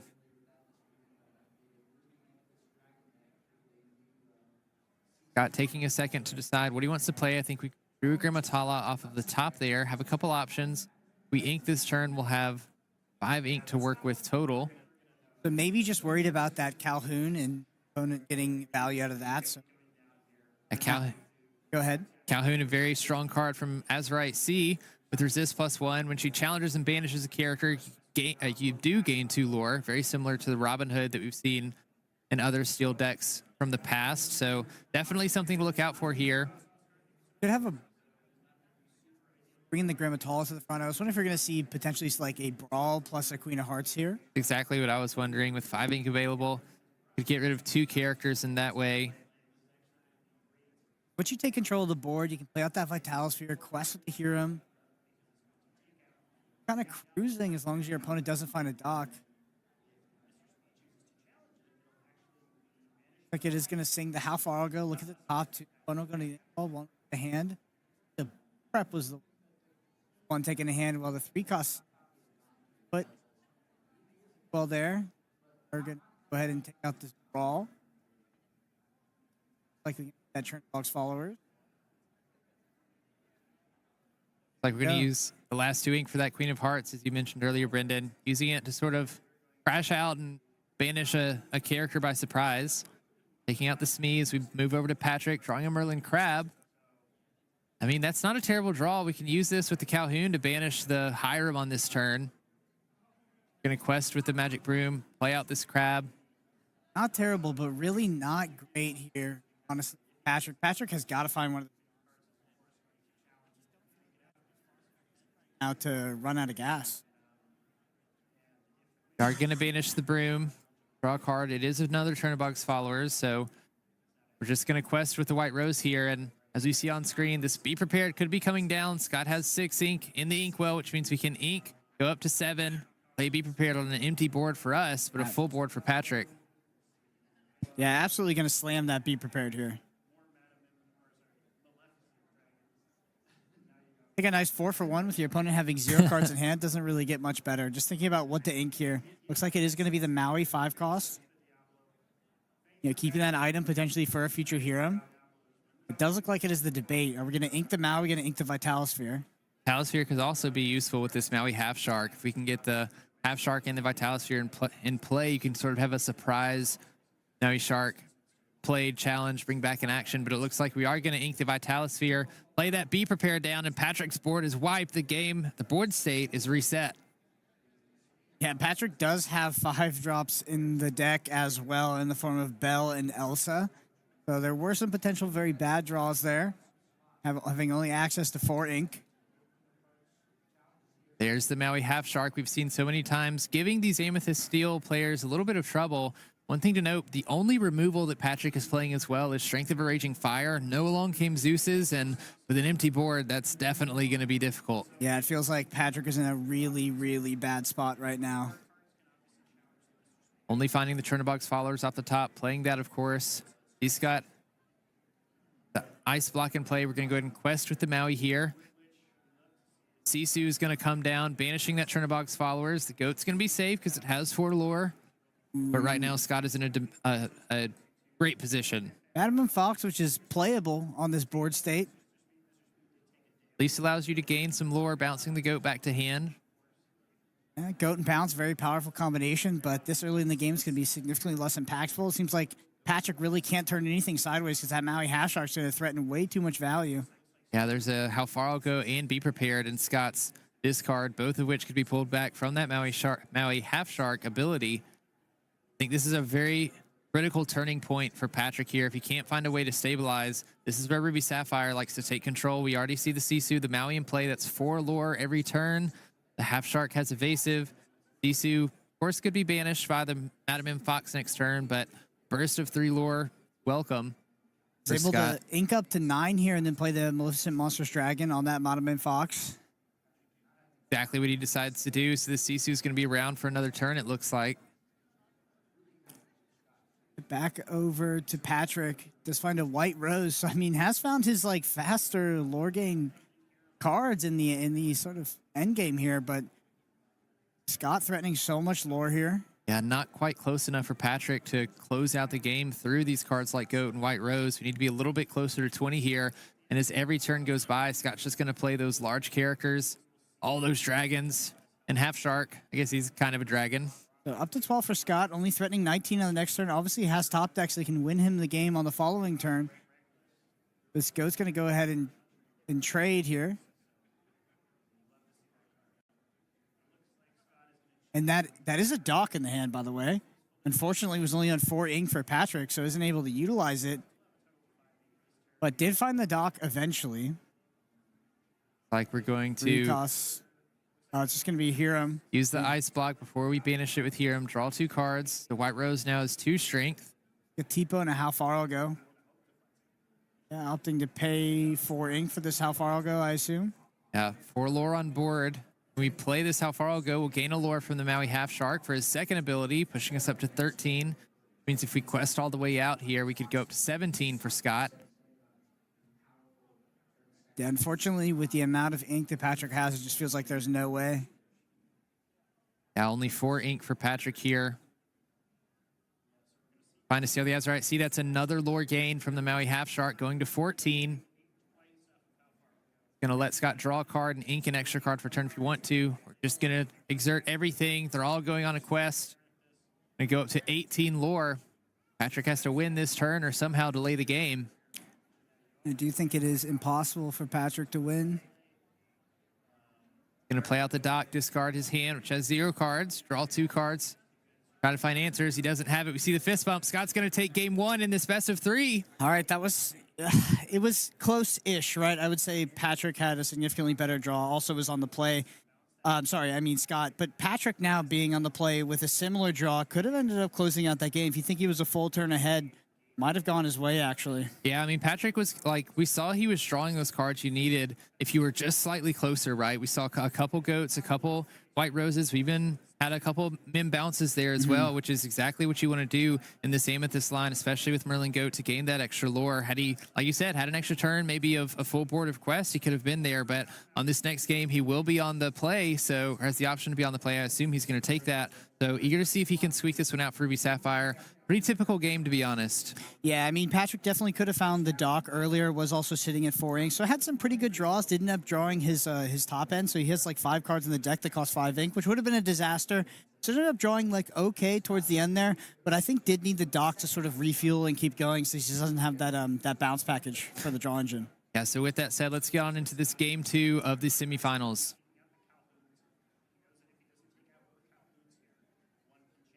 All right, so into the altering phase here. See if so. Remember, Scott did not have the turn 2 acceleration, which I think is actually a bit okay considering he was able to contest board so much and stop Patrick from getting out ahead. Inclined to agree there. We do see... Finds the one of Queen of Hearts again. Yeah, I was about to say, finds the Queen of Hearts, finds the Popsicle. Queen of Hearts slightly better on the draw here because Patrick's going to have a character in play. You know, if he quests with that character, there's no 1-cost characters Patrick's deck that wouldn't be banished to this Queen of Hearts. So could be a play that we do on turn 2. Interested to see what Scott decides to send back. It looks like Patrick sent a bunch of 3 drops and 4 drops back again. Scott sending 5 cards back. And I believe the sure we keep was kept. Popsicle and Queen of Hearts. Okay. Interesting thought process there. Probably looking to contest board. Well, the Queen of Hearts is in the deck for pretty much this situation. That matchup, yeah, exactly this. Against these most aggressive matchups, you have to slow them down, especially when they're on the play. Perfect curve for that as well. I think Queen of Hearts was the only keep last game as well. I think that was I think the it one. was. It was in the back of his hand, and I think that he brought all 6 cards to the front. Imagine having the one of deck card in your deck. You get into the semifinals and you draw it in the opener every single time. Looking at Patrick's hand, I think we have 2 1-cost Diablos there on the very right. A couple 2-cost characters. Going to start with a Madame Snake with that Diablo being played and passing it over to Scott. Looks like Patrick maybe no dock once again. Not sure if it's a card you always keep in the opener. I assume you would. I think it's just absolutely critical to the backbone of this deck. But there's that Popsicle to lead it off. I think it could be risky as well. You know, it's an uninkable card. It's definitely not one you want to play on curve. You can sit in your hand for a little while. If you have too many uninkables in your hand, get a little awkward. It's funny because the heuristic around Ruby Sapphire is, okay, no turn 2 ramp. What a disaster. But I actually think Popsicle and the Queen of Hearts into 3-cost uninkable Sisu is going to be a better curve. Probably in this the best curve that you can have right now. I think Scott knows that and has actively manipulated his hand to get to that scenario. Interesting play line here, too. If we play out the Queen of Hearts and challenge the Diablo, it still sets us up for if Patrick quests with this Smee on the next turn, he'd take a damage, then the Queen of Hearts could challenge and banish that as well.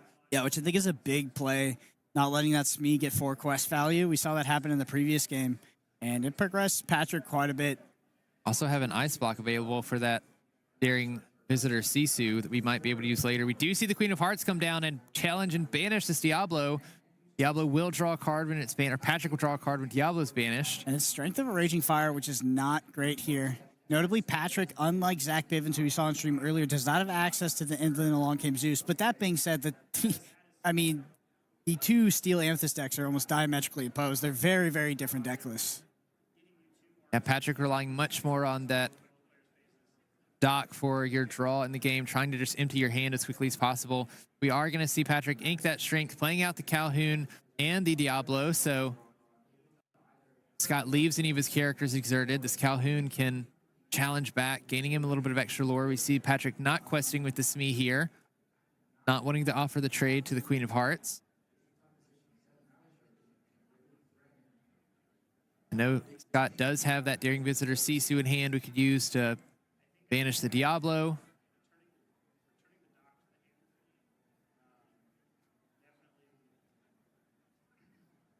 And I think that's what we will see come down. I'd be surprised to not see that. It's just how the curve sort of works out.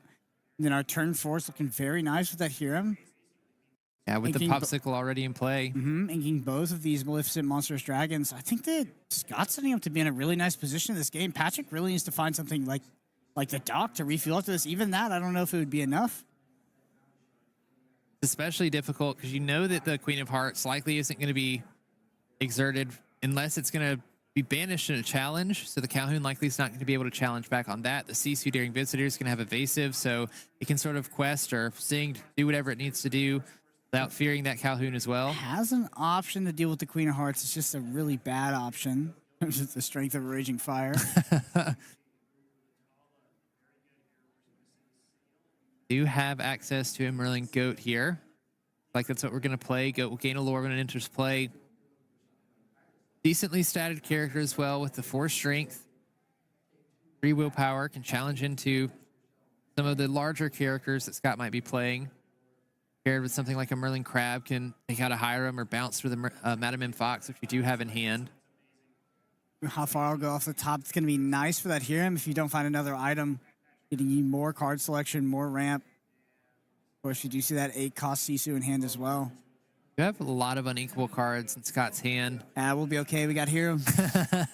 Yeah, I don't think this Maleficent Dragon's coming out anytime soon. So we are going to see the Hiram being played.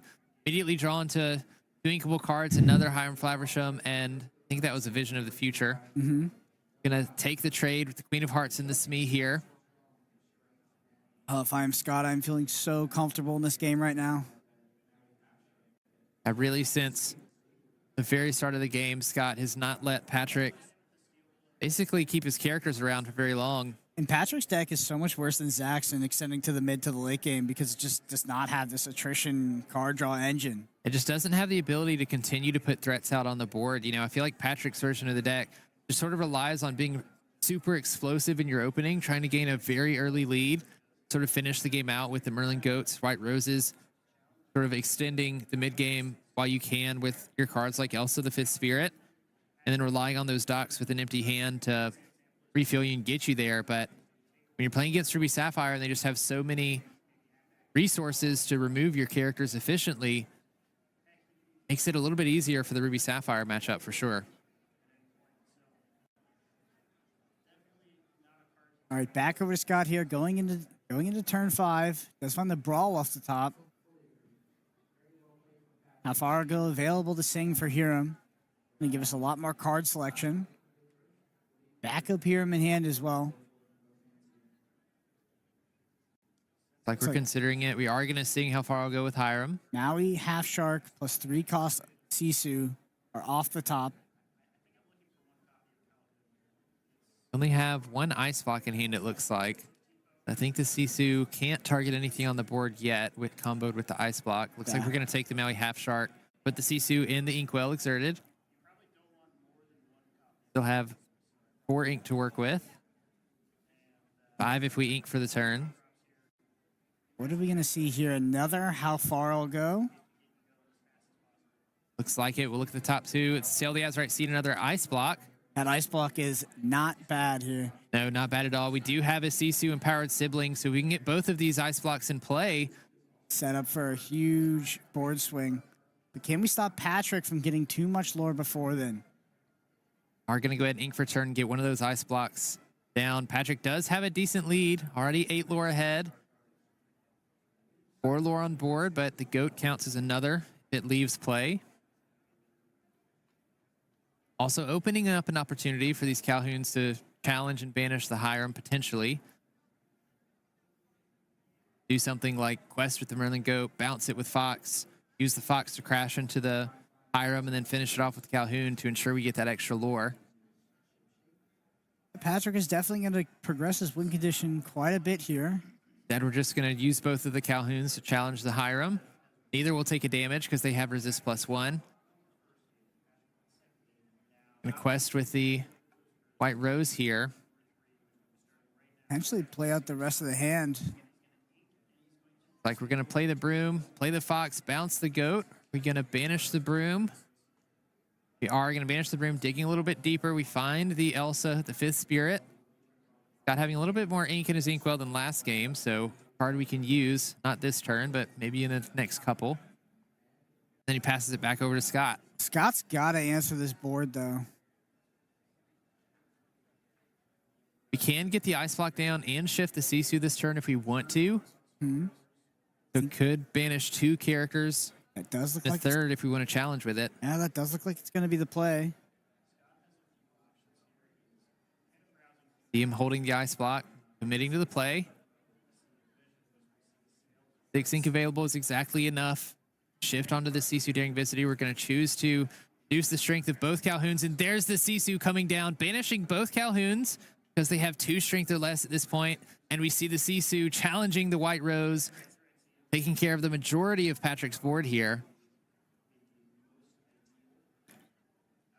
Still, Scott sitting at zero lore. Your lore, but this is about where Patrick was last game. This 13 lore threshold. Do still have a goat in hand. Feel like we're going to need a little bit more than goats and white roses to close this game out with the way it's looking for Scott. Especially with the cards in hand like Visions of the Future, Grimmatala allows us to find some of the cards we might need to later. And with the amount of ink, doesn't have like an easy access to a goat bounce in a single turn to protect the goat and play it again on a future turn. Gonna be a white rose. I mean, those are the cards we're kind of looking for here. It's like it might be the Elsa for the turn. It's the most ink efficient play. Yeah, Elsa having evasive as well. A little bit more difficult to deal with. Not too much for Ruby though. They do have the likes of Brawl, which we do see one in Scott's hand, and with the ice blocks. All of those Ruby cards that banish other cards based on their strength. And when you have 2 ice blocks in play, that's basically everything in the Amethyst Steel deck. Because anything that even has 4 strength, can be brought down to 2. I think Patrick has an interesting scenario. Does Patrick trade with the Mata Mim? Or does he quest? Potentially trade with the Madam Mim, develop a White Rose or a Goat. You play the Elsa out, use that to trade, quest with the Can you bots. trade though? I feel like 1 lore is so impactful here. The opponent is threatening 3 and has a much better body. Yeah, I think you have to quest. Like it's like the only way you're winning this game. Do see the Goat played, gaining a lore. We're up to 15 at this point. Gonna see the Elsa being inked as well, and then passing over to Scott. Ooh, a brawl. Double brawl in hand. These double ice blocks is going to be pretty nice for keeping this board under control. Also have the likes of Maui Half Shark and Grimmatala in hand. Would be surprised if we didn't see a brawl played this turn, though. My first inclination is brawl and trade and develop a Grammatala off the back of that just to get some more card selection set up to sort of close out and lock this game on the next few turns. And get that goat off the board in case Patrick finds something like another fox or snake to bounce it back. Does opt to ink the Grammatala, so it looks like it's going to be a Maui Half Shark plus that brawl play. Do you see the Merlin goat targeted with the ice blocks and brawl? Goes back. Now Scott's going to trade. Yeah. Wiping Patrick's board again. We're going to trade with the Sisu. That's fine for Scott. We know we can come back. Patrick draws for turn. It's going to be a dock. Dock, Best pretty card great. you could have drawn. Be great right now. We have the ink to play it as well. We're going to start with the White Rose to empty out our hand, then follow it with the dock. Now we get to draw 2 cards. Patrick actually just came back into this game with that draw. We have a Merlin Crab and I think a Snake. Yeah. You can ink this turn and bounce the White Rose if you wanted to, just to keep it safe from being banished. Give us a little bit, another card that we could play and gain some lore immediately. I kind of feel like that's the play. Still threatening 2 lore on board if with the Snake as well. Still have to answer those characters. Yeah, we're going to see the Snake played. The dock's going to be bounced. Yep. Refill the hand on the next turn.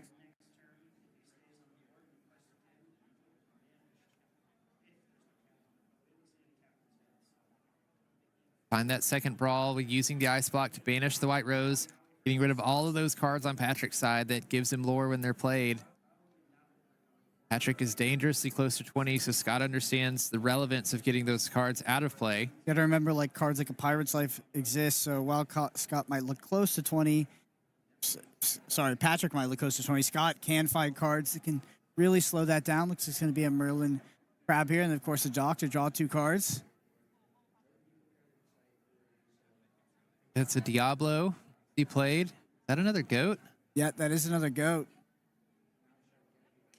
So it looks like Patrick's going to be able to get across the finish line here. Yeah, pretty strong So board here. those docks coming in clutch. Scott's got to find a way to take out at least one of the characters. No, 3 of the characters in play right now. Yep, and then probably has to find something like a Pirate's Life off the back of that. I think it's going to be a Maui sail into the Azurite Sea. Just digging to find an answer. Gain a lore from the Maui when play the Sail the Azurite Sea. Draw a card. Does Scott find an out? 3 costs out. I don't. Oh, there's the Pirate's Life. Out. This is brutal. Singing Pirate's Life with Maui. It's going to enter the discard, but at this point, if Patrick quests with any of his characters, leaves them exerted, this Maui Half Shark can challenge them, bringing this Pirate's Life back into Scott's hand, and Scott can continue to cycle this Pirate's Life. 15 plus goat, so it's just going to be over. Oh, too. okay. He does have it. Yep. So we saw the power of Amethyst Steel on the play. Like, I think the dock was absolutely necessary to refuel the hand and keep Patrick in that game. But I would say Scott had a pretty good draw, maybe stumbled there a bit in the mid to the late game. But overall, really, really good opener. Finds his 1 tech card. Performed exceedingly well. So we saw the power of Queen of Hearts in a matchup like this. But Patrick's deck is clearly tech to beat this exact kind of strategy and do it that way. I think we saw the difference of, Patrick having that 1 extra turn, right? All he was close enough that he needed to just get that extra 5 lore, had the goat in hand, see the power of Doc when he's able to use it multiple times, utilizing the Amethyst package of the Madam M's box and Snake, being able to bounce those back and forth. So eager to see what happens going into this game 3. Yep.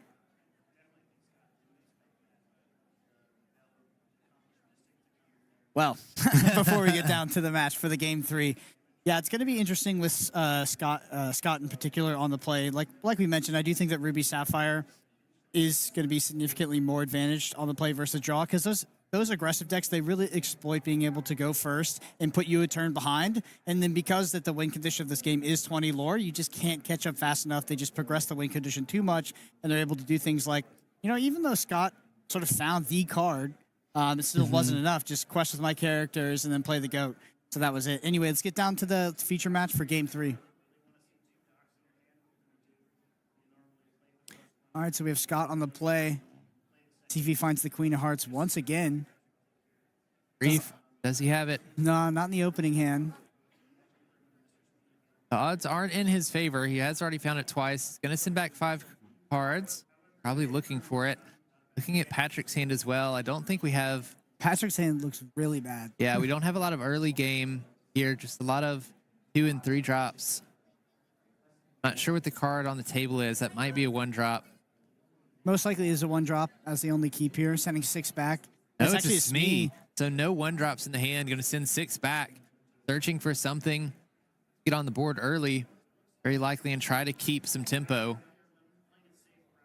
It's a lot of your sort of early mid-range characters too. I'm pretty sure that entire hand was like 2 and 3 cost characters. It'd be pretty bad if Patrick draws into some of his more expensive end of his deck. Take a second for these players to shuffle up, cut each other's decks, and then we'll get into the match. Scott, of course, will be on the play. All right. Both players shipping back a significant amount of cards here. All right. Here starts game 3 of the semifinals. Whoever wins this will be one of the finalists for the Disney Lorcana North American Championship. We're going to start with Scott. No turn 1 popsicle here for Scott. We do have the turn 2 acceleration, and we have sail into the Azurite Sea, but we have a Hiram in hand with no item to pair with that. Now, how has Patrick done with this sculpting? I see 1/1 drop. Did find a 1 drop. Turn the box followers. We have a couple of 2 drop options as well to follow that up with. Not sure if we have the Smee for a more aggressive one, but we do have some Calhouns and Snakes.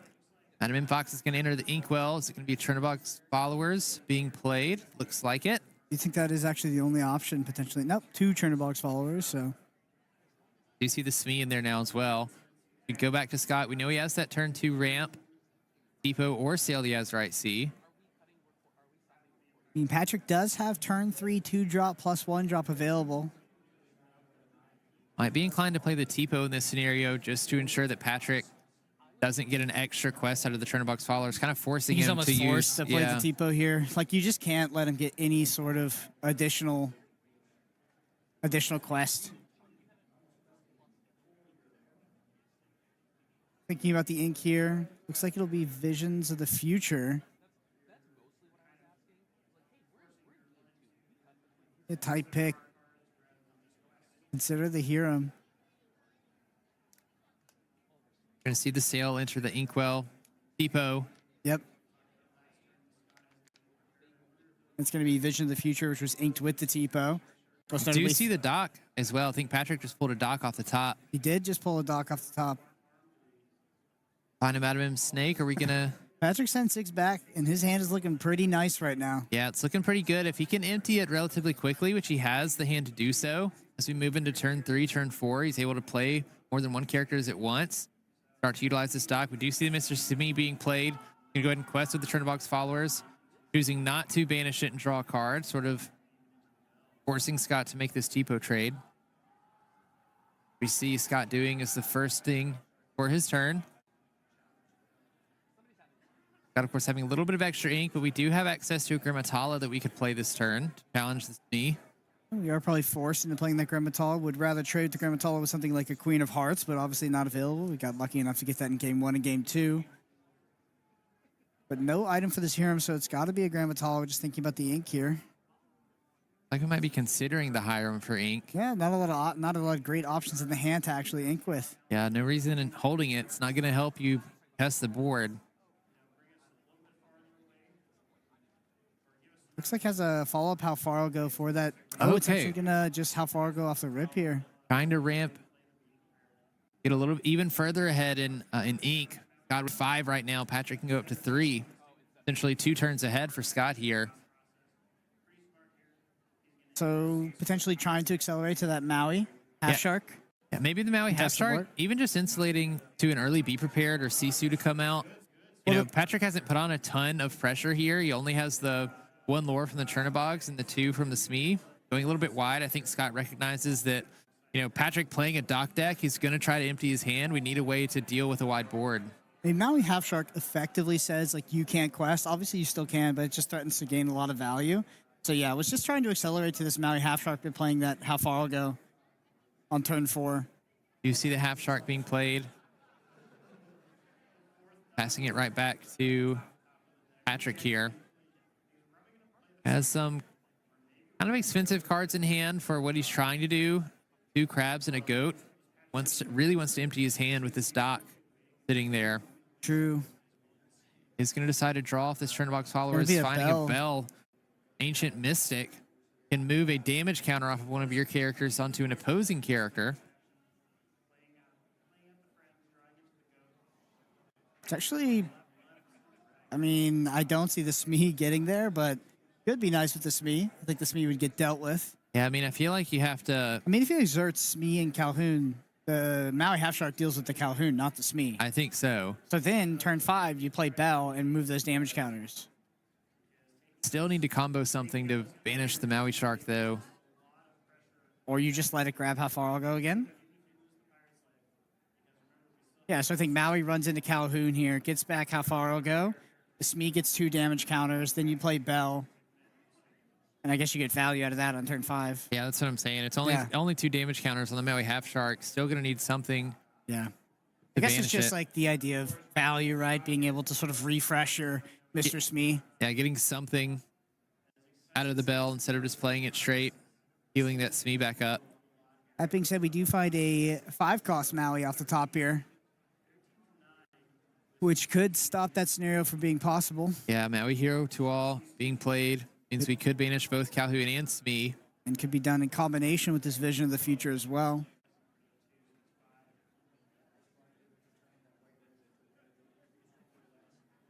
got a handful of inkable cards, so like we might visions first. Solving our unknowns before we do our knowns. Looking at the top 5 cards of the deck. Choose one, put it in your hand, and the rest on the bottom. Yep, trigger Maui Half Shark, 1 lore gain for Scott here.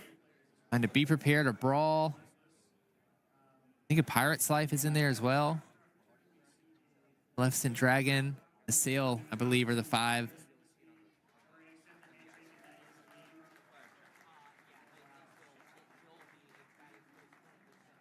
Not quite sure what was taken there. Is it the Pirate's Life? Yeah. In the back of the hand? That is what that is. I was actually thinking about that as well. I was trying to run through the sequence of turns in which the Pirate's Life would be impactful and worth it, but it's kind of hard in the context of the one of Bell being drawn as well.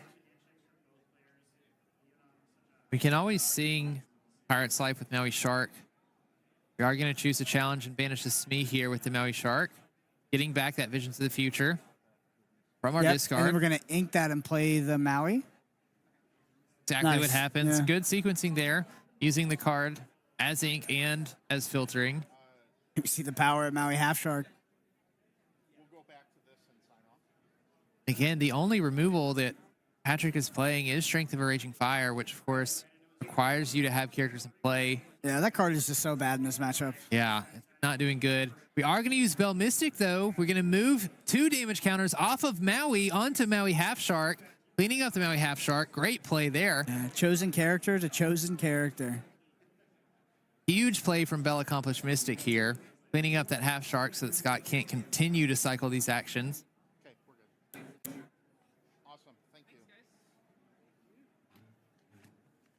Bell having a pretty decent body herself, 4/4 with 2 lore. Makes her for a good quester, and usually if you challenge into her with anything, they get banished. We are going to have the Maui banish the goat here. Picked up another Half Shark off the top of the deck, and it's going to be what's played for the turn. Passing back over to Patrick, knowing for the turn on the side of Scott. Going to see that dock deployed here pretty soon. Do find a strength. It's going to go into the Inkwell, though. Likely just going to... Double dock. 2 docks Double in dock, hand. That is tough. Going to play out a dock and play the other one here. So discard no cards, draw 2. Unfortunately, when you have 2 docks in hand, you have to discard your entire hand to draw cards. You never want to see 2 of them. Yeah, luckily it's a May ability. Yeah, you don't have to discard the hand. You get the extra body on board. You see a Smee and a Broom. Can play one of those this turn. I think the main thing you're worried if you're Scott is a bounce, right? Because you don't want to see the dock recycled. You want to be able to get rid of those docks before they're bounced and get them sort of out of the game as quickly as possible. Popsicle off the top here for Scott. Patrick deciding not to play out this Smee or this Magic Broom. Likely just an insulation against a board wipe. Be prepared. Off the top. Play this Grimatala. Look at the top 2 cards of our deck. Oh, we find a Sisu and another Popsicle. The Sisu would clean up the docks on Patrick's side of the board here. If we can get it in play. Maybe looking to sing a Pirate's Life here with the Maui Half Shark. Going to be a trigger up to 4 lore, down to 8 for Patrick. This game would be a lot scarier if Patrick potentially rips a bounce off the top. Yeah, if he's going to do it, he needs to do it now. Yep, that Sisu sitting in hand. Absolutely, this is the time. I mean, this is the draw, and it's going to be... Well, Think another Broom. Broom. We can cycle these brooms if we really want to. Could still find it. I mean, that would be very, very heads-up play to know that was your only way to win the game. Yep. Going to see one broom played, another one followed. But it's just going to be the most ink-efficient thing here. Banish one of the brooms, see what we find. Calhoun. We're going to banish the other broom. Patrick is deciding to do that. Finding an Elsa. Find it. Won't find the bounce. Patrick playing to his outs, though, knows he needs to be recycling those docks to win. Understanding how important it is for him to keep a hold of this board. Maybe considering holding back the Calhoun here to insulate against the Be Prepared. I think you just got to go for it, though. Notably, Scott only 2 Be Prepareds in the deck, so not the sometimes 4 of you can see in these lists. Well, I think most Ruby Sapphires are off of 4. Also, Patrick in an interesting situation here. As you mentioned earlier, when Maui Half Shark is in play, you don't really want to exert any of your characters. Quest or challenge. Scott could use that Half Shark to bring this Pirate's Life back. And that's probably what he's going to do is run that Half Shark into the bell, then play the 8-cost Sisu. Even have an ice block that we do. We have enough ink for the ice block and Sisu. The ice block was actually a really good draw, huh? I don't think we have the ink for it. I think we're only at 7. So we can only ink and play the Sisu. Can't use the ice block. 1 short off of that. That would have been pretty significant. But recycling this Pirate's Life is going to make this game really tough for Patrick. It's going to be very tough. I mean, Patrick built a wide board up to 12 lore, already down 2 lore from the Pirate's Life. The amount of times that Scott continues to cycle the Pirate's Life is just going to make the likelihood that Patrick wins this game lower and lower. There's probably some meta statistic, which is like X number of Pirate's Life played per game. Win percentage for Steel Amethyst significantly decreases. Only inkable card in our hand is a Brawl, which would have to ink that.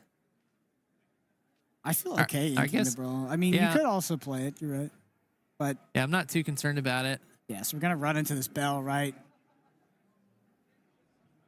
Yeah, that looks like that's what we're going to do. Now he's taking the 4 damage, and the Pirate Life is pulled back.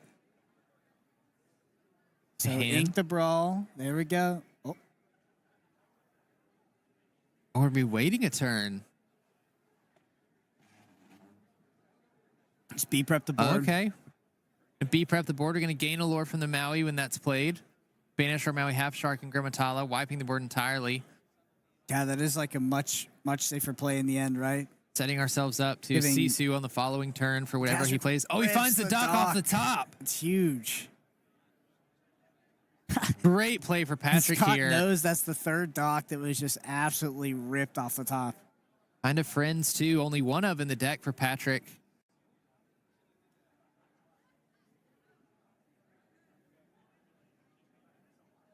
Sisu coming down, banishing both the dock and the Elsa. 3 of the docks in the discard at this point for Patrick. Yep, just some friends on the other side. Going to be the card in hand for Patrick here. Finds the 4th the dock. other dock. Oh, my goodness. If there was any chance of Patrick staying in the game, it's finding all 4 docks. Patrick has been chosen to stay in this game versus Ruby Sapphire. Noticeably, Scott's a little bit low on cards in hand as well. Really without a way to gain them currently. We have Pirate's Life in hand.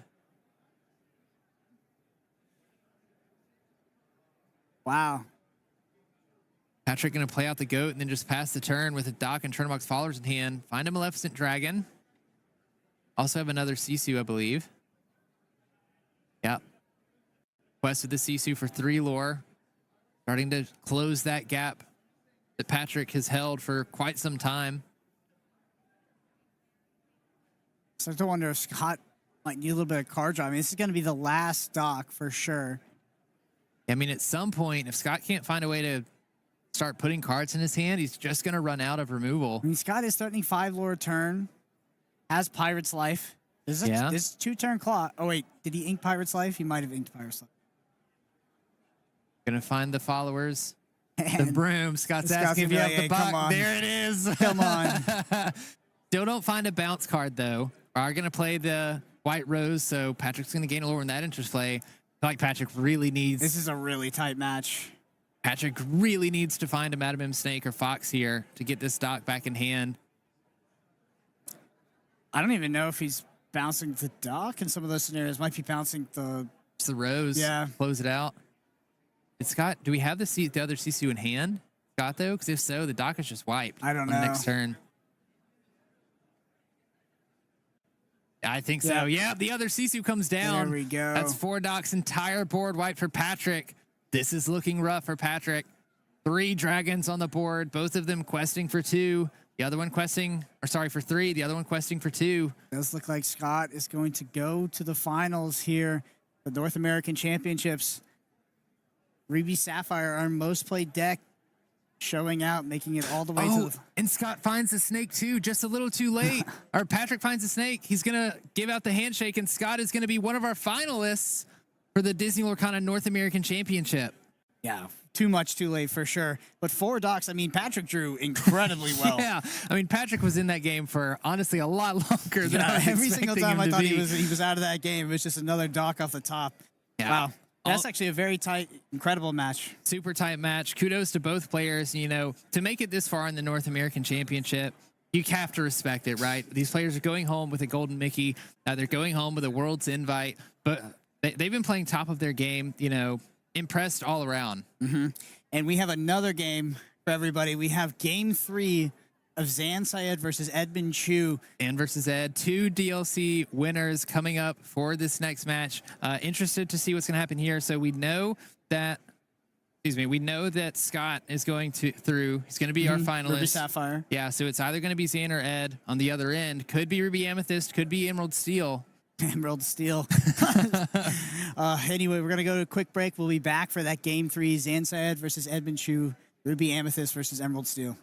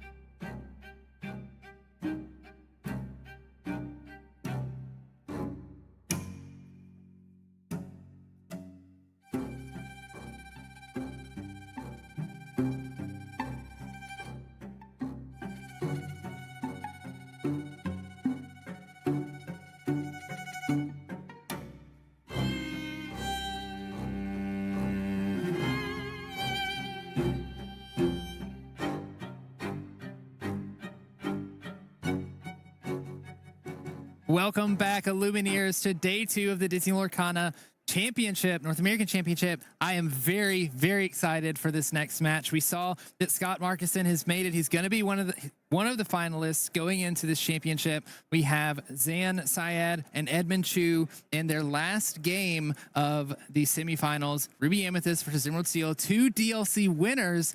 Very eager to see what happens here. Whoever wins this is going to go on to the finals and potentially be the North American champion. Yeah, so we got Edmund Chiu on the play. Notice Edmund was the higher seed, I do believe, so probably chose to go first in game 1, and then game 2, I'm assuming, went second.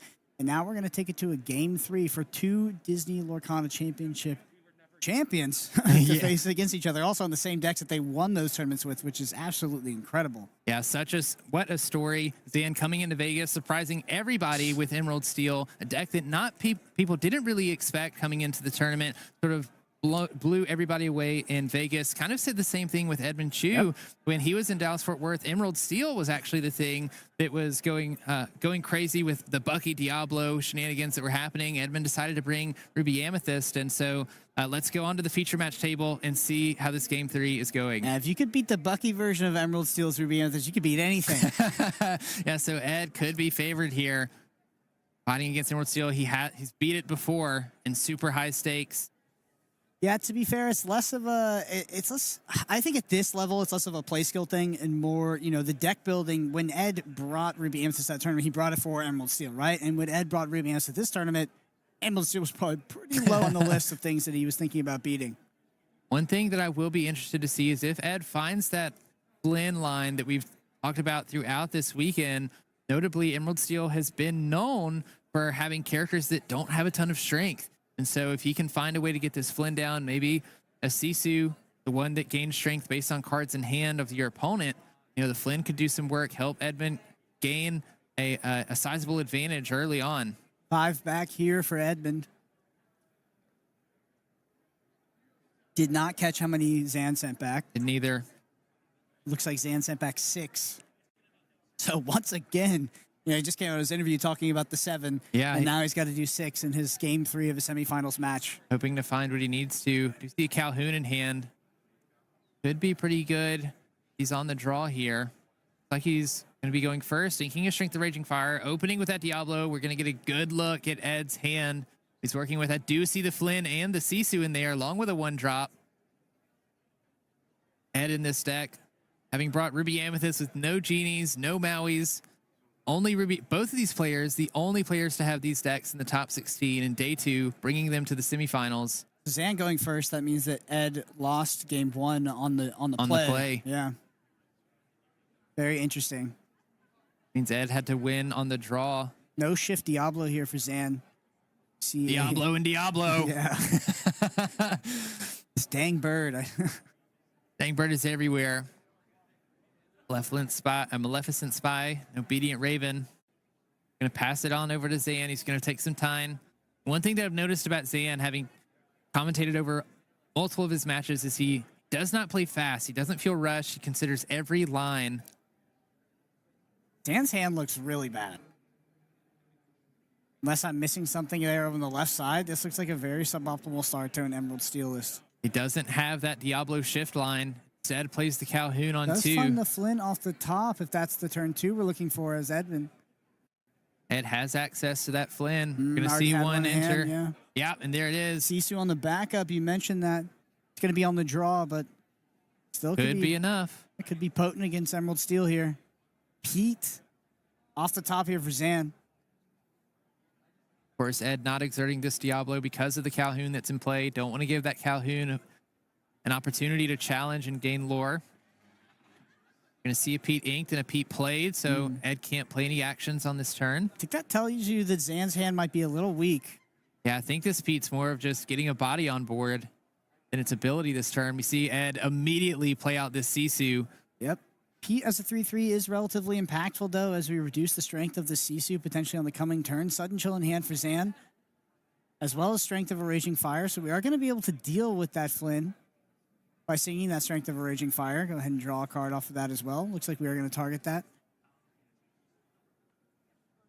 Oh, finds one of the tech cards that Zan is including in the list. I'm Still Here, 3-cost action song.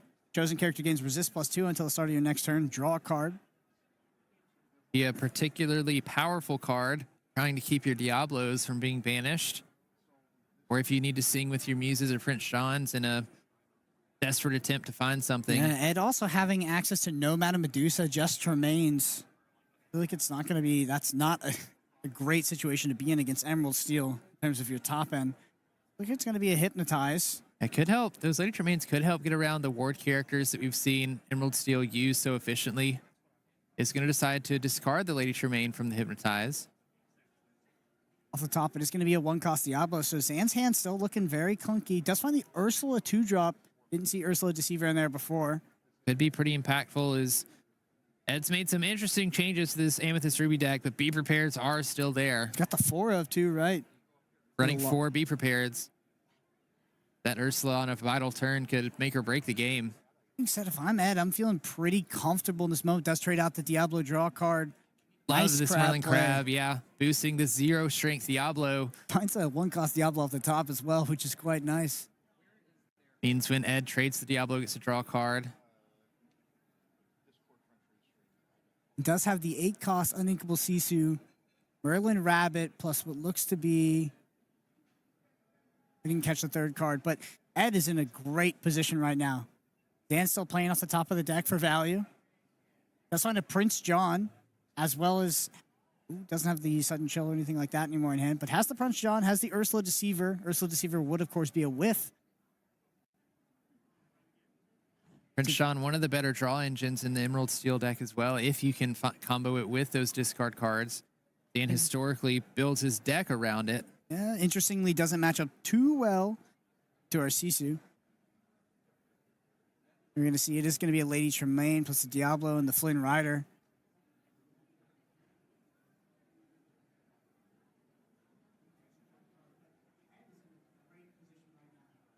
Lady Tremaine still a little bit, a turn or two away from being useful. Only 4 ink in the inkwell for Edmund here, but I've loved these Diablos throughout this weekend. Cards you can play, utilize with crabs, or if they get banished, they just replace themselves. Looks like it is going to be the Prince John here. Notably, the Emerald Steel matchup usually. Ooh, I didn't see he still had the sudden chill. Must have been behind the Ursula Deceiver. That's pretty impactful here. I didn't see it either, and I was about to say, in these Emerald Steel versus Ruby Amethyst matchups, if you can get your Ruby Amethyst player down to 0 cards before they've built up their inkwell to about 6 or 7 ink, you're heavily favored as the Emerald Steel player. Yeah, particularly that 6 can be really devastating for them, but does have the Merlin Rabbit to refuel. See if you can find an inkable off the top. It's going to be a library, so we're getting up to 5 ink.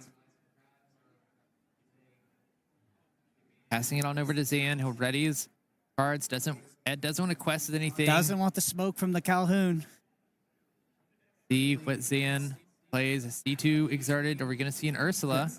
The Ursula Deceiver is going to play. Nope. Nope. Brawl is not in action. Or sorry, not a song, only in action. So it will miss. Won't get a discard. That being said, Ed's hand not looking fantastic if the board does swing significantly more in the favor of Zan. You know, just has that 8 cost that is pretty much a dead card at this point. Yeah, it's a little too early. Would be a very impactful card in this matchup, usually, because the characters that are pretty difficult to deal with are within range of that Sisu, but only having 5 ink in the inkwell, we're quite a few turns off from the Sisu being useful. Tight matchup definitely favors Ed as we progress further into the game, and Zan isn't able to pull ahead. Ed trying to decide if he wants to quest with these characters. It looks like he is. We're going to gain 3 lore, 2 from the Prince John, 1 from the Diablo. So 5 ink for Ed here. Card off the top is going to be Madam Mim's Snake.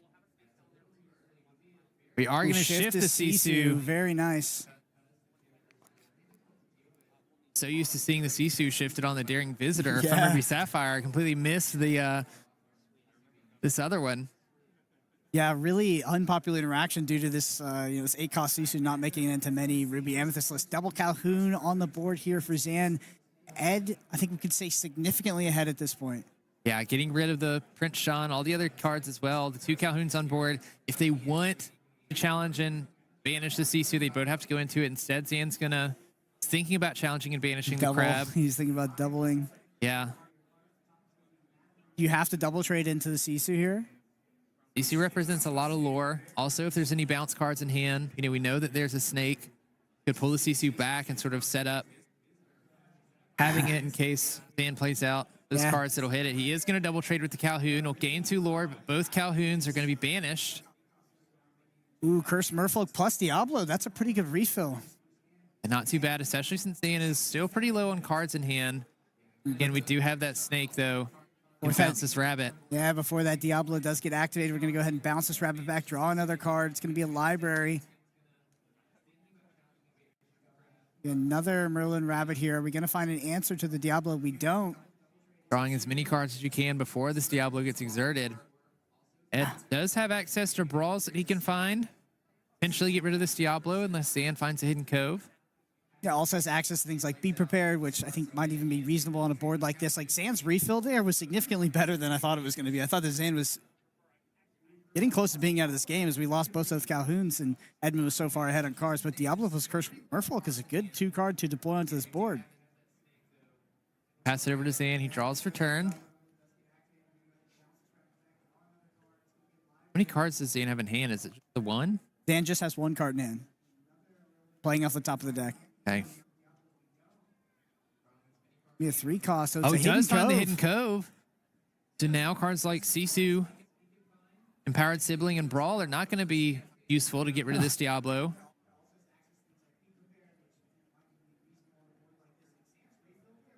Really good for Zan here, I think. Really good. Now Zan's going to be drawing when Edmund draws. Yeah, every time Ed draws a card on his turn, because of Diablo's ability, Zan gets to also draw. I know there's a rabbit in Ed's hand. I believe he drew his second one. Ed does have the Madam and Fox. Could use this Fox to banish the Hidden Cove, Yep. reducing that Diablo back down to 2/2. Back in range of the Sisu and the Brawls. Again, Ed's not playing any Madame Medusas. So those are really the only cards that we can use to target this Diablo specifically. This is a tough line here from Ed. Trying to figure out what you're going to commit to. We are going to challenge with the rabbit dealing 2 damage, bouncing back with Fox. We can use this Fox to cleanly take out the Hidden Cove, but Zan is going to get the draw from the rabbit. And Friends on the other side is the draw. Edmund building up a sizable hand though. We are going to banish this Hidden Cove with the Fox, where we ink and play some more cards. Could ink up to 4, play another rabbit, play the same rabbit. We're going to quest for 2 with the crab and the snake here.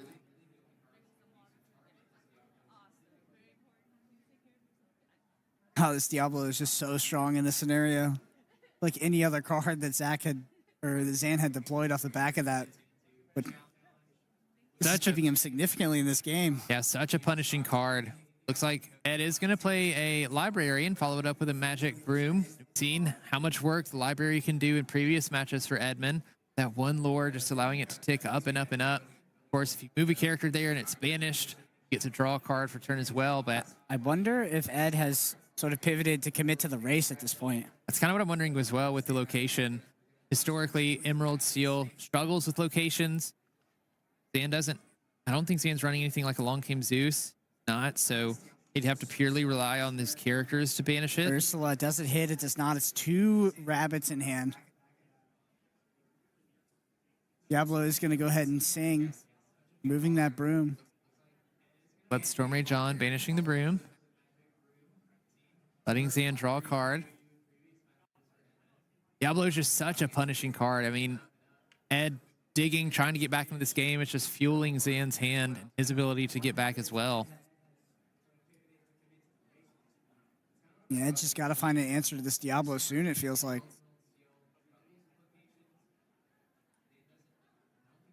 And still think about what he wants to do with the rest of his turn. Has some ink to work with. I think 3. Go ahead and quest with the Cursed Merfolk. Gain 2 lore. Offering Ed the challenge if he wants to discard a card. A Go-Go Tamago being played, but not with its ability. Is just an evasive character with 1 lore. Edmund's not playing any evasive characters, by the way. No genies in the deck.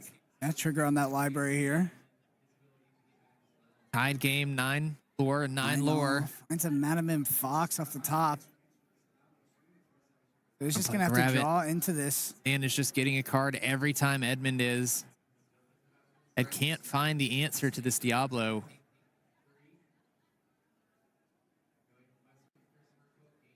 Let's see Ed bouncing the rabbit with the fox, drawing another card, giving Zan another.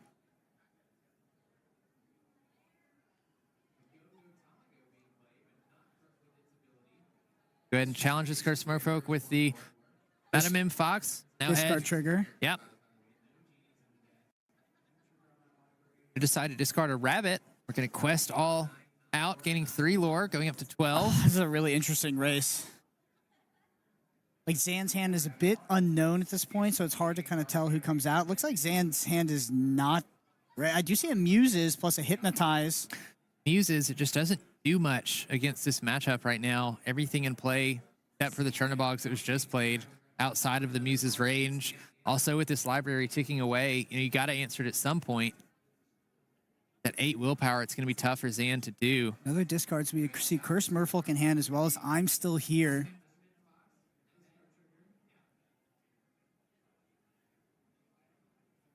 Muses, of course, if we have it in play, when you play a song, you can bounce a character with 2 strength or less back to their hand. Card pretty vital in the Emerald Steel gameplay on most of the time. Keeping characters off of your opponent's board.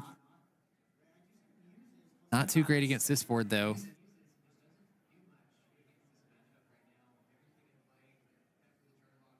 You have access to some discard in the hand from Zan, though. I think there's a Hypnotize in there. Mm-hmm. There's quest value we threatening on Ed's side, so 6 total with the location. Push him up to 18 on the next turn. And that's very scary. So Zan's got to do something about that board because of course, Goat off the top would put him in a really bad scenario unless Zan can win in the next 2 turns, which I don't think he can.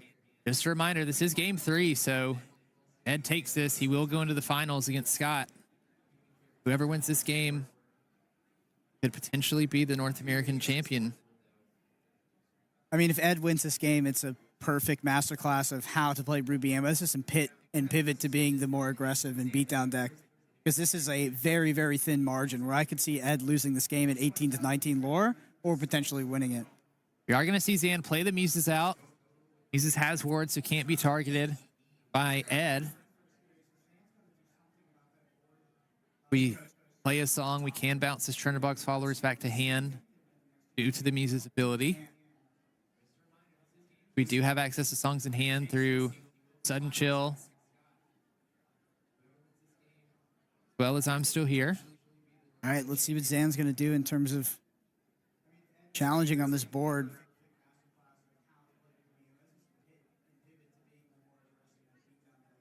Could potentially dig a card. We play I'm Still Here to draw a card. Have the Curse Merfolk come out. Not going to be particularly helpful in dealing with this board. I think it's going to be very impactful just because I do think this is coming down to a straight up race. Yeah, if Zan can stall an extra turn or 2, it is going to come down to who can make the most explosive quest in their turn. Of course, Merfolk is great at doing so at Emerald.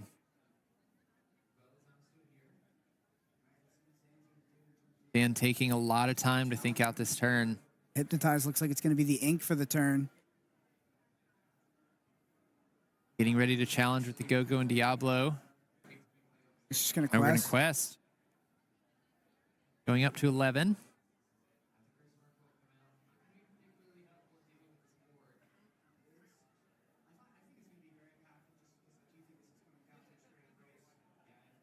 Dan doesn't have to answer any characters on Ed's side of the board this turn, but it would put Ed up to 18 if he completely quests 19. out. So it's like if you don't have a turn 2 clock, it feels like you have to answer something this turn. Yep. That being said, Zan, without having access to board wipes, it's like almost feels like an inevitable 3-turn clock. I don't see this game going more than 3 turns unless Ed is the player that decides to start challenging or decides to wipe the board. We're going to sing this Sudden Chill with Ursula questing. Force Ed to discard a card, looks like. That's a big tell, quest with actually, that Zan has probably done the math and thinks that he wins the race. Yeah. Going to go to Ed. When Ed draws his card return, Zan does because of Diablo. It's going to ready all of his cards, gain the lore from the library. Does he have the goat? No, I don't think he has the goat, at least not quite yet. He has the Merlin Rabbit, though. Again, the goat doesn't end the turn this game, or doesn't end the game this turn.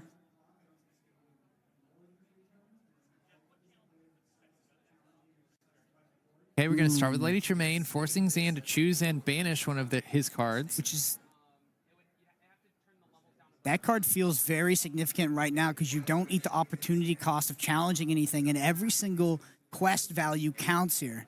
And we see Ed go 90 degrees on everything. So both players have done the math and think that they win the race, it feels like. Yeah, putting Zan in a position where...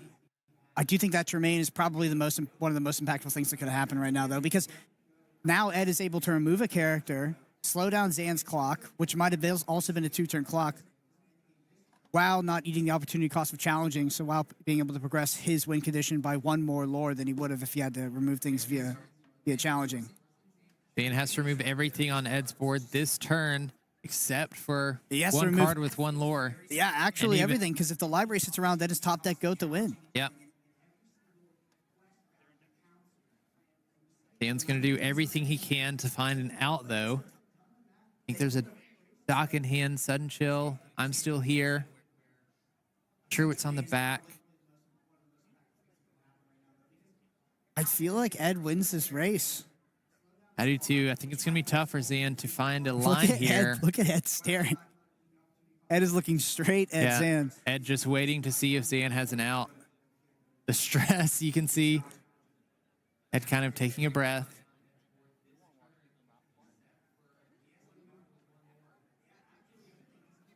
Dan shaking his head. I think he understands he's going to find it. It's going to have to be tight. He's going to go for the dock, discard the hand, draw two. Discard the 2. You know that Ed's got to be feeling good off that one. Dan's slowing it. Does he find it?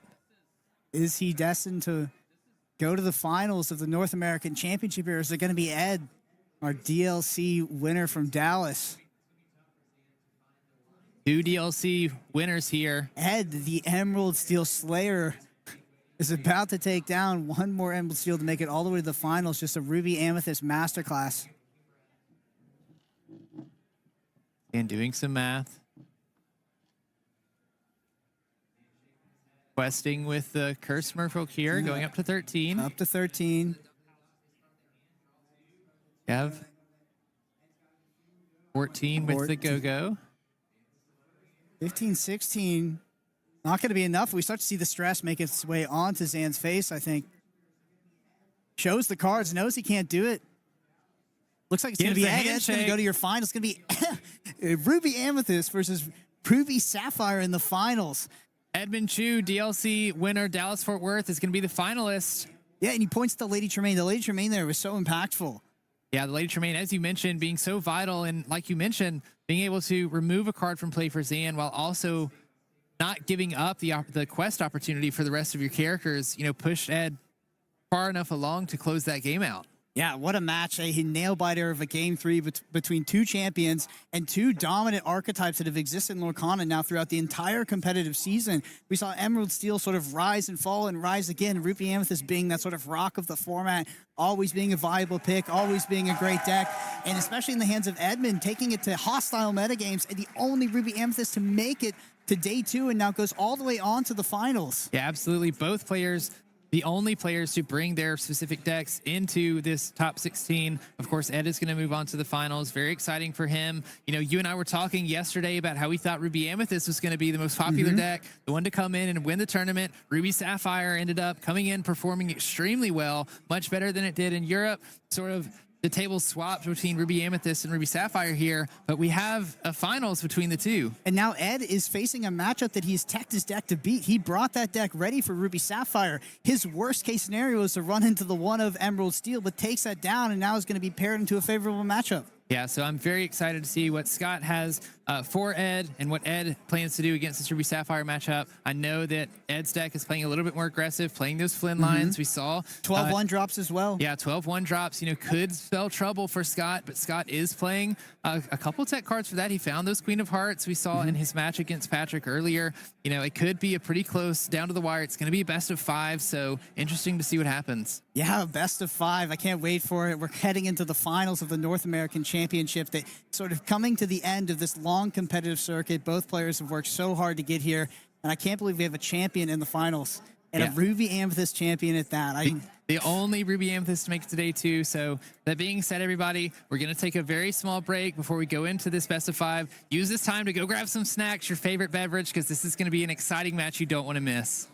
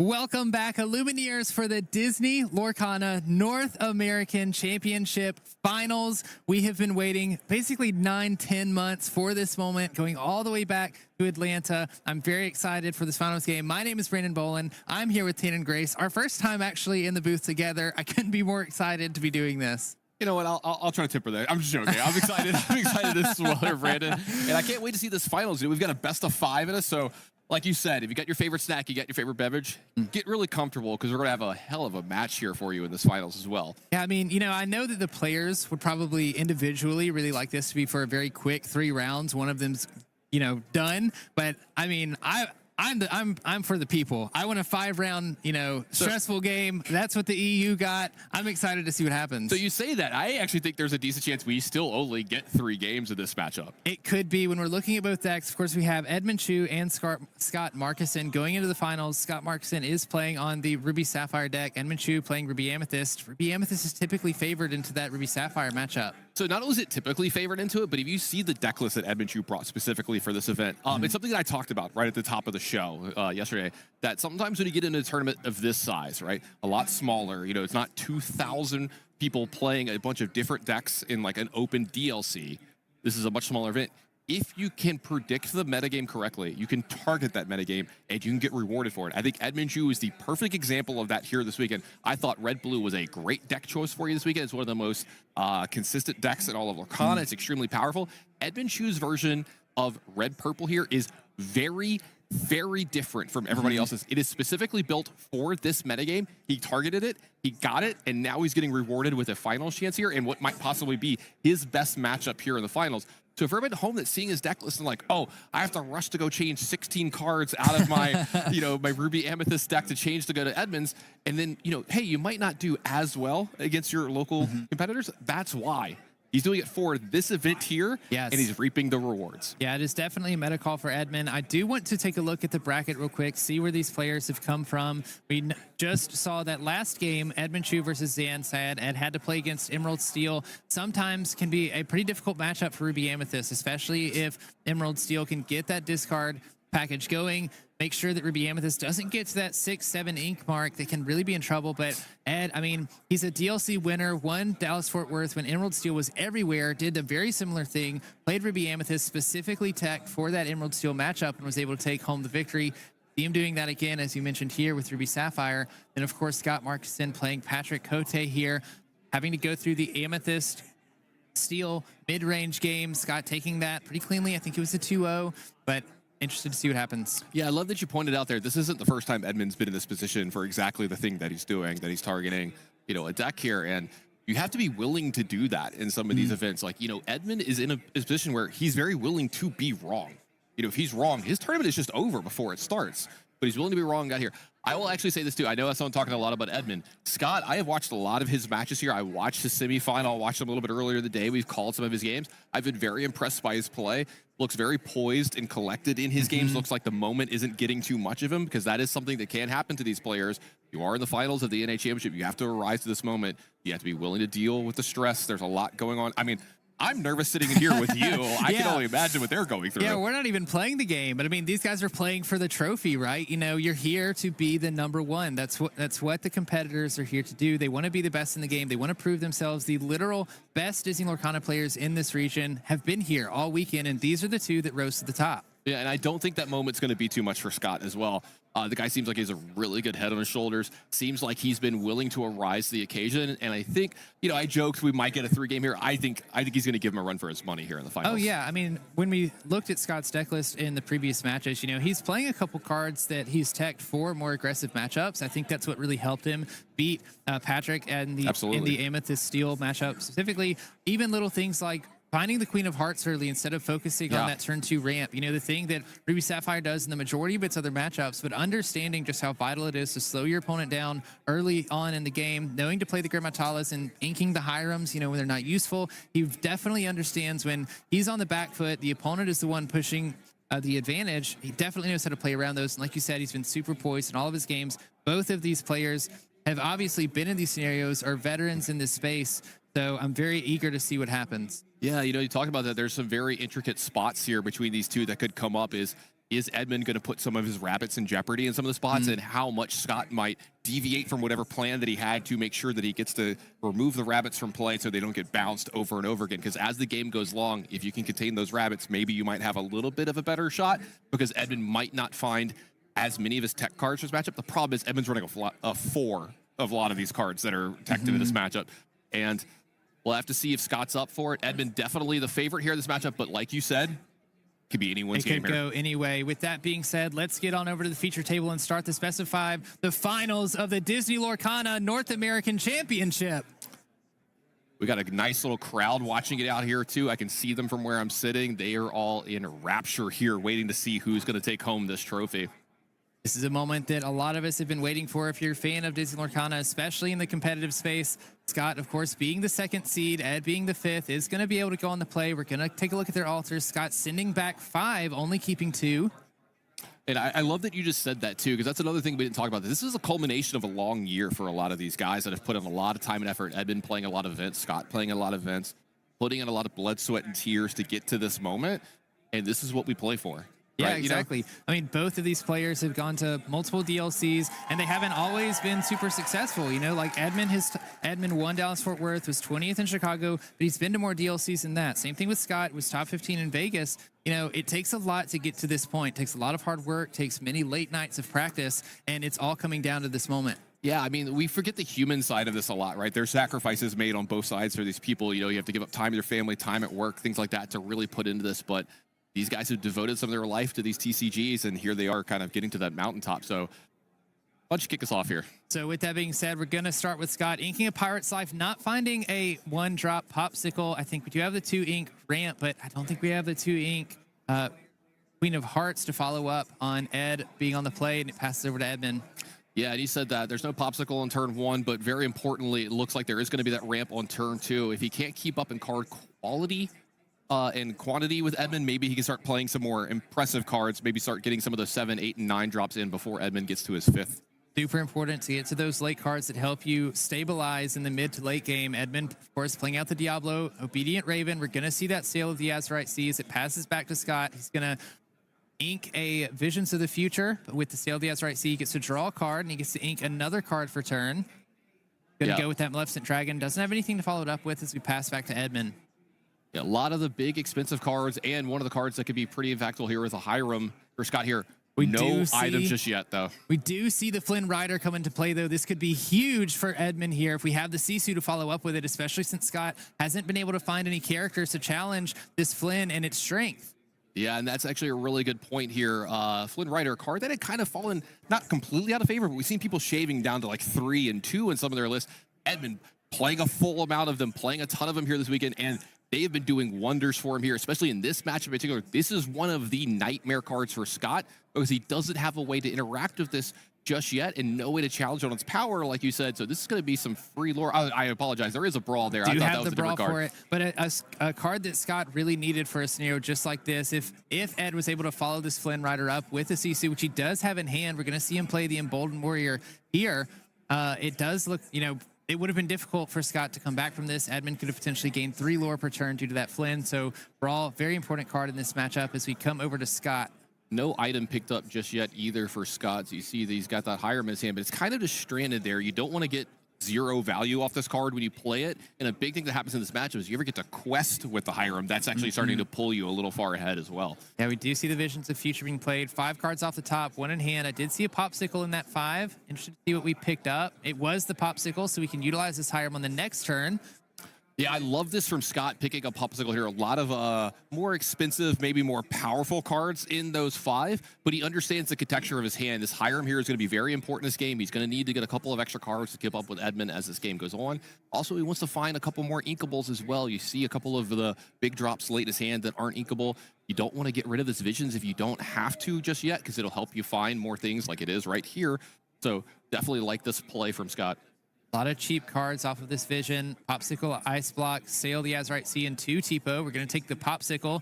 Some more things to feed this Hiram potentially. One thing I noticed, though, looking over at Edmund's hand when he was flicking through it earlier, he also has a Brawl. You've mentioned, Tannen, how important this Hiram can be in this matchup, especially if he lasts long enough to quest and banish another item, drawing 2 cards. as long as Edmund has Brawl in hand, that's going to be an immediate answer to this Hiram. Really, really good call. Another important card in this matchup, Merlin Rabbit played for Edmund Chiu here. It's going to draw an extra card, and if he wants, he's going to need to kind of protect those if he can a little bit in this matchup. He's not always going to be able to do that, but I do see a way to bounce one back to his hand and a second copy as well that should be able to help.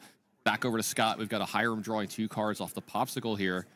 How far I'll go. Got picked up as well. Possibly something that could be sung later to get some value if we don't have another Popsicle, but we do here off that second Visions from last turn. Yeah, now, super important for Scott here to fill his hand, especially moving into this mid to late game. Ruby Sapphire really wants to extend the game against Ruby Amethyst because when you play the attrition game, Ruby Sapphire is the one that's going to win, especially since Edmund hasn't really been able to gain too much more. We do see the Brawl come out for Edmund, though, banishing this Hiram as he quests with everything on board, pushing his lead. really impactful play here in this matchup. Like I said, you never want to let them quest with a Hiram if you can avoid it. You can't stop them getting the first 2 cards off it when they play it and pick something off. He draws a Hiram off the top here as well. See if he ends up playing this. We also have access to a How Far I'll Go, but I feel like having that Hiram to potentially continue to draw cards can be pretty impactful. Right now, Scott really needs to start taking damage control over Edmund's side of the board, though. He's all the way up to 9 lore. That Rabbit, Sisu, and Diablo in play. You can't let an Amethyst deck get too close to 20, or else they're able to close it out through cards like Merlin Goat, which you see at least one of in Edmund's hand right here. Of course, Scott is 1. He could ink up to 7. Does look like he might be inking this Hiram to play this Be Prepared here, and I don't hate this. Like you said, I think you just want to slow Edmund down. He is going to get 2 extra cards off this from the Diablo and the Merlin Rabbit going away, and this is why you see that Edmund's deck can cause problems. He's never going to run out of resources in this matchup. Generally, when you get a 3-for-1 off Be Prepared, your opponent's not going to have a lot of cards left over as your red-blue, and Edmund actually has more than Scott does at this point. It's one thing we've seen all weekend long in these Amethyst decks. You know, Genie has been the talk of the town for Azurite Sea, but these Rabbits and Diablos specifically have played such a vital role combating these Ruby decks, because when they play those Be Prepared, when they play those Sisus, if your Rabbit and your Diablo were played and didn't get to quest, they at least replace themselves so that you're able to follow back up. Yeah, speaking of Sisu, I wonder if Scott's going to just play big Sisu here just to get a big threat into play, a nice quester, and go ahead and answer that Rabbit before Edmund starts to get, you know, some of the snake value or something off of it. It looks like we're going to be going the ramp way. To play How Far I'll Go, look at the top 2 cards of the deck. One goes into the Inkwell, the other in the hand. We have a Popsicle and another Sisu. We're going to put the Sisu into the Inkwell, taking the Popsicle, use that to continue to dig through our deck. We're going to play out the Popsicle, draw a card, find a Visions, another good way to just look further into our deck, find the answers that we need to slow Ed down, extend the game a little bit so we can start to build up our board. Yeah, Ice Block found here by Scott, and that's a big, big find from here. That's going to make the Sisus a lot better as the game goes on. The Brawls a lot better as well, and he's got 3 power. Now he's going to get swept up in those Sisus and Brawls from here on out. And notably, the cards that Ed is playing, most of them in the deck don't have more than 4 strength. The only one is the Sisu Empowered Sibling, but everything else, like you mentioned, the Ice Block could be vital, because once you start playing those 3-cost characters, you know, they're no longer safe from these Sisus. We already see 2 of them in Scott's hand. Yeah, I think Edmund's thinking about, yep, we're going to go ahead and just Fox here, like I talked about. Want to try to protect these Rabbits if you can. You don't want to go too far out of the way to do it, but you want to try to protect them if you can in this matchup. And there's another Rabbit here as well. It's going to draw another card here from Edmund. I think there's a second copy of it in his hand, along with the multiple Brawls and a few other things. I think there's a Library hiding in there as well, it looks like. So a lot of resources here for Edmund. A Library could be a pretty good card later in the game. Helps you insulate against some of those cards like Be Prepared and Sisu. When you wipe your board, you at least have the location in play that's still going to gain you lore every turn. We look at Scott. We're going to start with a Sail the Azurite Sea. You get to draw a card. We can ink an extra card for the turn. Building up that Inkwell so we can utilize all of the cards in our hand as efficiently as possible. We have 6 remaining ink. We have not inked yet. Start off playing this Icicle or Ice Block, it looks like. Looks like he's going to go ahead and shrink the Rabbit and play a Sisu here. Not only is that going to kill the Rabbit and draw a card, Redmond, that's going to start to threaten a Sisu shift line as well next turn. So Evan maybe needs to keep that in mind. Yeah, with the Sisu Daring Visitor in play, you only need 6 ink to shift the Empowered Sibling on top of it. If we can find another Ice Block, we could also banish this box if we shift there. So there's a couple things here. He already has a Friends from the other side here, and he already has some Brawls. Now, Sisu, the small one, not the best Brawl target, but it does play multiple things here. Not only does it keep the big Sisus from coming out, but it makes your Lady Tremaines better as well. And that's a big thing in this matchup. Since Edmund has 4 Lady Tremaine in this matchup, he wants to try to remove the Hirams, remove the smaller characters like Sisu off the board so that they're as impactful as possible as the game goes on. Because I think you see one right in the front that he drew here this turn. Yeah, he has two of those beautiful enchanted Lady Tremaines in hand, and you called it perfectly there, Tannen. Got rid of the Sisu so that Scott couldn't shift the Sisu on top of it, saving those Lady Tremaines for those larger characters like Sisu, like Maui Half Shark, Tamatoa that we might see later on. You know, we talked about shifting here. I wonder if there's a chance that Scott is supposed to not shift the Sisus on some of these turns if he has the small one in play, just to make sure that he has a second character play and even play around those Lady Tremaines, because this is an open deckless part of the tournament. He knows Edmund has 4 Lady Tremaines. Definitely a heads-up play, something both of these players, I imagine, have to be thinking about, knowing each other's deck list. We are going to see a Hiram come into play, banishing a Popsicle for Scott, drawing 2 cards. Excuse me. And then after that, a Gramatala, looking at the top 2, one in hand, the other on the bottom. Yeah, now we see the kind of pressure that's on Scott here. Not only is he's keeping up a little bit in cards here, the board pressure a little bit, Edmund, but Edmund's at 10 lore while Scott's at 0. And generally, Scott has to answer what Edmund's doing. So it's hard for him to be doing answering and questing at the same time and keeping up with Edmund. And as the game goes longer, the longer we go, you have to start worrying about, some of the goats and some of the bounce stuff with that. So Edmund can start accruing lore without ever having to quest with some of these cards. So if he gets to too high of a total, you have to start really worrying. You start to get to 14, 15, 16, you can lose the game without Edmund ever questing again from that spot. Absolutely right. That's where these Amethyst decks shine. You're going to see Edmund play a rabbit here, drawing a card as it enters play. Seen him use this rabbit very efficiently, bouncing it back to hand, playing it again. We're going to ink a Flynn Rider, playing a Brawl on this Hiram again, knowing the importance of Hiram being in play, helping Scott refill his hand, saying, I can't let you have that. Speaking of refilling his hand, too, this library is in play. Red-blue deck not super great at getting rid of this library. They have some Mauis that can do that, but this leaves something in play that'll be able to be there after Be Prepared, after Sisus, and draw you some extra cards and keep the gas coming for Edmund and keep this game going the way that he wants to. Edmund, I think, has found this game is going exactly how he wants to do it with this 12-0 lore lead. Yeah, I mean, one thing that we've seen Edmund do fantastically throughout this weekend is utilize this library in this way where you play it out, but you also play out cards that have to be answered by the opponent. So the library kind of goes by the wayside, but that one lore, if you leave it out for a couple turns, that thing will gain 4, 5, 6 lore over the course of a game, sometimes even more. And just like you mentioned earlier with these Amethyst decks, having access to cards like Merlin Goat, which are going to gain lore as soon as they enter play and leave play, all Ed needs to do is get close enough to 20 and have something like a Goat bounce in hand. Yeah, but you see it starting to kind of get to Scott here a little bit. You can see the pressure mounting on his face. He's got some sweeper effects. He's got a few things. It looks like this is just going to be a dragon. And yeah, you can see he's like, I guess I'll hit this. And then the grandma's going to start working on the library. That sounds like something a really nice grandma would do, right? Grandma Tala's just going to the library, taking some books out. The Maleficent Dragon, a great card for answering locations. Of course, when it's played, it banishes another character, but also that 7 strength means it's going to do a lot of damage to any locations that Ed decides to play. Ed already up to 13 here, too, off that lore from the library this turn, getting close to the finish line here in the game 1. I like to remind everybody this is a best of 5 here in the finals. I think there's 2 Be Prepareds in Ed's hand as well. Yeah. Having this location in play means that if we do play something like a Be Prepared, the location sticks around, makes it even tougher to deal with. Yeah, and so this is an interesting play line here from Ed. He's going to run the Diablo into the grandma, get 2 cards off of it since it's at the library. Now he's going to use a fox. You have to pick up the Merlin Rabbit, draw an extra card from here. This is going to be able to pick off the grandma, and I believe if we ink this turn, we'll have 6 and be able to Lady Tremaine down this dragon. So this is a very clean turn from Edmund here. Yep. You can see the power of Lady Tremaine. Just such a unique card that Edmund has brought in instead of the Madame Medusas. When we talk about the ladies in red, Madame Medusa, Lady Tremaine, a lot of times people are playing a couple copies of each, but Ed choosing instead to only play the 4 Lady Tremaine instead. I like how Rebecca puts it, the ladies in chairs. Yes, the ladies in chairs. I know Baker, if Baker's listening over in EU, he's going to get mad at us because I don't think Medusa's actually on a chair. I don't care. I like that ladies looks like in chair. a chair to me right there. Tremaine's in a chair. I don't think Medusa's in a chair. Yeah, whatever. But Baker could get over it, okay? We are going to see a Sisu empowered sibling coming into play. 5 strength, 4 willpower character with 3 lore. It's going to make it so Scott can maybe start questing, but Ed all the way up to 15 already. Scott does have access to a card like Pirate's Life. It's not in hand, but something we might need to find to start pulling this lore lead back from Edmund. Yeah, another Lady Tremaine here to see why Ed chose this version of the deck with 4 of this card. So good against red-blue because we see so many games where a Dragon or a Sisu or a Tamatoa start to bring it home, and it's the only character they have in play. These Lady Tremaines have been doing so much work for him all weekend, and you're seeing it again here in the finals.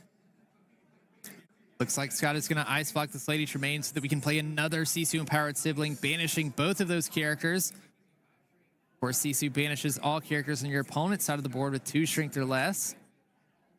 Scott has a lot of ink, has to use all of it for the Sisu. We only have 2 inkable cards in hand. One's a Tipo, the other's a Maui Half Shark, it looks like. Yeah, I think I see, what is it? Tipo, Maui Half Shark, Be Prepared, How Far I'll Go. And Can't is tell that, with is the that other one. Small Sisu? Might think be that might be small Sisu. Is uninkable. We're gonna pass it on over to Ed. Gonna draw for turn. Does Ed have another answer for the Sisu? Does he have another Lady Tremaine? It does look like he does. Finds another Lady Tremaine, banishes the Sisu. Again, doing everything he can to keep characters off of Scott's side of the board so that this library can stay in play. I think that's an absolutely great point. You're going to see these last 2 ink are going to move these characters over to El Biblioteca here. This library is so impactful in this matchup. Edmund doing everything he can to make sure it stays in play as long as possible, and he keeps the cards coming.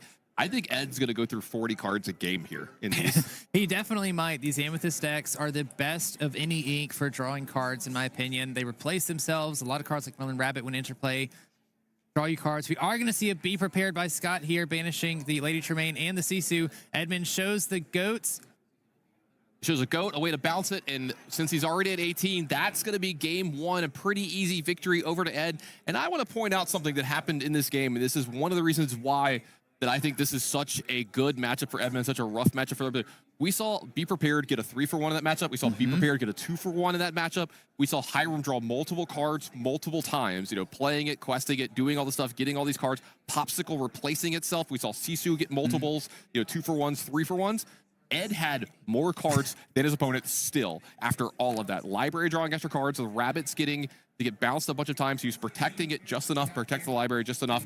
Absolute clinical game 1 from Ed. I mean, it's insane when you put it that way. You know, Scott having cards that historically in Disney Lorcana have created enormous advantages through those trades, getting to go for multiple cards just for your 1. So between the library and the Lady Tremaines being able to keep those off of play, the library, of course, taking the lore up, Ed was able to take that away, but that's only game 1. This is a best of 5. We have another game 2 coming up, so let's get to the feature table.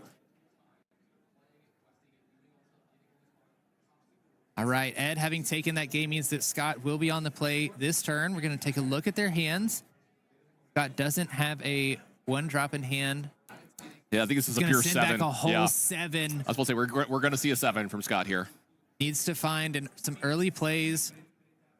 That's also another sign of the matchup being a little rough, is like you're not even keeping specific cards here possibly. But also this is, I need to find a ramp spell on 2 or a popsicle on 1. I need to find something to do. That hand was way too heavy. Yeah, you need to do something as a Ruby Sapphire player early in the game, just because, you know, Ed, like we mentioned last game, has the ability to play out something like the Flynn Sisu line. Of course, Scott has characters like Sisu Daring Visitor, also has actions like Brawl that they can use to get rid of the Flynn. But if you don't have those in hand and Ed gets, you know, 3 lore, or goodness gracious, 6 lore off of one of those triggers, it's going to make it even harder for Scott to catch back up. I'm trying to think of hands that Scott can have that will actually give Edmund pause. And I think it involves, you know, something like Popsicle on 1 or not, ramp on 2, hopefully with a Tipo. I think Tipo is going to loom large in this matchup. Then Grandma on 3, seeing how far I'll go off that on your next turn, and then start to play things like Sisu and Dragons from there. And you're so far ahead on ink that Ed might only be able to do 1 thing per turn while you're doing your thing at like 8 and 9 ink, and you might be able to get ahead there. And if you could protect, you know, a Sisu or a Dragon for multiple turns from a Lady Tremaine, that is a path to victory for Scott. So look for that to be the way that he could possibly get into this match. I feel like it is a thin line for Scott to find there, but does have a pretty good opening here, starting with a Popsicle. Then Edmund responds with a Magic Broom. Scott does find that Tipo, like you talked about, Tannen. But one thing to note is Edmund played the Magic Broom on turn 1 instead of his other 1-cost characters. Magic Broom notably has 2 willpower instead of 1, like the other one. So when we quest with this Magic Broom, the Tipo only having 1 strength means it's not going to be able to banish this 1 cost. Yeah, it does look like he's still going to cash it out. I was wondering if Ed's going to get, I don't know if greedy's the right word, but maybe just like, I want to get that extra one more turn of lore. Having another one drop, though, for Ed means that he has some pretty cheap stuff that he can play here and pick up and do the kind of Merlin, Madam Mim stuff. Yeah, and having the double one drop as well on turn 2 means that Ed is going very aggressive on this game instead of just a typical, like 2 drop on turn 2. We are going back to Scott here. Able to find that ramp from T-Po on the last turn. We do have that Grimatala in hand, like you mentioned, and the Halfargo to potentially follow it up with. Scott looking to see what he wants to ink on this turn. This is shaping up to possibly be one of the games that Scott could steal, though it does look like he might actually just ink this, but I see 2 Lady Tremaines already in Edmund's hand. So that's something that if this T-Bow gets to stay around, could actually help protect him quite a bit from here. So we'll see what line Scott wants to do from here, because he does have a Sisu. He does have a Tamatoa along with this. I believe I see 2 Sisus here as well. So yeah, I think the inking is going to be difficult for Scott here. It does look like trying to decide. Yeah. Now we have Shark might be going into the Inkwell instead. That was a Maui, not a second Sisu. Sorry for that there. But this does look like this is the line that I was talking about earlier that could possibly steal a game from Chiu. Be prepared sent to the bottom. I didn't catch what he actually added to his hand there. I didn't catch that either, but I do like the Grimatala being played out. It just gives you another body that you can use to challenge Ed's board. Of course, Ed is going to quest with this Turnabox followers, not giving Scott the opportunity to challenge, drawing a card when it is banished, finding information that you don't have before you commit to anything like inking or playing cards for the turn.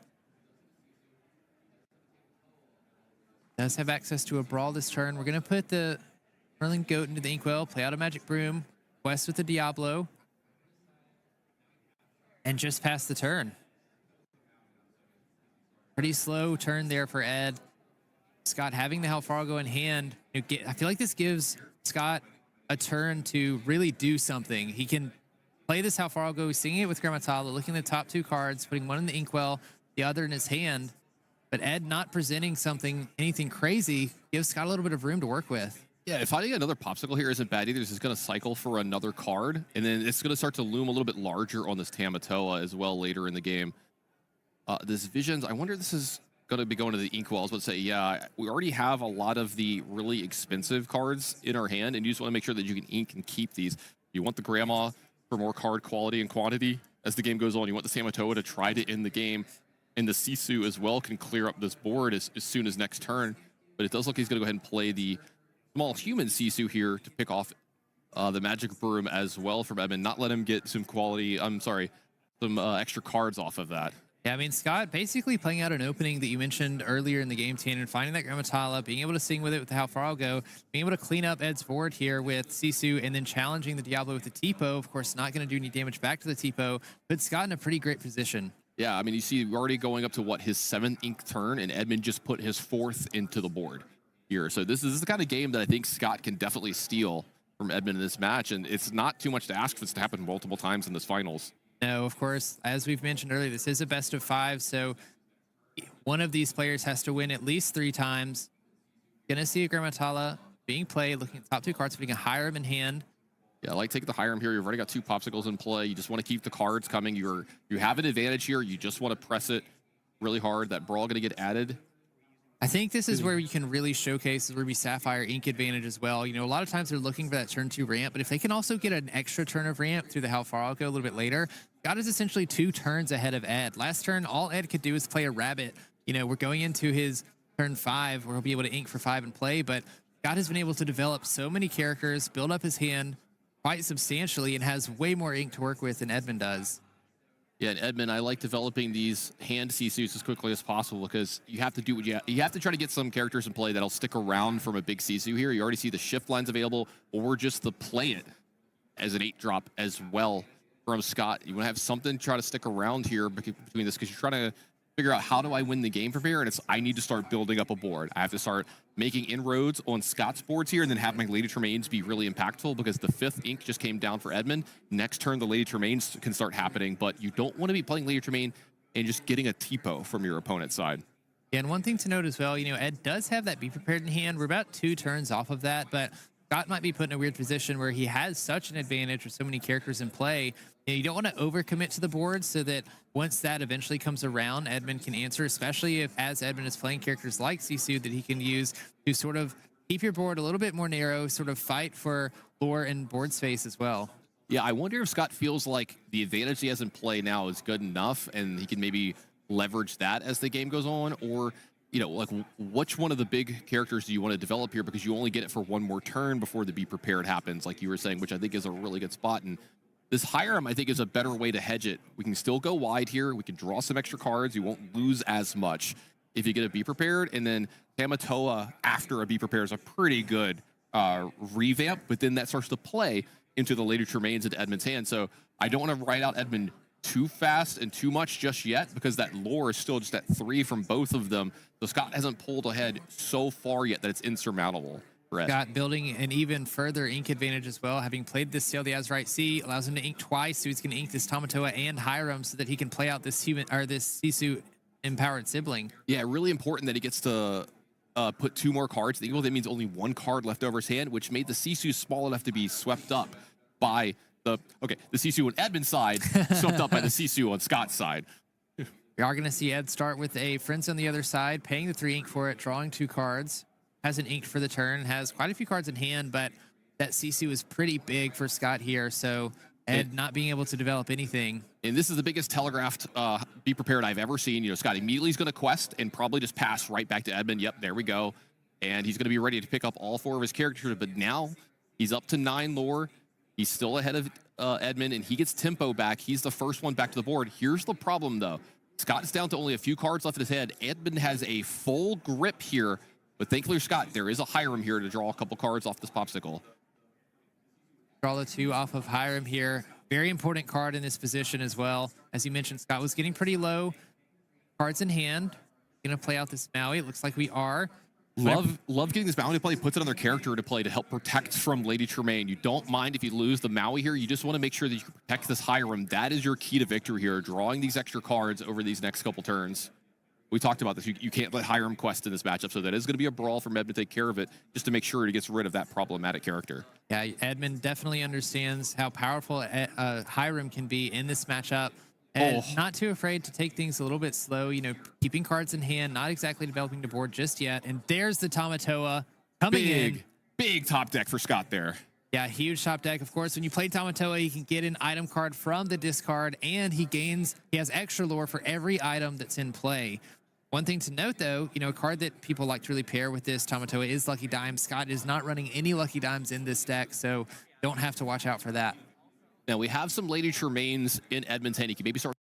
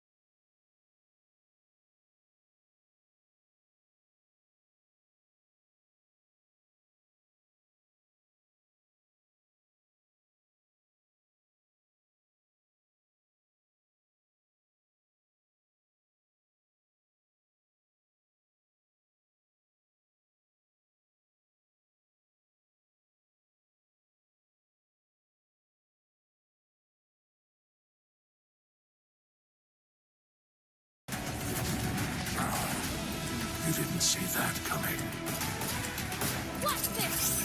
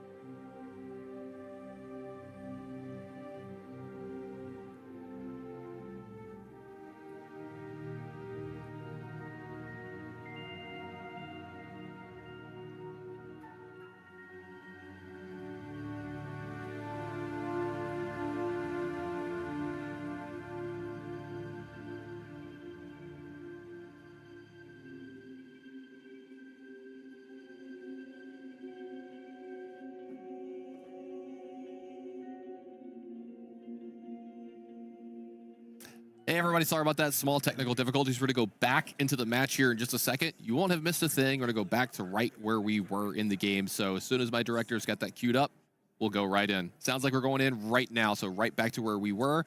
We'll see if Scott was able to take care of this. So a brawl was found to take care of this Hiram. It looks like the Tamatoa was dealt with from Edmund, so we are a little bit further. I apologize, but this Maui is still in play. No value yet from Scott, it looks like.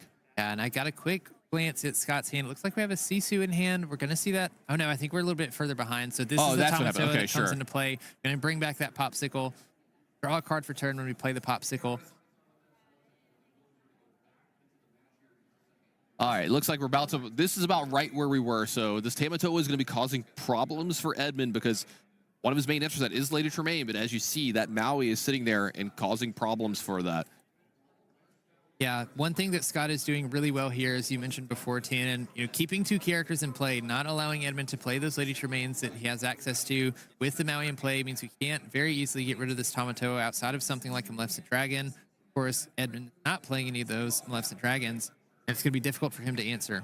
You see Edmund playing the rabbit, bounce with fox rabbit play here, probably digging for Be Prepared, one of the cleanest and easiest ways for him to get out of the spot. That's going to be rough. I think we've played one so far this game. I was about to say, I think we've only played one Be Prepared. Ed is playing 4 of them, so plenty in the deck to still find. Yeah, 3 more to find. I think he can survive one activation of Tamatoa here.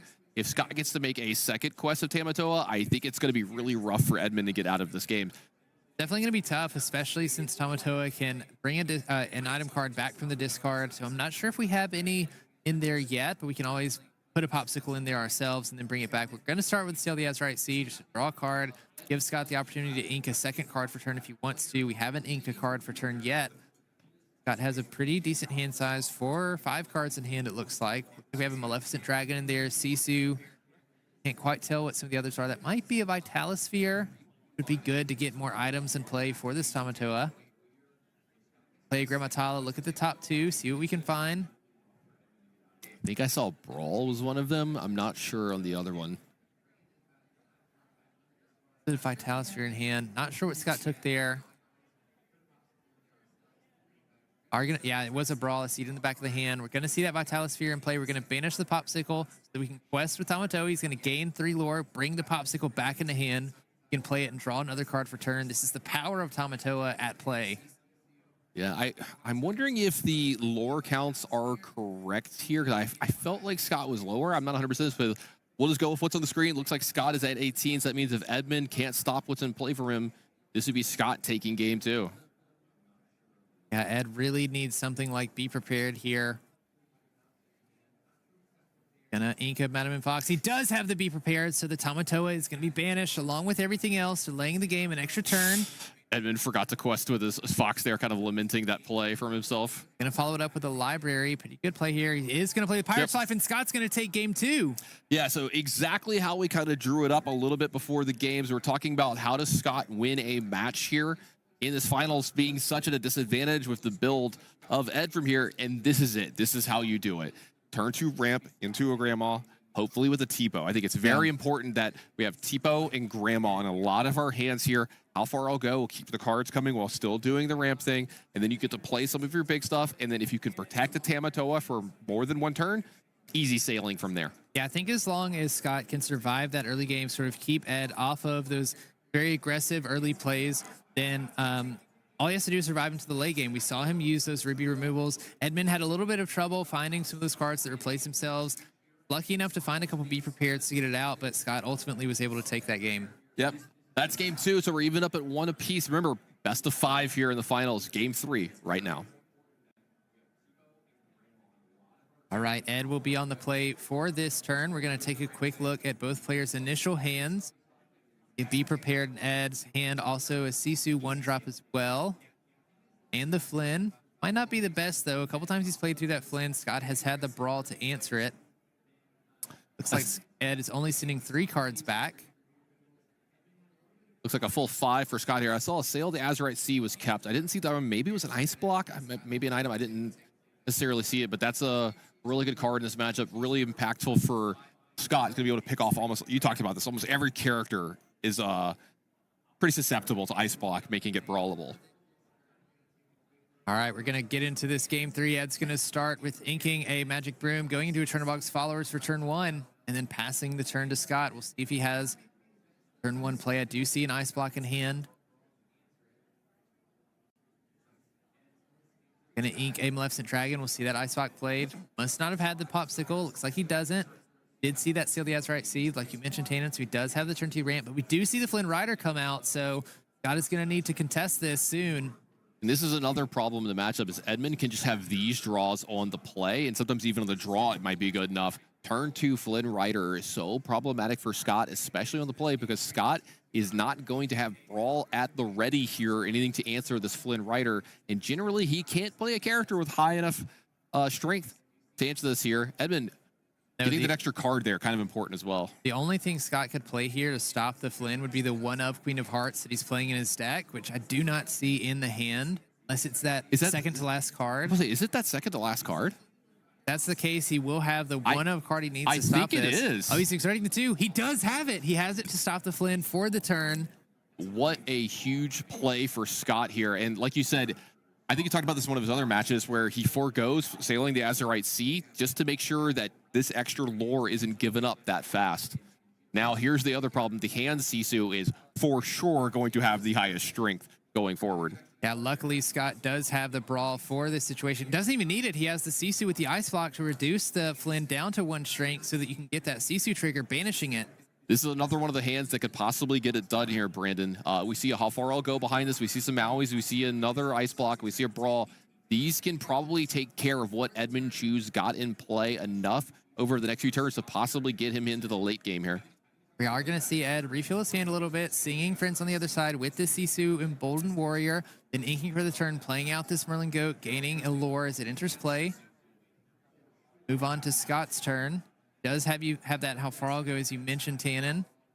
Doesn't have anything we can sing with it, but would allow him to dig a little bit into his deck and also accelerate his ramp since he missed that turn 2 ramp.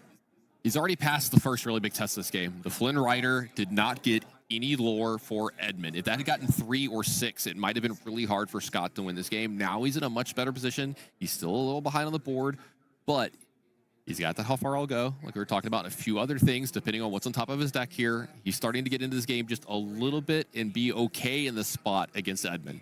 As long as Scott can continue to accelerate his ink and keep Ed under control, playing a couple of things to the board and also keeping his hand full, I think he's going to be okay here. It looks like we're going to see the second ice block being played. And this means that he can brawl the Sisu down, I believe. Yeah, he would if you'd have, like to. Yeah, the Sisu would be at 4 strength with 3 cards in hand for Scott. So if you use both ice blocks, Sisu goes down to 2 strength, and then you can use the brawl. Do you want to just take care of the Merlin? I was going to say, nah, I think you want to go for the Sisu here, the highest priority play here. It is questing for 2. Quest with the Sisu here for 1. It does have evasive, so we can do that safely without repercussions of the Merlin Goat challenging it back. Ed does have a Madam M Fox and Snake in hand as he's shuffling those around. Could potentially bounce this Goat back to hand. Gaining an extra lore as the Goat leaves play. Card from set 2 that we've seen time and time again with that Merlin Mim combo. Yeah, I think it's a big deal that the Sisu has evasive here as well as not be able to pick it off by the Goat, because Edmund would love to start trading here if he possibly could pick off any characters he can again to make those later remains as impactful as possible. Yeah, I love that evasive is on the Sisu because it allows you to quest, keeps your opponent from trading like you mentioned, but also makes it a little bit more likely that you can set up a big Sisu shift. Of course, Edmund recognizing that is going to brawl the Sisu away so that Scott can't get that shift. Scott only has 4 ink, could only go to 5, so it'd be 2 turns where we could do that, but understanding that it might be detrimental.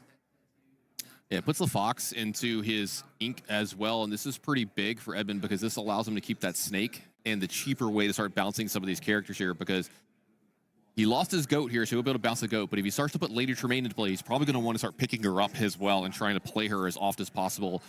I think if Edmund could play Lady Tremaine every turn for the rest of the game, he'd probably be okay with it. Yeah, and we see how great these ice blocks are, especially if you can get them down early, as we see Scott using the ice blocks to reduce the strength of Merlin down to 2, challenging the Maui. There's the Lady Tremaine that you talked about, playing the Lady Tremaine out. Scott is going to choose to banish the Queen of Hearts instead of the Maui here. Now, both the players are on really low resources as well. Edmund's down to 1 card here. I think Scott's going to be down to 1 after this How Far I'll Go. So he's going to be back up to 2. Sisu, and I couldn't quite find what the other card is. But like you said, finding a way to get more cards in your hand would be pretty good for Scott here. It does both the things he wants, right? Extra card in hand, extra ink in your ink well. This card is perfect for this deck. Scott taking a second to figure out if he wants to take the Sisu or whatever other card was in there. Also, getting to sing this off Maui is really big here. You don't have to run into the Diablo and give an extra card to Edmund, so you get a little extra value here. Plus, any of the cards that you draw that you might want to play this turn, you could play, though Scott doesn't have one. It looks like he's going to ink and pass over just 1 card in hand. So this game is getting really, really, really close. Be prepared, and Flynn Rider left over for Edmund there. There we go. I love this from Ed. Keep the board as clean as possible. That is operation number 1. That's what we need to do in all the turns. Especially since we're a little low on cards for Ed here, only having to be prepared in the Flynn. We're going to play out the Flynn, more or less to just get a body out here, another character that can gain lore. Of course, the Diablo with 0 strength is not going to help the Flynn trigger anything, but it does force Scott to play a character to combat the Flynn. I think we're going to see some big haymakers back and forth here. Little Sisu is going to clean this up, draw an extra card for Edmund off the Diablo, but I wonder if, depending on what Ed gets, if he doesn't get a Lady Tremaine here, I believe we might just have to say. I think I saw Lady Tremaine and a Brawl. Yeah, so maybe trying to get a little extra value off this Be Prepared. Sisu that Edmund drew, not a Lady Tremaine. Can't use that Sisu to banish the other one. Finding a rabbit, not a terrible draw. A card you can play, draw another card. Are going to see Edmund do that. Finding a library. And maybe wanting a little more value off of his Be Prepared here. Brawl into library is pretty nice here. That can survive a Sisu hit. So that's going to be pretty nice over the next couple turns. Edmund already at 7 ink. Next turn, he would be able to move the rabbit over the library before the Be Prepared here, draw an extra card for his troubles. Yeah, this is an interesting play, too, because Scott understands that Edmund is at an ink total for that. Has to consider challenging into this library, because if Edmund plays the Be Prepared, wipes everything from the board that Scott potentially plays this turn, and the library's left undamaged, we're going to see what happened in game 1 with this library gaining lore over and over. I think these are really good points from you, because this highlights another problem in the matchup that Scott has. He has to respect Be Prepared at all times. So even if Edmund doesn't have it, Scott has to play around it in certain spots, and you get value of having the card from, even if you don't have the card, you can get a lot of value of it there because he has to play around it so much. So you see him hesitating in the spot. Do I want to add another character to the board? Do I want to give up a 2-for-1 here? Possibly a 3-for-1 or 4-for-1 because the characters the player are going to draw cards off this library as well. It's a really hard spot for him to be in. Yeah, it's one of the reasons that I love library so much. Looks like we are a little bit ahead in the game, having the rabbit being brought to the library. Maui Half Shark is coming to play along with the Lady Tremaine. Do we have a way to bounce the Lady Tremaine and answer this Maui here?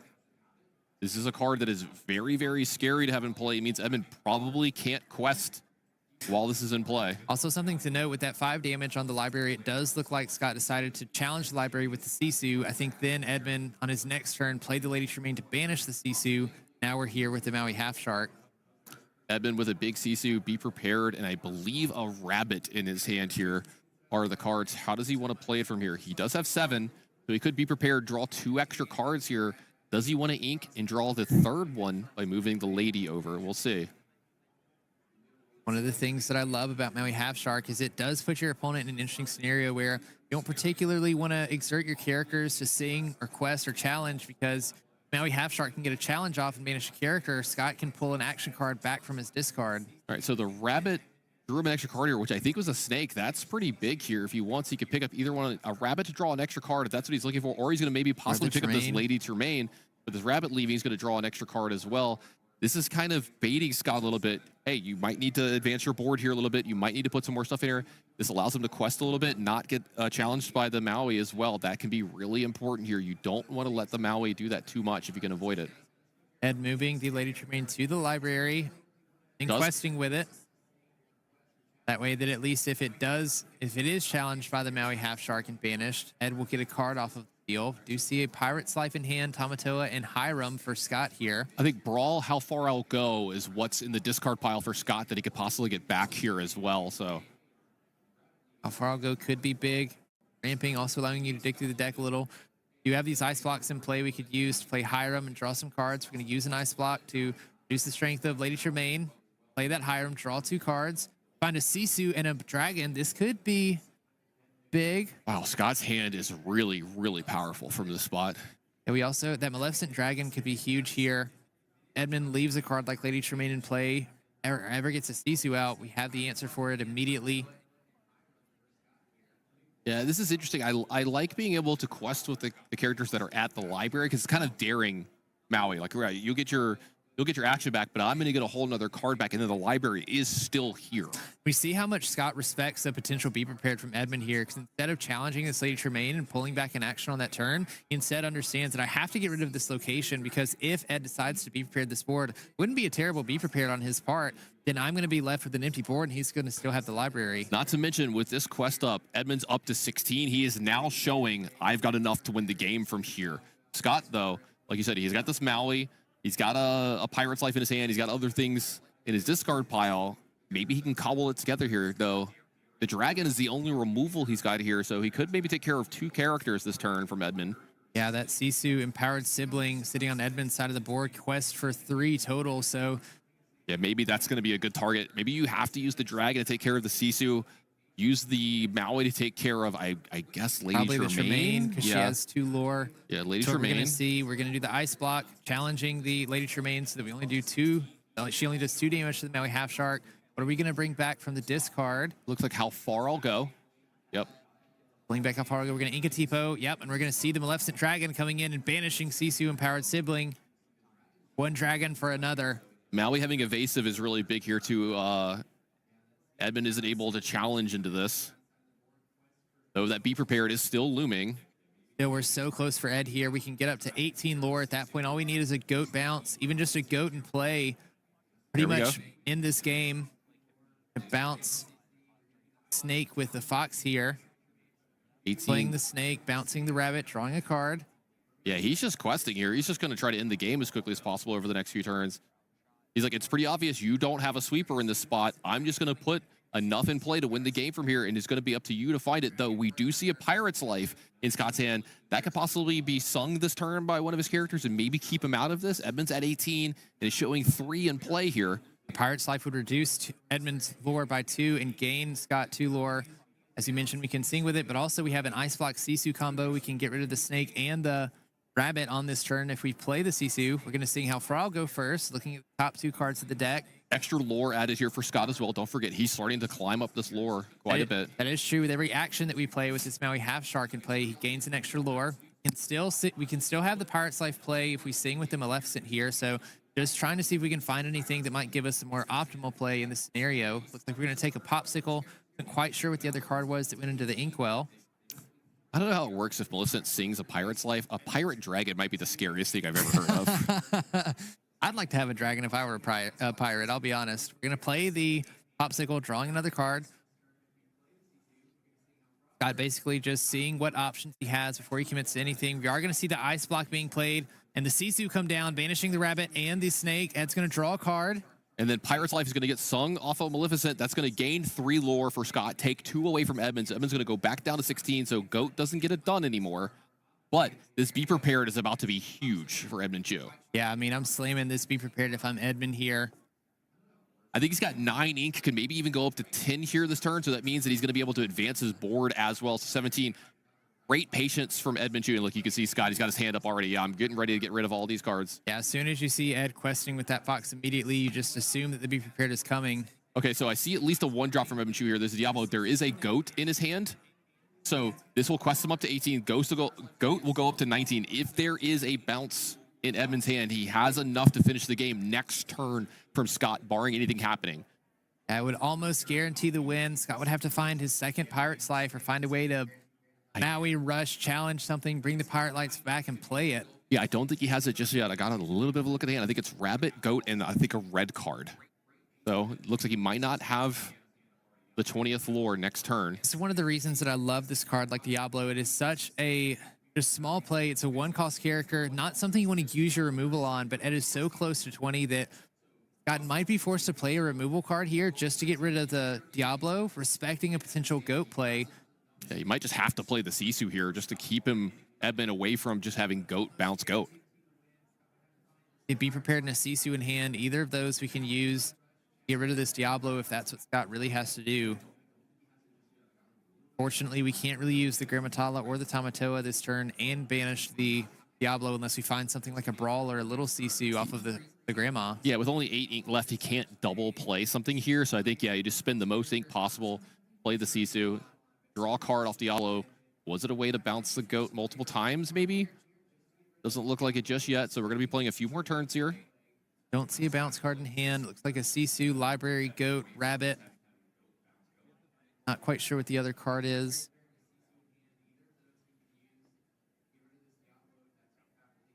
Some really back and forth stuff here between these two guys. I'm absolutely loving this finals. Draw a card, another Sisu. I think this one was affectionately called the Hand Sisu. It does quest for 2, though, which is really nice for Edmund here. Yeah, I mean, Ed is just going to force an answer here, and the Library coming after it, knowing that a Be Prepared might be an out if Scott has it, but if he plays the Be Prepared, then the Library might survive for the next turn, gaining that extra lore that we need just to follow it up with a Goat. Then followed up with the Goat, any bounce would still put him into the 20 range here. Edmund doing everything he can to force Scott into having to make some interesting plays to stay alive here. Man, Library has been really, really impressive for Edmund here this week, and I love the build of this deck. So it does look like going to go ahead and sing Be Prepared. That way we don't use any of our ink. We can use all of it for the rest of this turn. We're going to follow that up with a Hiram, banishing a Popsicle. Pretty decent draw. We can find some other stuff in our deck that we may need to force Edmund off of game. Another Pirate's Life would be nice. Grandma's going to dig for 2 cards. There's a Hideaway in hand. We can use this to banish or to put the Library into the Inkwell as well. Oh, that's really, really I believe huge for Scott's Scott. only playing 1. Yeah, only playing 1 Hideaway. This is huge for Scott here. Huge card to find here. Getting rid of the Library, making that Be Prepared play much better. Edmund with a ton of ink and a ton of cards here. 17 lore. Finds the Brawl for the Hiram, getting that out so that Scott can't draw extra cards. That's find a way to delay the game. Really important for Edmund. Edmund's going to put him back into the same situation yet again. Magic Broom and Sisu. 3 lore on board. Has to banish something here. Specifically the Sisu in case if you respect the Goat. We've been through multiple sweepers the last few turns. There is a Pirate's Life in hand.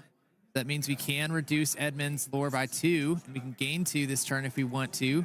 putting him off a little bit more. We're going to start with a vision of the future, looking at the top 5, putting Still- one in hand. Still 8 ink left over for Scott here, too, so he might even be able to do multiple things here this turn, depending on what he gets off his visions. Because otherwise, I think his hand is just Tamatoa's. What was left over with? It's Tamatoa and is it a Grandma? No, we played the Grandma. I'm not sure what the other one was. Might just be a second copy. Yeah, 2 Tamatoas there. Another Azurite C as well. Just going to keep digging before he makes the final decision on what he's going to do. So dig one more card deeper. It looks like a popsicle. Got really threading the needle on this match here, finding every way to stay into the game, digging deep, deep, deep into his deck so we can continue to do this. Yeah, popsicle one more card deeper. Finds a Hiram. All these cards are inkable, so he can ink something and still play a Pirate's Life. Yeah, Tamatoa go into play, or go into ink.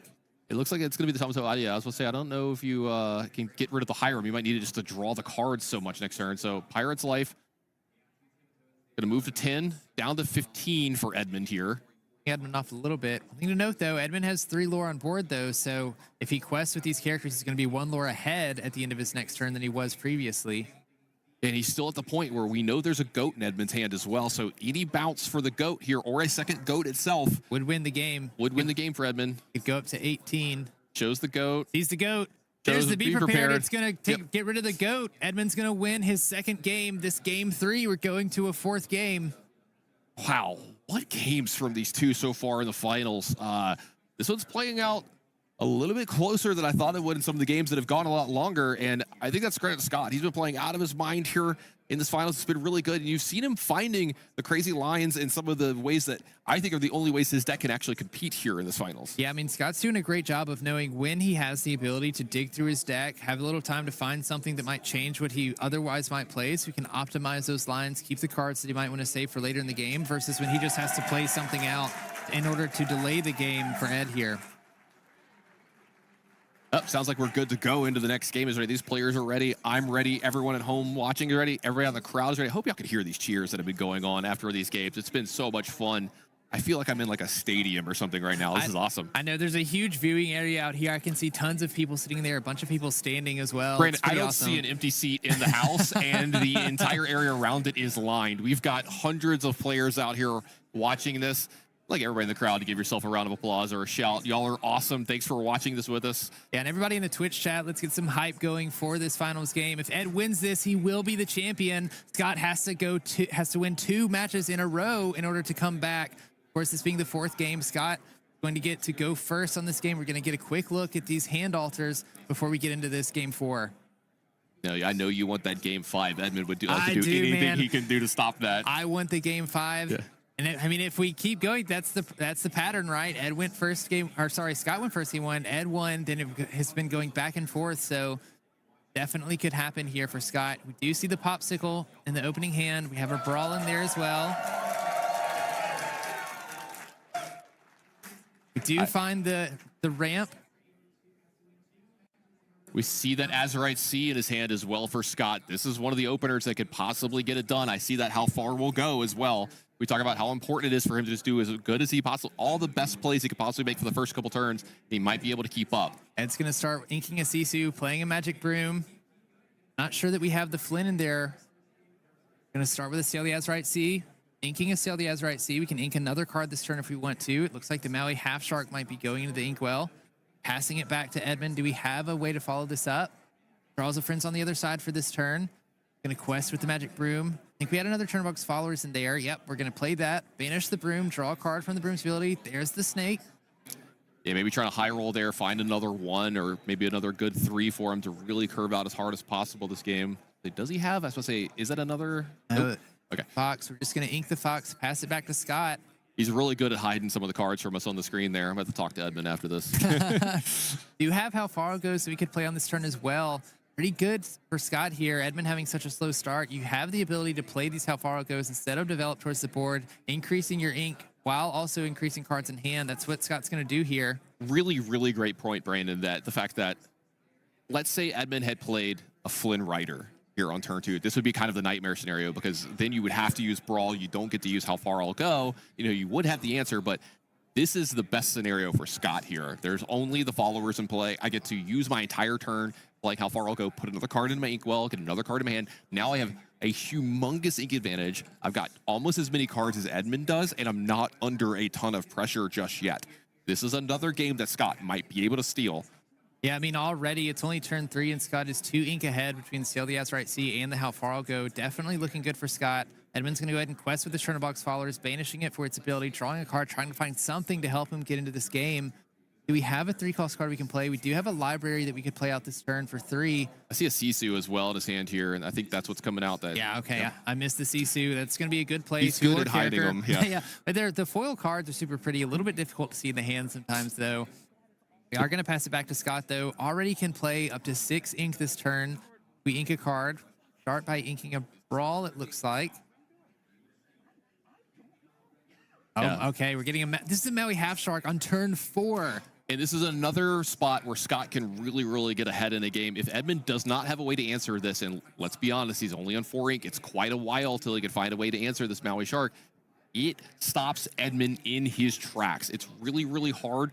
Exactly. He can't quest here just because you'd be getting back How Far I'll Go. You could even get back Azurite Sea. This Maui is unbelievably impactful when it's in play. You said it best, Stan, and it stops Edmund in his tracks. The only thing he's been able to quest with is the Turner Box Followers and the Magic Broom. And of course, because Maui has evasive, makes for a great singer. We're going to sing How Far I'll Go with this Maui Half Shark. Top 2 cards, 1 in hand, go to the ink. Looks like we're going to put the Visions of the Future in hand, putting the Sisu powered sibling into the inkwell. We're going to play that Visions of the Future. Take 5 cards deep, find another card to put into our hand with the rest on the bottom. Also, lore every single time here for Scott. Yes, you're absolutely right. Every action that gets played because of that Maui ability, you gain an extra lore. Already, Scott has caught up to Edmund in lore total.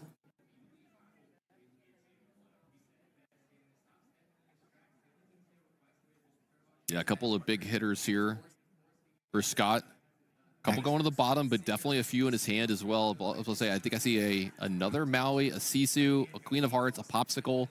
I didn't catch the last one. Oh, it's another How Far I'll Go. So the actions keep coming for Scott, and I think that's going to be really good. And we're like, oh, and you do find the Pirate's Life too. Saw how impactful that card was doing in the last game, but we can also get another How Far I'll Go off. Oh my gosh. It's 1, 2, 3, 4 ways to ramp. He's 4 ink ahead of Ed at this point. He's about to be 5 if he wants to. He's about to have more than double Edmund's ink here this game. Dana, this is turn 5. totally fair and balanced here. Speaking of 5, Brandon, we might be getting that 5th game. We might be, the way this game is looking. Scott already at 9 ink. We're going to move over to Edmund, though. Edmund does have a lot of cards in hand. Looks like we're going to start by questing with this rabbit, bouncing it with the snake so we can draw some extra cards before we ink for the turn. Going to ink a Turner Box Followers, follow it up with Friends on the other side, continue to draw cards. I think Eds is looking for an out here. He's trying to find Be Prepared, I think, at this point. He knows that the writing's on the wall. That Be if any more Prepared or Lady characters. Tremaine. Yeah, I think he has a Lady Tremaine. So what he needs to do is the Lady Tremaine might be able to answer this Shark in a turn. Likely, Scott is going to play another character here. So he's trying to find ways that I might have to eventually just grind through this as the game goes on, because Scott is only still at 3. He's been getting a lot off of his characters here, off of his actions here, but he's not pulling away just yet. So Edmund still has a lot of play, ton of cards in his hand, doesn't need to panic just yet. Are going to go ahead and quest with this Maui Half Shark, it looks like. Going to play this Pirate's Life. Looks like we are. I see the 6 ink exerted, so that's going to be 3 lore gained for Scott. Edmund goes down to 0. Not looking good for Ed here. Yeah. Bigger leads surmounted from Scott here, and this is huge. This is huge here. Tipo might look innocuous. You don't even put another card into the inkwell with it here, but this is so big. We're going into the 6 ink turn for Edmund here, and that Lady Tremaine would be able to answer the Maui. Not so much now. Not with the Tipo. Edmund just continues to dig through his deck. Has he still not found a Be Prepared? I don't think he has. I can't tell every card. No, is that one in the bottom, the 3rd card? Yeah, I think that might be a Be Prepared. Ed just trying to do what he can. Yeah, he's bringing the Be Prepared to the top, knowing that it has to be played on the next turn to try and get back in this game. Scott has so much ink. Thanks for helping us out there a little bit, Ed. Has the Hiram as well to play, banish the Popsicle and draw, but Scott, knowing that Edmund's going into a 7th ink, is considering what characters am I willing to play this turn and potentially lose to a Be Prepared. See Scott, I mean, you see Edmund has a third of his deck in his hand. He surely has to have to be prepared. I want to talk about this too. If Edmund gets off this be prepared next turn, he's not going to get any value off of it from his side, right? But he is going to be able to clean up the board. Scott will be the first person to get back to the board, but I do think that Edmund's going to start to pull away from the game possibly from here. Well, let's see what Scott draws for these two cards. He gets a be prepared of his own and a grandma. Okay, let's see if he wants to actually extend the grandma here, but Edmund has so many cards in his hand, he's going to be able to make sure that all of his turns are the most efficient possible. The Lady Tremaines are going to loom very large from that spot. I don't know if he has a brawl or not, but any way to take care of something like that Hiram or whatever would be really, really big here as well. So it does look like this Be Prepared is about to get a ton of value after the 4 lore comes from Edmund Chiu. There's no way that he doesn't Be Prepared during this turn, is there? I feel like you have to, especially Yep. after getting that Sisu. We are going to quest for 4 here, catching back up, and the Be Prepared is going to come down, wiping Scott's board along with Edmund, resetting the board state. Ed has a lot of ink in his inkwell as well. Not catching up to Scott necessarily, but Edmund has so many cards in hand. I feel like this is what he was playing for. He knew if he could get this Be Prepared off, he could slowly start to rebuild, start to answer. He just needed options. Maleficent, Hideaway, the 2 choices here. Hideaway going to the bottom, Maleficent added to Scott's hand. That's a big draw for him here as well. Going to be able to answer some of these problematic characters from Edmund over the next turn. Going to get that second one into play, get that Maui. Are going to see a brawl coming off the top. We have plenty of cards that we can play this turn, starting with a rabbit, continuing to draw. We find a crab, bounce this rabbit back if we have a snake or a fox in hand. Crab's actually a decent pickup for Edmund here too. Over the next couple turns, you might be able to use something like a rabbit or one of his smaller characters to either pick off a Maui or pick off a grandma, start to clear up the board a little bit and start to make maybe those later Tremaines a little more impactful as well. Because if he ever gets really good Lady Tremaine value, I think the game's going to start to get away from Scott. When we look at how powerful or how strong of an opening Scott had, but Ed Chiu right now in the lead on lore, continuing to create threats on board, playing the Rabbit, Sisu, and Diablo in this last turn, kind of putting the shifting the momentum here, making Scott having to respond to what Edmund's doing. Yeah, Big Sisu actually gets quite a bit done here. Ed would draw 2 more cards, but we remove Diablo and the Rabbit from the board. I was going to say, we don't have any ways to get our hand down low enough to get everything, do we? I don't think we do. That would take a lot of play from us here, and most of these cards replace themselves. Are going to start with the Vision of the Future. We'll see what we can find in the top 5 of our deck. Take one and put the rest in the bottom. A Popsicle, another Sisu, another Dragon. We're going to take the Maleficent Dragon, sending a Dragon, Sisu, Maleficent Dragon, and a Sisu to the bottom of the deck. Gives us another board wipe, though. Can still play this Be Prepared if we want. Looks like it might be inking the Maui. Maui into Sisu. That's going to take care of the Rabbit and the Diablo here. It's going to draw 2 more cards for Edmund here. Edmund's starting to get a lot higher on that ink count, and that's going to be good for him at the points where he's going to be able to keep up in number of cards played per turn with Scott, and that's where maybe he could start to get an advantage. Yeah, I mean, one of these things that Amethyst decks do so well is you can continue to play cards out to the board. Sometimes if they survive, they can quest, but if not, a lot of times they'll just replace themselves. So Edmund having so many cards in hand, as he starts to catch up in ink, he's going to be able to continue to apply pressure to Scott, and tides are turning a little bit. Scott's going to have to continue to stop Ed. Of course, Scott has plenty of characters on board. You know, there's 4 lore between the Sisu and the Grandma for Scott here. I think we're going to see a little bit of degging from Edmund here. Yeah, he's going to draw off the Rabbit, draw off the Magic Broom, because he doesn't have any clean ways to take care of the Sisu just yet. He can take care of the Grandma, maybe even take care of the Maui with a Madam later. A lady, I apologize. But the thing is, Sisu questing for 3 here is actually becoming a problem because Scott is at 10 lore here. Go ahead and ink this Flynn Rider, play a Diablo, sort of an uncommittal card. Play it out. If it survives, you quest. If not, you get a card. Also, Edmund is going to be really okay with this Maui getting any value in trading here because that means he's going to be able to possibly trade back into the Maui, getting the Lady Tremaines to possibly be better. Edmund trying to contain the board. He wants the board small in this matchup if he can. Yeah, there's a weird balance you have to play when you're going against Edmund's deck, where you have the Be Prepared and the CCs. You kind of have to play around for the board wipes, but you also don't want your deck to be, or you don't want your character. Sorry, you don't want your board to be too narrow either for those Lady Tremaines. Yeah, this is what we were talking about earlier. It's like I can play around Be Prepared, I can play around Sisu, but then what if he doesn't have it? Now I'm giving him too much value off a card he doesn't have. But then if I play too much in it, I'm giving him too much value on the card. If he does have it, it's a hard problem. It's a hard rope. It's a very tight rope that you have to walk here. I'm glad Scott's in the seat and I'm not, because I don't know if I could walk that rope. Well, I was about to say, we've seen Scott throughout this match. He's been walking these tight ropes pretty well. Going to see the Maleficent Dragon being played, banishing the Fox. Yeah, and that Ice Block does a good job here with the 2 cards coming out of hand of letting the Maui stay around here. Do we have another Be Prepared from Eben? I don't know if he has it in his hand, but if he were to draw off the top here, this would be a really good spot for it. He can maybe get some extra draws off of it too. He can run the Diablo into something. He get an extra card off the top here. Like a Be Prepared here would be really good. Yeah. Rid of the dragons and the Maui. He's playing 4 Be Prepareds. Ed is playing. Could still be prepared here if he drew it, and he has no other way to deal with these 2 dragons. Have a Fox here. We can bounce the Crab, boosting the Merlin Fox. Could challenge and banish the Sisu. Really good point. And Tremaine's just going to take care of one of them anyway. There we go. It's going to take care of the dragon. Yeah, not too bad. Either of these dragons being banished is pretty good for Ed. Followed up with a Turn-a-Box followers of his own. Yeah, if you're Scott, you got to be a little worried. Maybe try to find a way to take care of this Madame Tremaine. It's kind of like the rabbits here. You don't want to leave them on board too long if you want, because Ed gets a lot of value off being able to bounce them back to his hand and playing them yet again. So do we have access? We have another to a dragon, yeah. Okay. Plenty of ink to use it as well. Yeah, that's going to put him up to 16 here too. Scott might be able to steal this game. Notably, not playing Lucky Dime, but with the Maui Half Shark, we can play a couple actions. We can gain lore that way, or a Pirate's Life, would boost us a couple lore as well. Yeah, if you're Edmund, you guys start getting worried about this total here. 15s and 16s are worrisome because any quest plus a Pirate's Life generally ends the game. Scott taking some time to figure out what he wants to play, maybe considering the visions.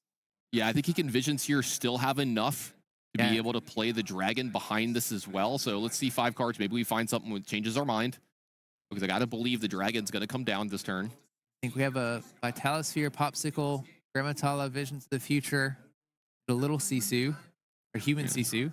Yeah, I don't think there's any way that, I was going to say, I don't think there's any way you can protect the Sisu here, right? To be able to take out enough stuff from Edmund's side to make sure the Sisu can survive into the next turn. Let's see. All right, so 4 going to be the Grandma. Maybe we can find a Brawl here.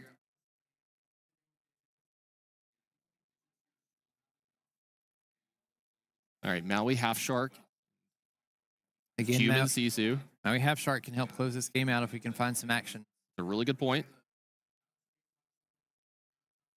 Edmund's lore total pretty irrelevant here, down at 4.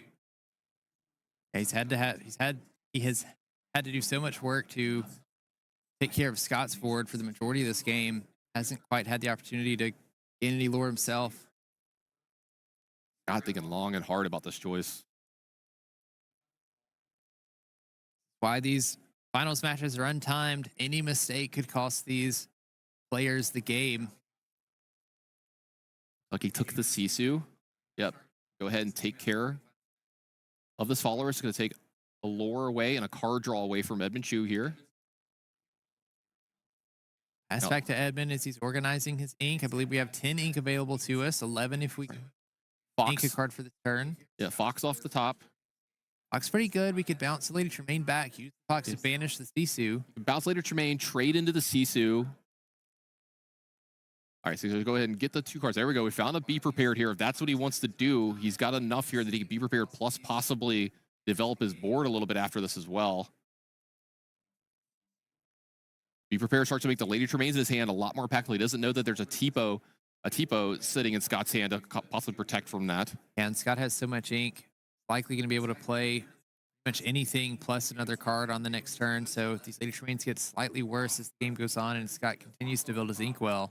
I think Edmund's got 10 ink here this turn. I think both Ed and Scott does. And since he's questing here, I've got to believe this means that we're getting a Be Prepared here, or we're either getting some Fox shenanigans here this turn. I wouldn't be surprised if we bounce with the Fox and then replay the Lady Tremaine and force Scott to banish one of his characters. I don't hate that playline except for the fact that Scott is at 16 lore here, and that's what scares me. I don't think I would want to leave anything in play, because it also leaves an extra out. If you have a big Sisu onto the small Sisu, that's another 3 immediately as well. Ed's going to play the rabbit, draw a card, get a little bit more information, maybe another option. Still haven't inked for the turn, so do have access to 7 on this turn. still safely be prepared if we ink a card from our hand.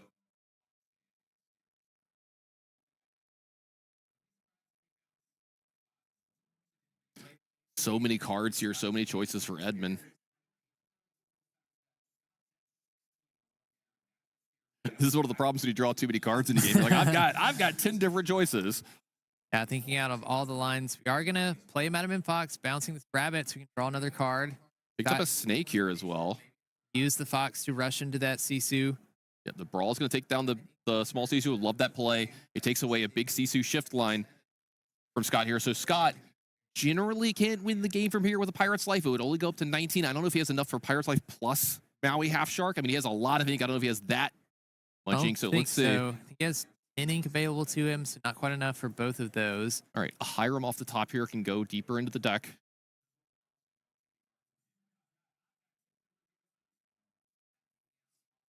So it looks like we're going to start with that Hiram, get a couple cards deeper. The Popsicle's going to be going into the yard. We can find out these top two, a Tipo and a Vitalosphere. Does the Vitalosphere do anything? Does Hiram get to do a decent challenge here? I don't know if you need to really be doing that. You don't need to be clearing Edmund's board that much. No, Edmund's so far behind in lore right now that I think you're just trying to get stuff to stick. You know, find a way to get yourself to 20.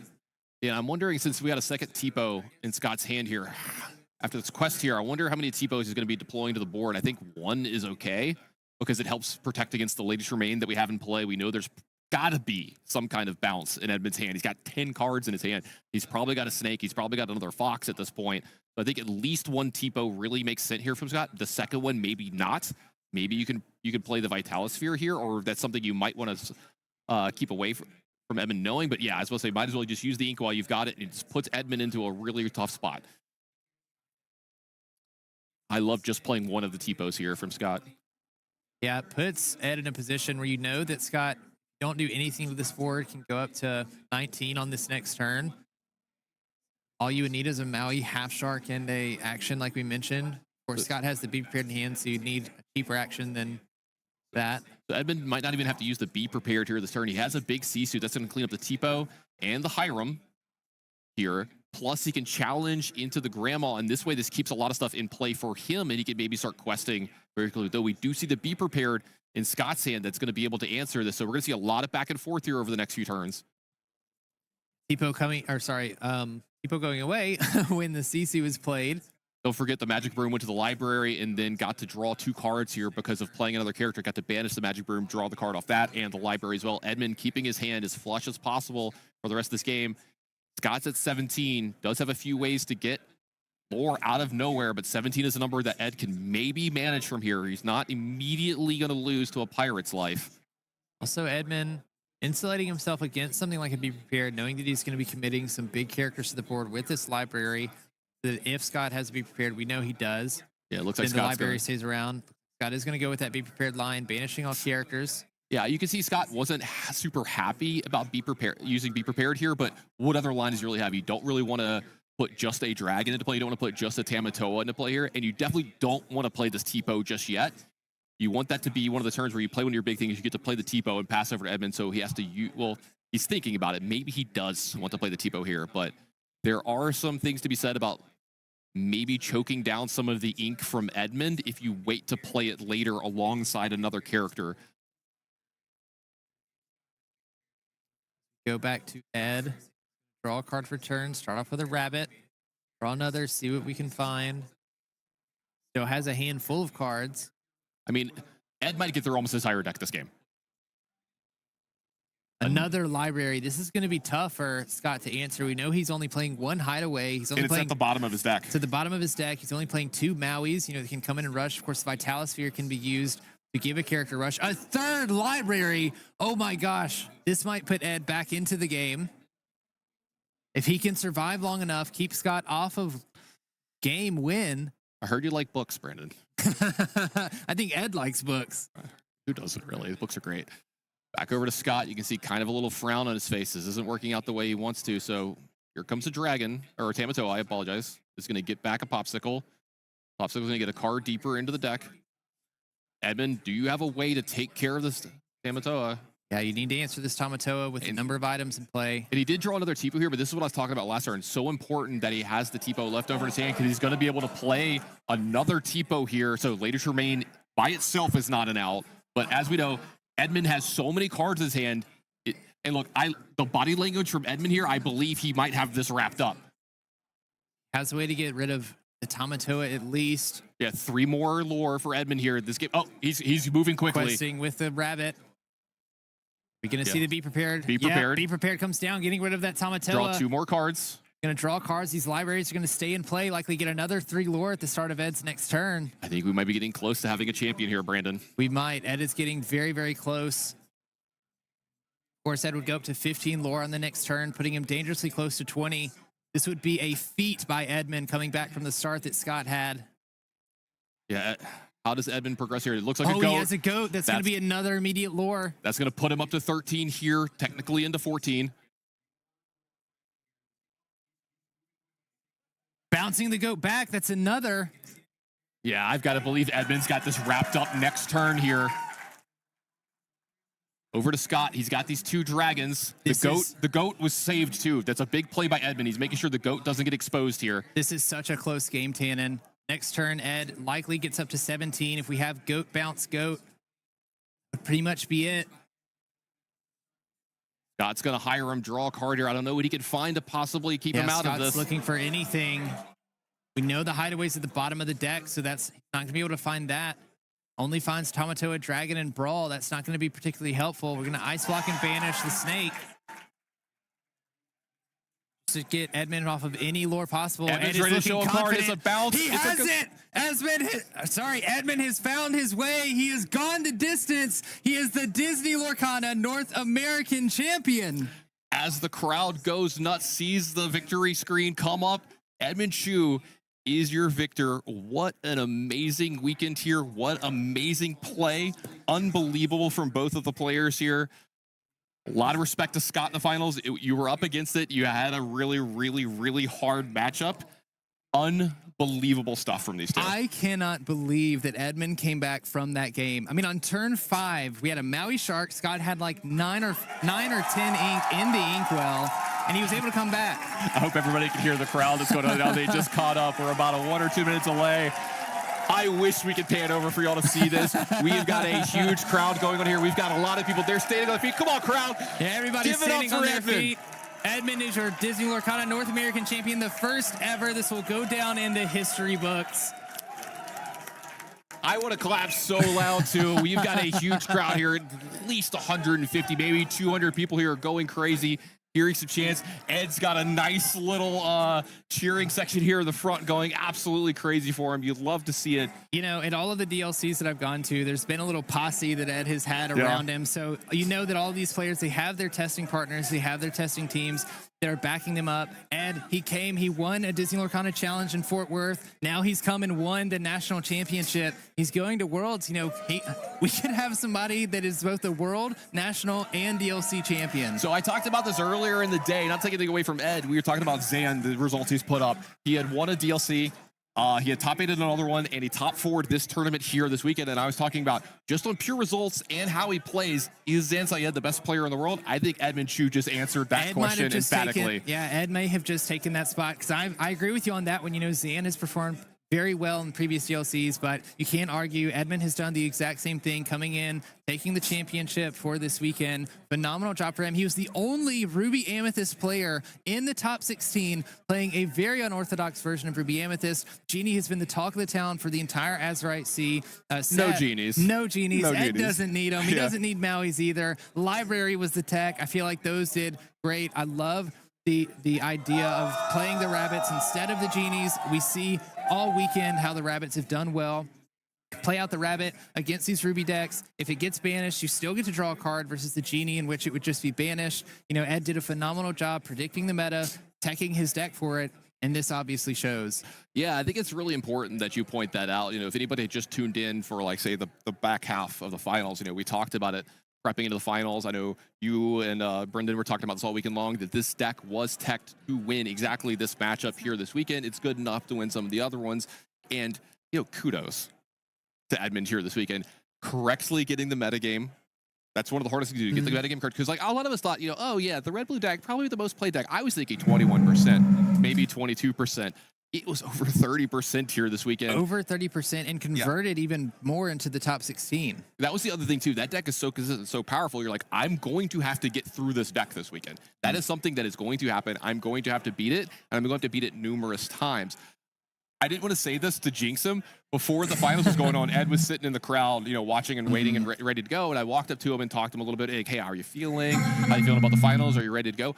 And I asked him, how are you feeling about your matchup in the final? And he didn't say anything. He just gave me one of these. He goes, just a nice smile. And he's like, yeah, this is why I played the stack. I'm feeling pretty good. Yeah, I mean, historically, Ruby Amethyst is featured into the Ruby Sapphire matchup. So we see why here with Edmund, he piloted it professionally, did a really phenomenal job. It's obvious he is a master of his craft. Let's also give some shout outs to Scott here for making it into the finals with his red-blue deck. Impressive play all weekend long. I think he played his heart out here in the finals. I watched a lot of his matches. I was really impressed with that play. I loved the build of his deck. I thought it was really cool. We talked about finding ways to win games in a matchup that is very bad for you. It looks not insurmountable, but it looks very, very daunting. And he played his heart out, played to try to win as much as he possibly could. Didn't say, woe is me. I'm going to go there and I'm going to compete. And he did that, and he impressed a lot of us this weekend. Finals at the NA Championship, not too shabby as well. No, not too shabby at all. Definitely something that you're happy to represent. We talked about how Scott, throughout this weekend, stayed level-headed. I feel like the same thing happened during this match. Even when he was behind, he did a phenomenal job at knowing what his outs were and having to look for them. Ruby Sapphire specifically is one of the best decks at filtering through the deck, through those cards like Vision of the Future, your Popsicle, your Hirams, how far all goes. You could see when he was really digging for something and knew what he needed to answer, and how he needed to answer it. For everybody at home, don't go anywhere. We're not done with the broadcast just yet. In just a few moments, I see them getting ready for it. We're going to have the winner ceremony. We're going to be presenting those trophies. We're going to be presenting more golden Mickeys. Don't forget, Ed gets 4 of everything it has, right? See, foil, including the Enchanteds. Scott gets a full set as well. Those binders, by the way, it looks so heavy when they're going to be like, oh, it's so much Enchanteds. It's so much foils. And they get a lot of extra prizes here this weekend as well. The Enchanteds, especially for the Azurite set, are very beautiful. They have that theme of the like pirate map theme. So it's very, very thematic for the Azurite Sea here. But yeah, there's a lot of prizing to be giving out. I think I don't know if this is Ed's. Yeah, I think it's Ed's second golden Mickey. So I was actually going to say that. We talked about Ed. This is good. It's the second golden Mickey. Really great. I want to circle back to Zan for just one moment. Him at Worlds, whenever he's playing in Orlando, he's going to be playing for his play set of golden Mickeys. Yeah. He's got 3 now. So I really want to see the big flex from Zan, get the 4th one, and just play a deck with them in it. Like, who cares, right? Like, if the card, hey, maybe not the best card in Lorcana. It's the best looking card in Lorcana. And then can you imagine shuffling a deck with those 4 in it? No, I actually don't do that. Don't do that, by the way, Zan. I would be quadruple sleeved in my deck if I was doing that. I would be playing in hard cases, like the whole deck. My deck would be like this high off the table. It would just be top loaders. 60 card deck of top loaders. I mean, he wouldn't be the first to play cards that he's earned. We saw Ryan Beaupre earlier playing. He was playing his Let It Go promo that you get at the DLCs.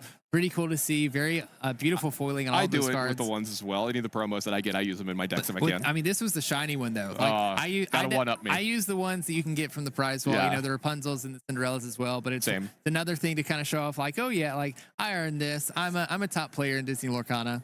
Yeah, I got the Dragonfires as well. I've been trying, 1 or 2 of those out in some of my red purple lists. Maybe to try out this red purple list from Ed here. Again, like we said, super targeted to this meta.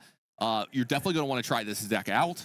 But it is really good in a meta that has a lot of red-blue. If you've got a lot of Daisy Duck in your meta, maybe not as much. I was about to say, set champs for Azurite Sea are coming up. Right. I know that a lot of people love to flock to tournaments like this, find the decks that did the best, and bring it to them. We've highlighted how Ed teched so specifically for the Ruby Sapphire matchup. That's why he was successful here. Be careful of picking up that Edmund Chiu list and bring it to your locals if there's not a lot of Ruby Sapphire. There's no Ruby Sapphire at my locals, so I know I'm not going to be doing that. It's a lot more of the Daisy aggro.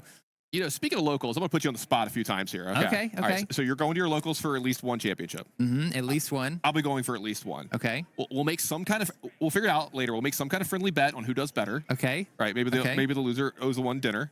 Okay, I'm good with that. Two, for everybody at home that doesn't know this, you don't live that far from me. You and I both live in the same state. Yeah, we both are from Louisiana, live a couple hours apart. I would say you live in the more populated area for the Lorcana community. Civilized area, is what I like to call it. So, like, there's only about two stores that I can go to for set champs, but I love going to them as well. But it would be fun to travel down, maybe compete in a set champs. See, against that's you. I'm trying to get you down there. I want to actually play you. Shout out to Be Our Guests, by the way, if any of you are watching.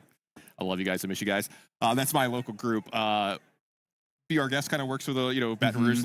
It's great. I love how clever they are with their names. The New Orleans guys as well from my area are down here to the Ducklings. They've been doing really great all weekend long. They had a couple guys competing in this and doing really well. I'm going to talk you into it. Look, if I have to have you, I'll cook you dinner. I'll cook you breakfast. You can stay at my place. You can stay at my place. You stay at my place. I got a guest room. You can come on down because I know it's like a 3-hour drive for you. Yeah, it's at least a 3-hour drive. Because I'm not coming up there. No, I'm not coming up there. I don't blame you. I don't blame you for coming up there. I'm way older than you are. You're gonna age before beauty. Oh, I appreciate that. I appreciate that a lot. Yeah. Yeah. Plus, I'm almost like twice your age. So. Yeah. Well, a lot of the people on the casting team are. It's okay. I'm the young one. I'm the baby. I understand that. It's okay. Kids these days, no respect for their elders. But no, I'm gonna try to talk you into it. We're gonna get you down there because yours is a different weekend than mine, right?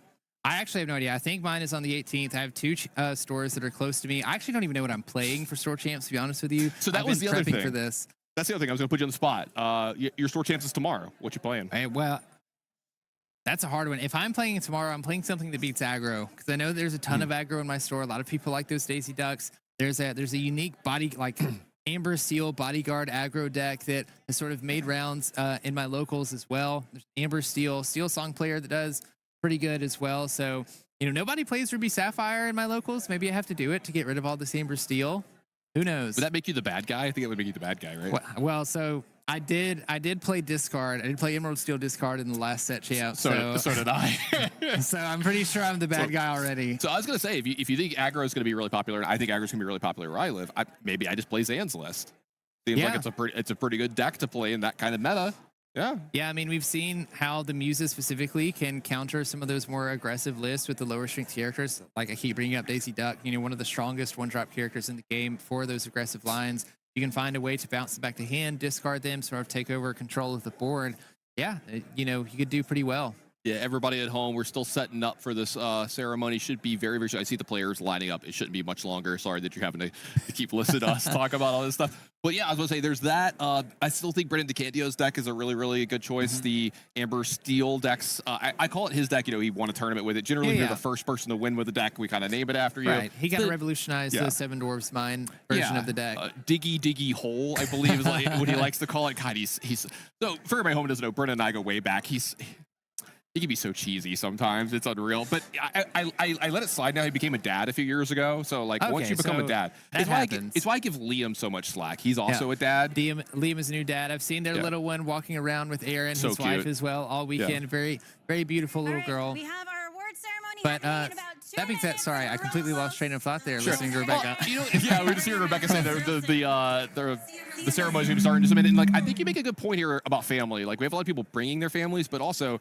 I consider this community an extended family of mine. Oh, and everybody absolutely. Here. One of the things that I love about the Disney Lorcana community, I've seen it across the socials this weekend, is you have different players, they're on different teams, they're theoretically competing against each other. This is a 1v1 card game. You have these teams of people that play together, but at the end of the day, one person wins. The funny thing, though, is when people found out who made it into the top 16, everybody was hugging each other. Everybody was happy for the other person. All of these people play test together. They play this game together. This is such a big community that everyone just wants to see everyone else succeed. It's something unlike anything else that I've seen. One of the things that makes this Lorcana community so special. Yeah. Did you see Zach Bivens' reaction to making top 8, to finally breaking through? Yes, that's exactly what I was thinking. I believe it was Bivens and Ryan were next to each other. And, as soon as they found out that they made it to the top 16, they were hugging each other. And then Zach, of course, making it through top 8. Almost had me crying in the booth in that interview. He actually shed a few tears, and seeing him with his family. And it's just a culmination of a lot of hard work, right? These players, Edmund Chiu, Zach Bivens, DeCandios, and a lot of the other players, Scott, here in our finals, they've put in so much work here this year, done a ton of traveling. We've been all over this country, been into another country in Canada. There's been players that have flown between here and EU. I guarantee you there's probably someone in this room that's going to go play in Australia. Yeah, I would be very surprised if there surprised. weren't, because a lot of the top players, there are many players that were in the top 8 today that went over to the European DLC. Some of them even participated in the European North American Championship in the last chance qualifiers, just trying to find any way Zan. to get into Worlds. Zan was in there. Zach was in there as well. Both of them unable to find their invite there, but coming to North America, got that second chance here, was able to find it as well. So they travel all over. They take this game seriously. Looking back 9-10 months ago, starting in Atlanta, coming all the way here, these players have been playing for forever across multiple sets. It's hard to imagine it, right, too? Like when we all met each other for the first time in Atlanta. Yeah. We all got hired for that. And, I was very thankful that I got the opportunity to that, being the newcomer. Y'all have been around Lorcana for so long. I feel like the new guy. Yeah. And this whole community has been so welcoming for me, and I just want to say that I appreciate that, and thank you for everybody at home and everybody around here that have come up to me and talked to me during these events and welcomed me here and give me help. That's the biggest thing too, is I had a lot of catching up to do, and I still do, I'm aware, but I've had a lot of help. All of us do. Yeah. This is a growing thing. A lot of being here this weekend has me looking back on the previous DLCs and sort of this journey that we've all been on, and I sympathize with what you're saying about coming in as the new guy, because I feel like the same thing was for a lot of us. A lot of the people that were inside the community, like myself, Rebecca, Liam as well, we were making content for Disney Lorcana, still are, and we were just happy to be involved in some way. And luckily, the community in Ravensburger specifically was patient enough and believed in us to come to this part and provide you guys with hopefully coverage that you enjoyed. So have to give shouts out to Ravensburger, have to give shouts out to the community for the awesome and positive feedback that you guys have been giving us throughout this whole season. I mean, they're why we do this, right? We do this for you. Absolutely. Yeah, I mean, this game brings people together. It's just a huge community building thing. My life would look completely different without it. Yeah, my life would look a lot different. I'd be way more bored. I'll tell you that right now. I've been putting a lot of time playing as much Lorcana as I can, learning the metagame, getting ready for these events, because that's another thing that, we have to prepare for these events as well. Yep. We're playing a ton in our free time. We'll message each other about and talk about stuff beforehand, like, what do you think? I'll listen to, some podcasts, take in some YouTube videos and things that these players are doing. And I'm like, oh man, I'm not sure I agree with that. Or that seems really great. It sounds like we're ready for the ceremony. Hello, Illumineers. I'm Rebecca. I hope you've all had a wonderful weekend. Who got to meet Mickey yesterday? So glad he could join us. A beautiful venue, wonderful event, and it's just been an incredible celebration of this game that we all know and love. And what better way to end this weekend than giving these awards to our top players of not just this weekend, but of an entire season of Disney Lorcana Challenge. But before we bring those players up, let's go ahead and invite to the stage from Ravensburger, the co-creators of Disney Lorcana, Steve Warner and Ryan Miller.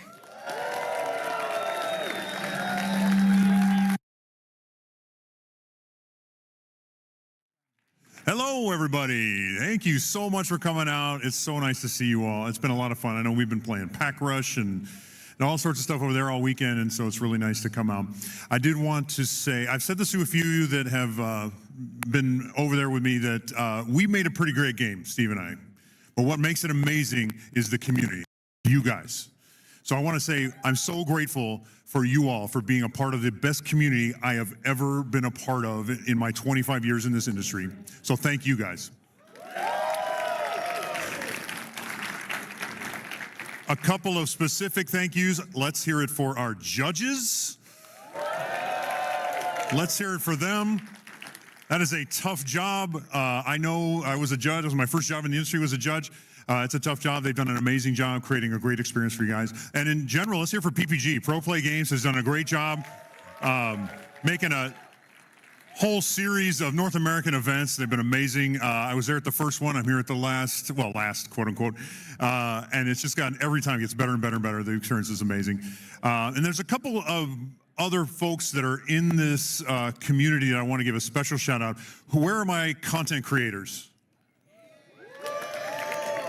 Outstanding. You do podcasts, you do YouTube, you do whatever. Thank you for adding to this wonderful community. What you do makes so much difference. It does so much for this community, so thank you for that.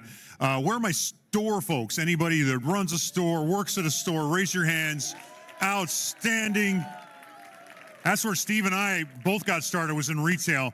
You guys are near and dear to us because the stores are where this community was born. It's where it grows. It's where it's cultivated. So thank you for doing all that hard work and doing what you do for our game. I want to make sure I get all my shout outs here. Oh, the biggest shout out is just to everyone in this room. You guys are amazing. I've had so much great time. Steve and I have been meeting with as many people as we can, and it's just so wonderful to meet with and hear your stories. We take them back to the office. We tell everyone, we got a lot of folks at Rosberger who, they work, we're in front of our computers all this time, and they may not know how much happiness they're putting out in the world. And so I take all those stories and we take them back and we let them know that this game has brought a lot of people together. It's made a lot of happiness, and I just want to thank you all for being a part of it. Back to you guys. Practice. Thanks, Steve and Ryan. And now we're ready to hand out some awards, I think. Yes? All right. First up, if you didn't know, we do have 2 pass downs for Worlds invites. So I want to invite to the stage our 10th place player today, Hamza Khan.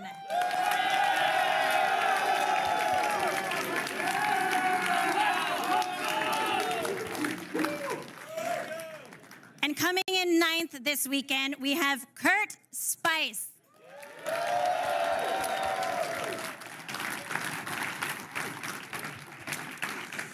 Congratulations to both of you, and we will see you at Worlds, at Walt Disney World.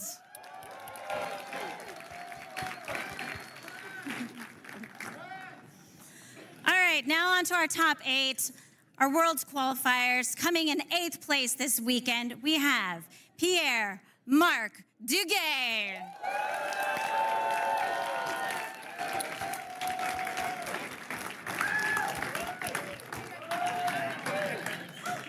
Coming in 7th, we have Zach Bivens.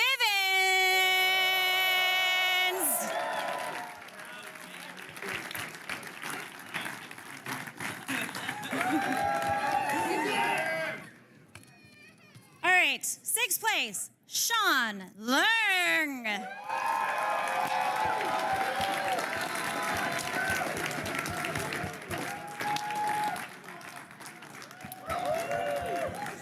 Our 5th place player, Mo Shamblin.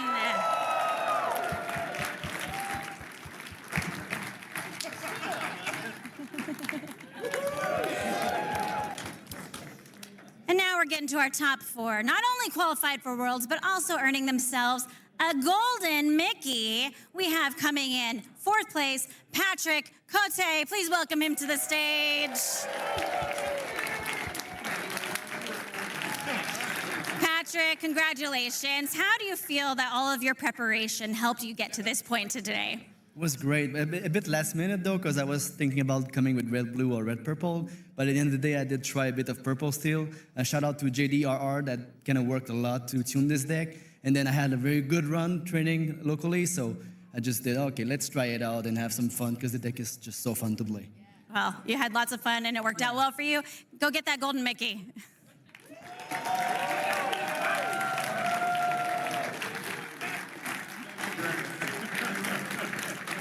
On the other side. Next, coming in 3rd this weekend, we have Syed.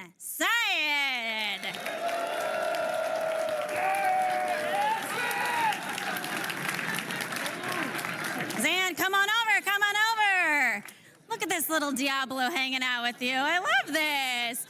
Zan, you've been on this stage a couple times, but besides those moments, when you think back on your Lorcana journey, what special moments really stand out to you? Shifting Diablo on turn 2. Congratulations. Go get that 3rd golden Mickey of yours.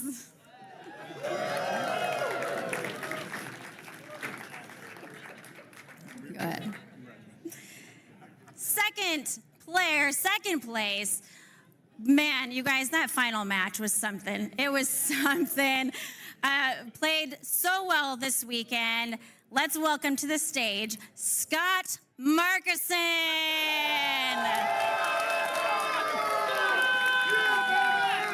Come on over. Welcome to the stage, Scott. Oh, right here. Come talk to me. Come talk to me. I got you. Congratulations, Scott. Besides this moment right here, what are you most proud of the competition this weekend? You know, I think it's the how friendly everybody was. It was just great. I got along with everybody, probably made some new friends, and going home with a bunch of cool Lorcana cards. Very cool. Very cool. Including that golden, Mickey. Why don't you go get that? That's the one. That's the one. All right. This is the moment we've all been waiting for. We have had 6 Disney Lorcana challenges across North America. And leading up to this moment, to get this beautiful trophy, we have your very first Disney Lorcana North American champion. Please give it up for Edmund Chiu. Come on over. I'm gonna give you a high five too.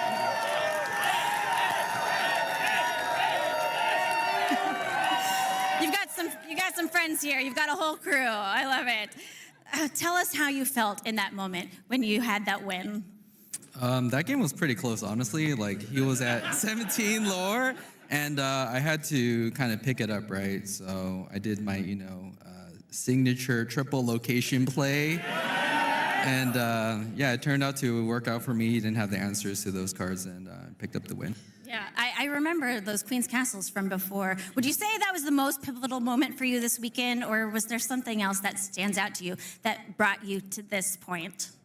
I've honestly never played Library until yesterday, and I got that idea from Friday at the LCQ. I saw a lot of people play that card, and I was like, wow, that card's pretty good. So, I have to give some props to the LCQers for that one.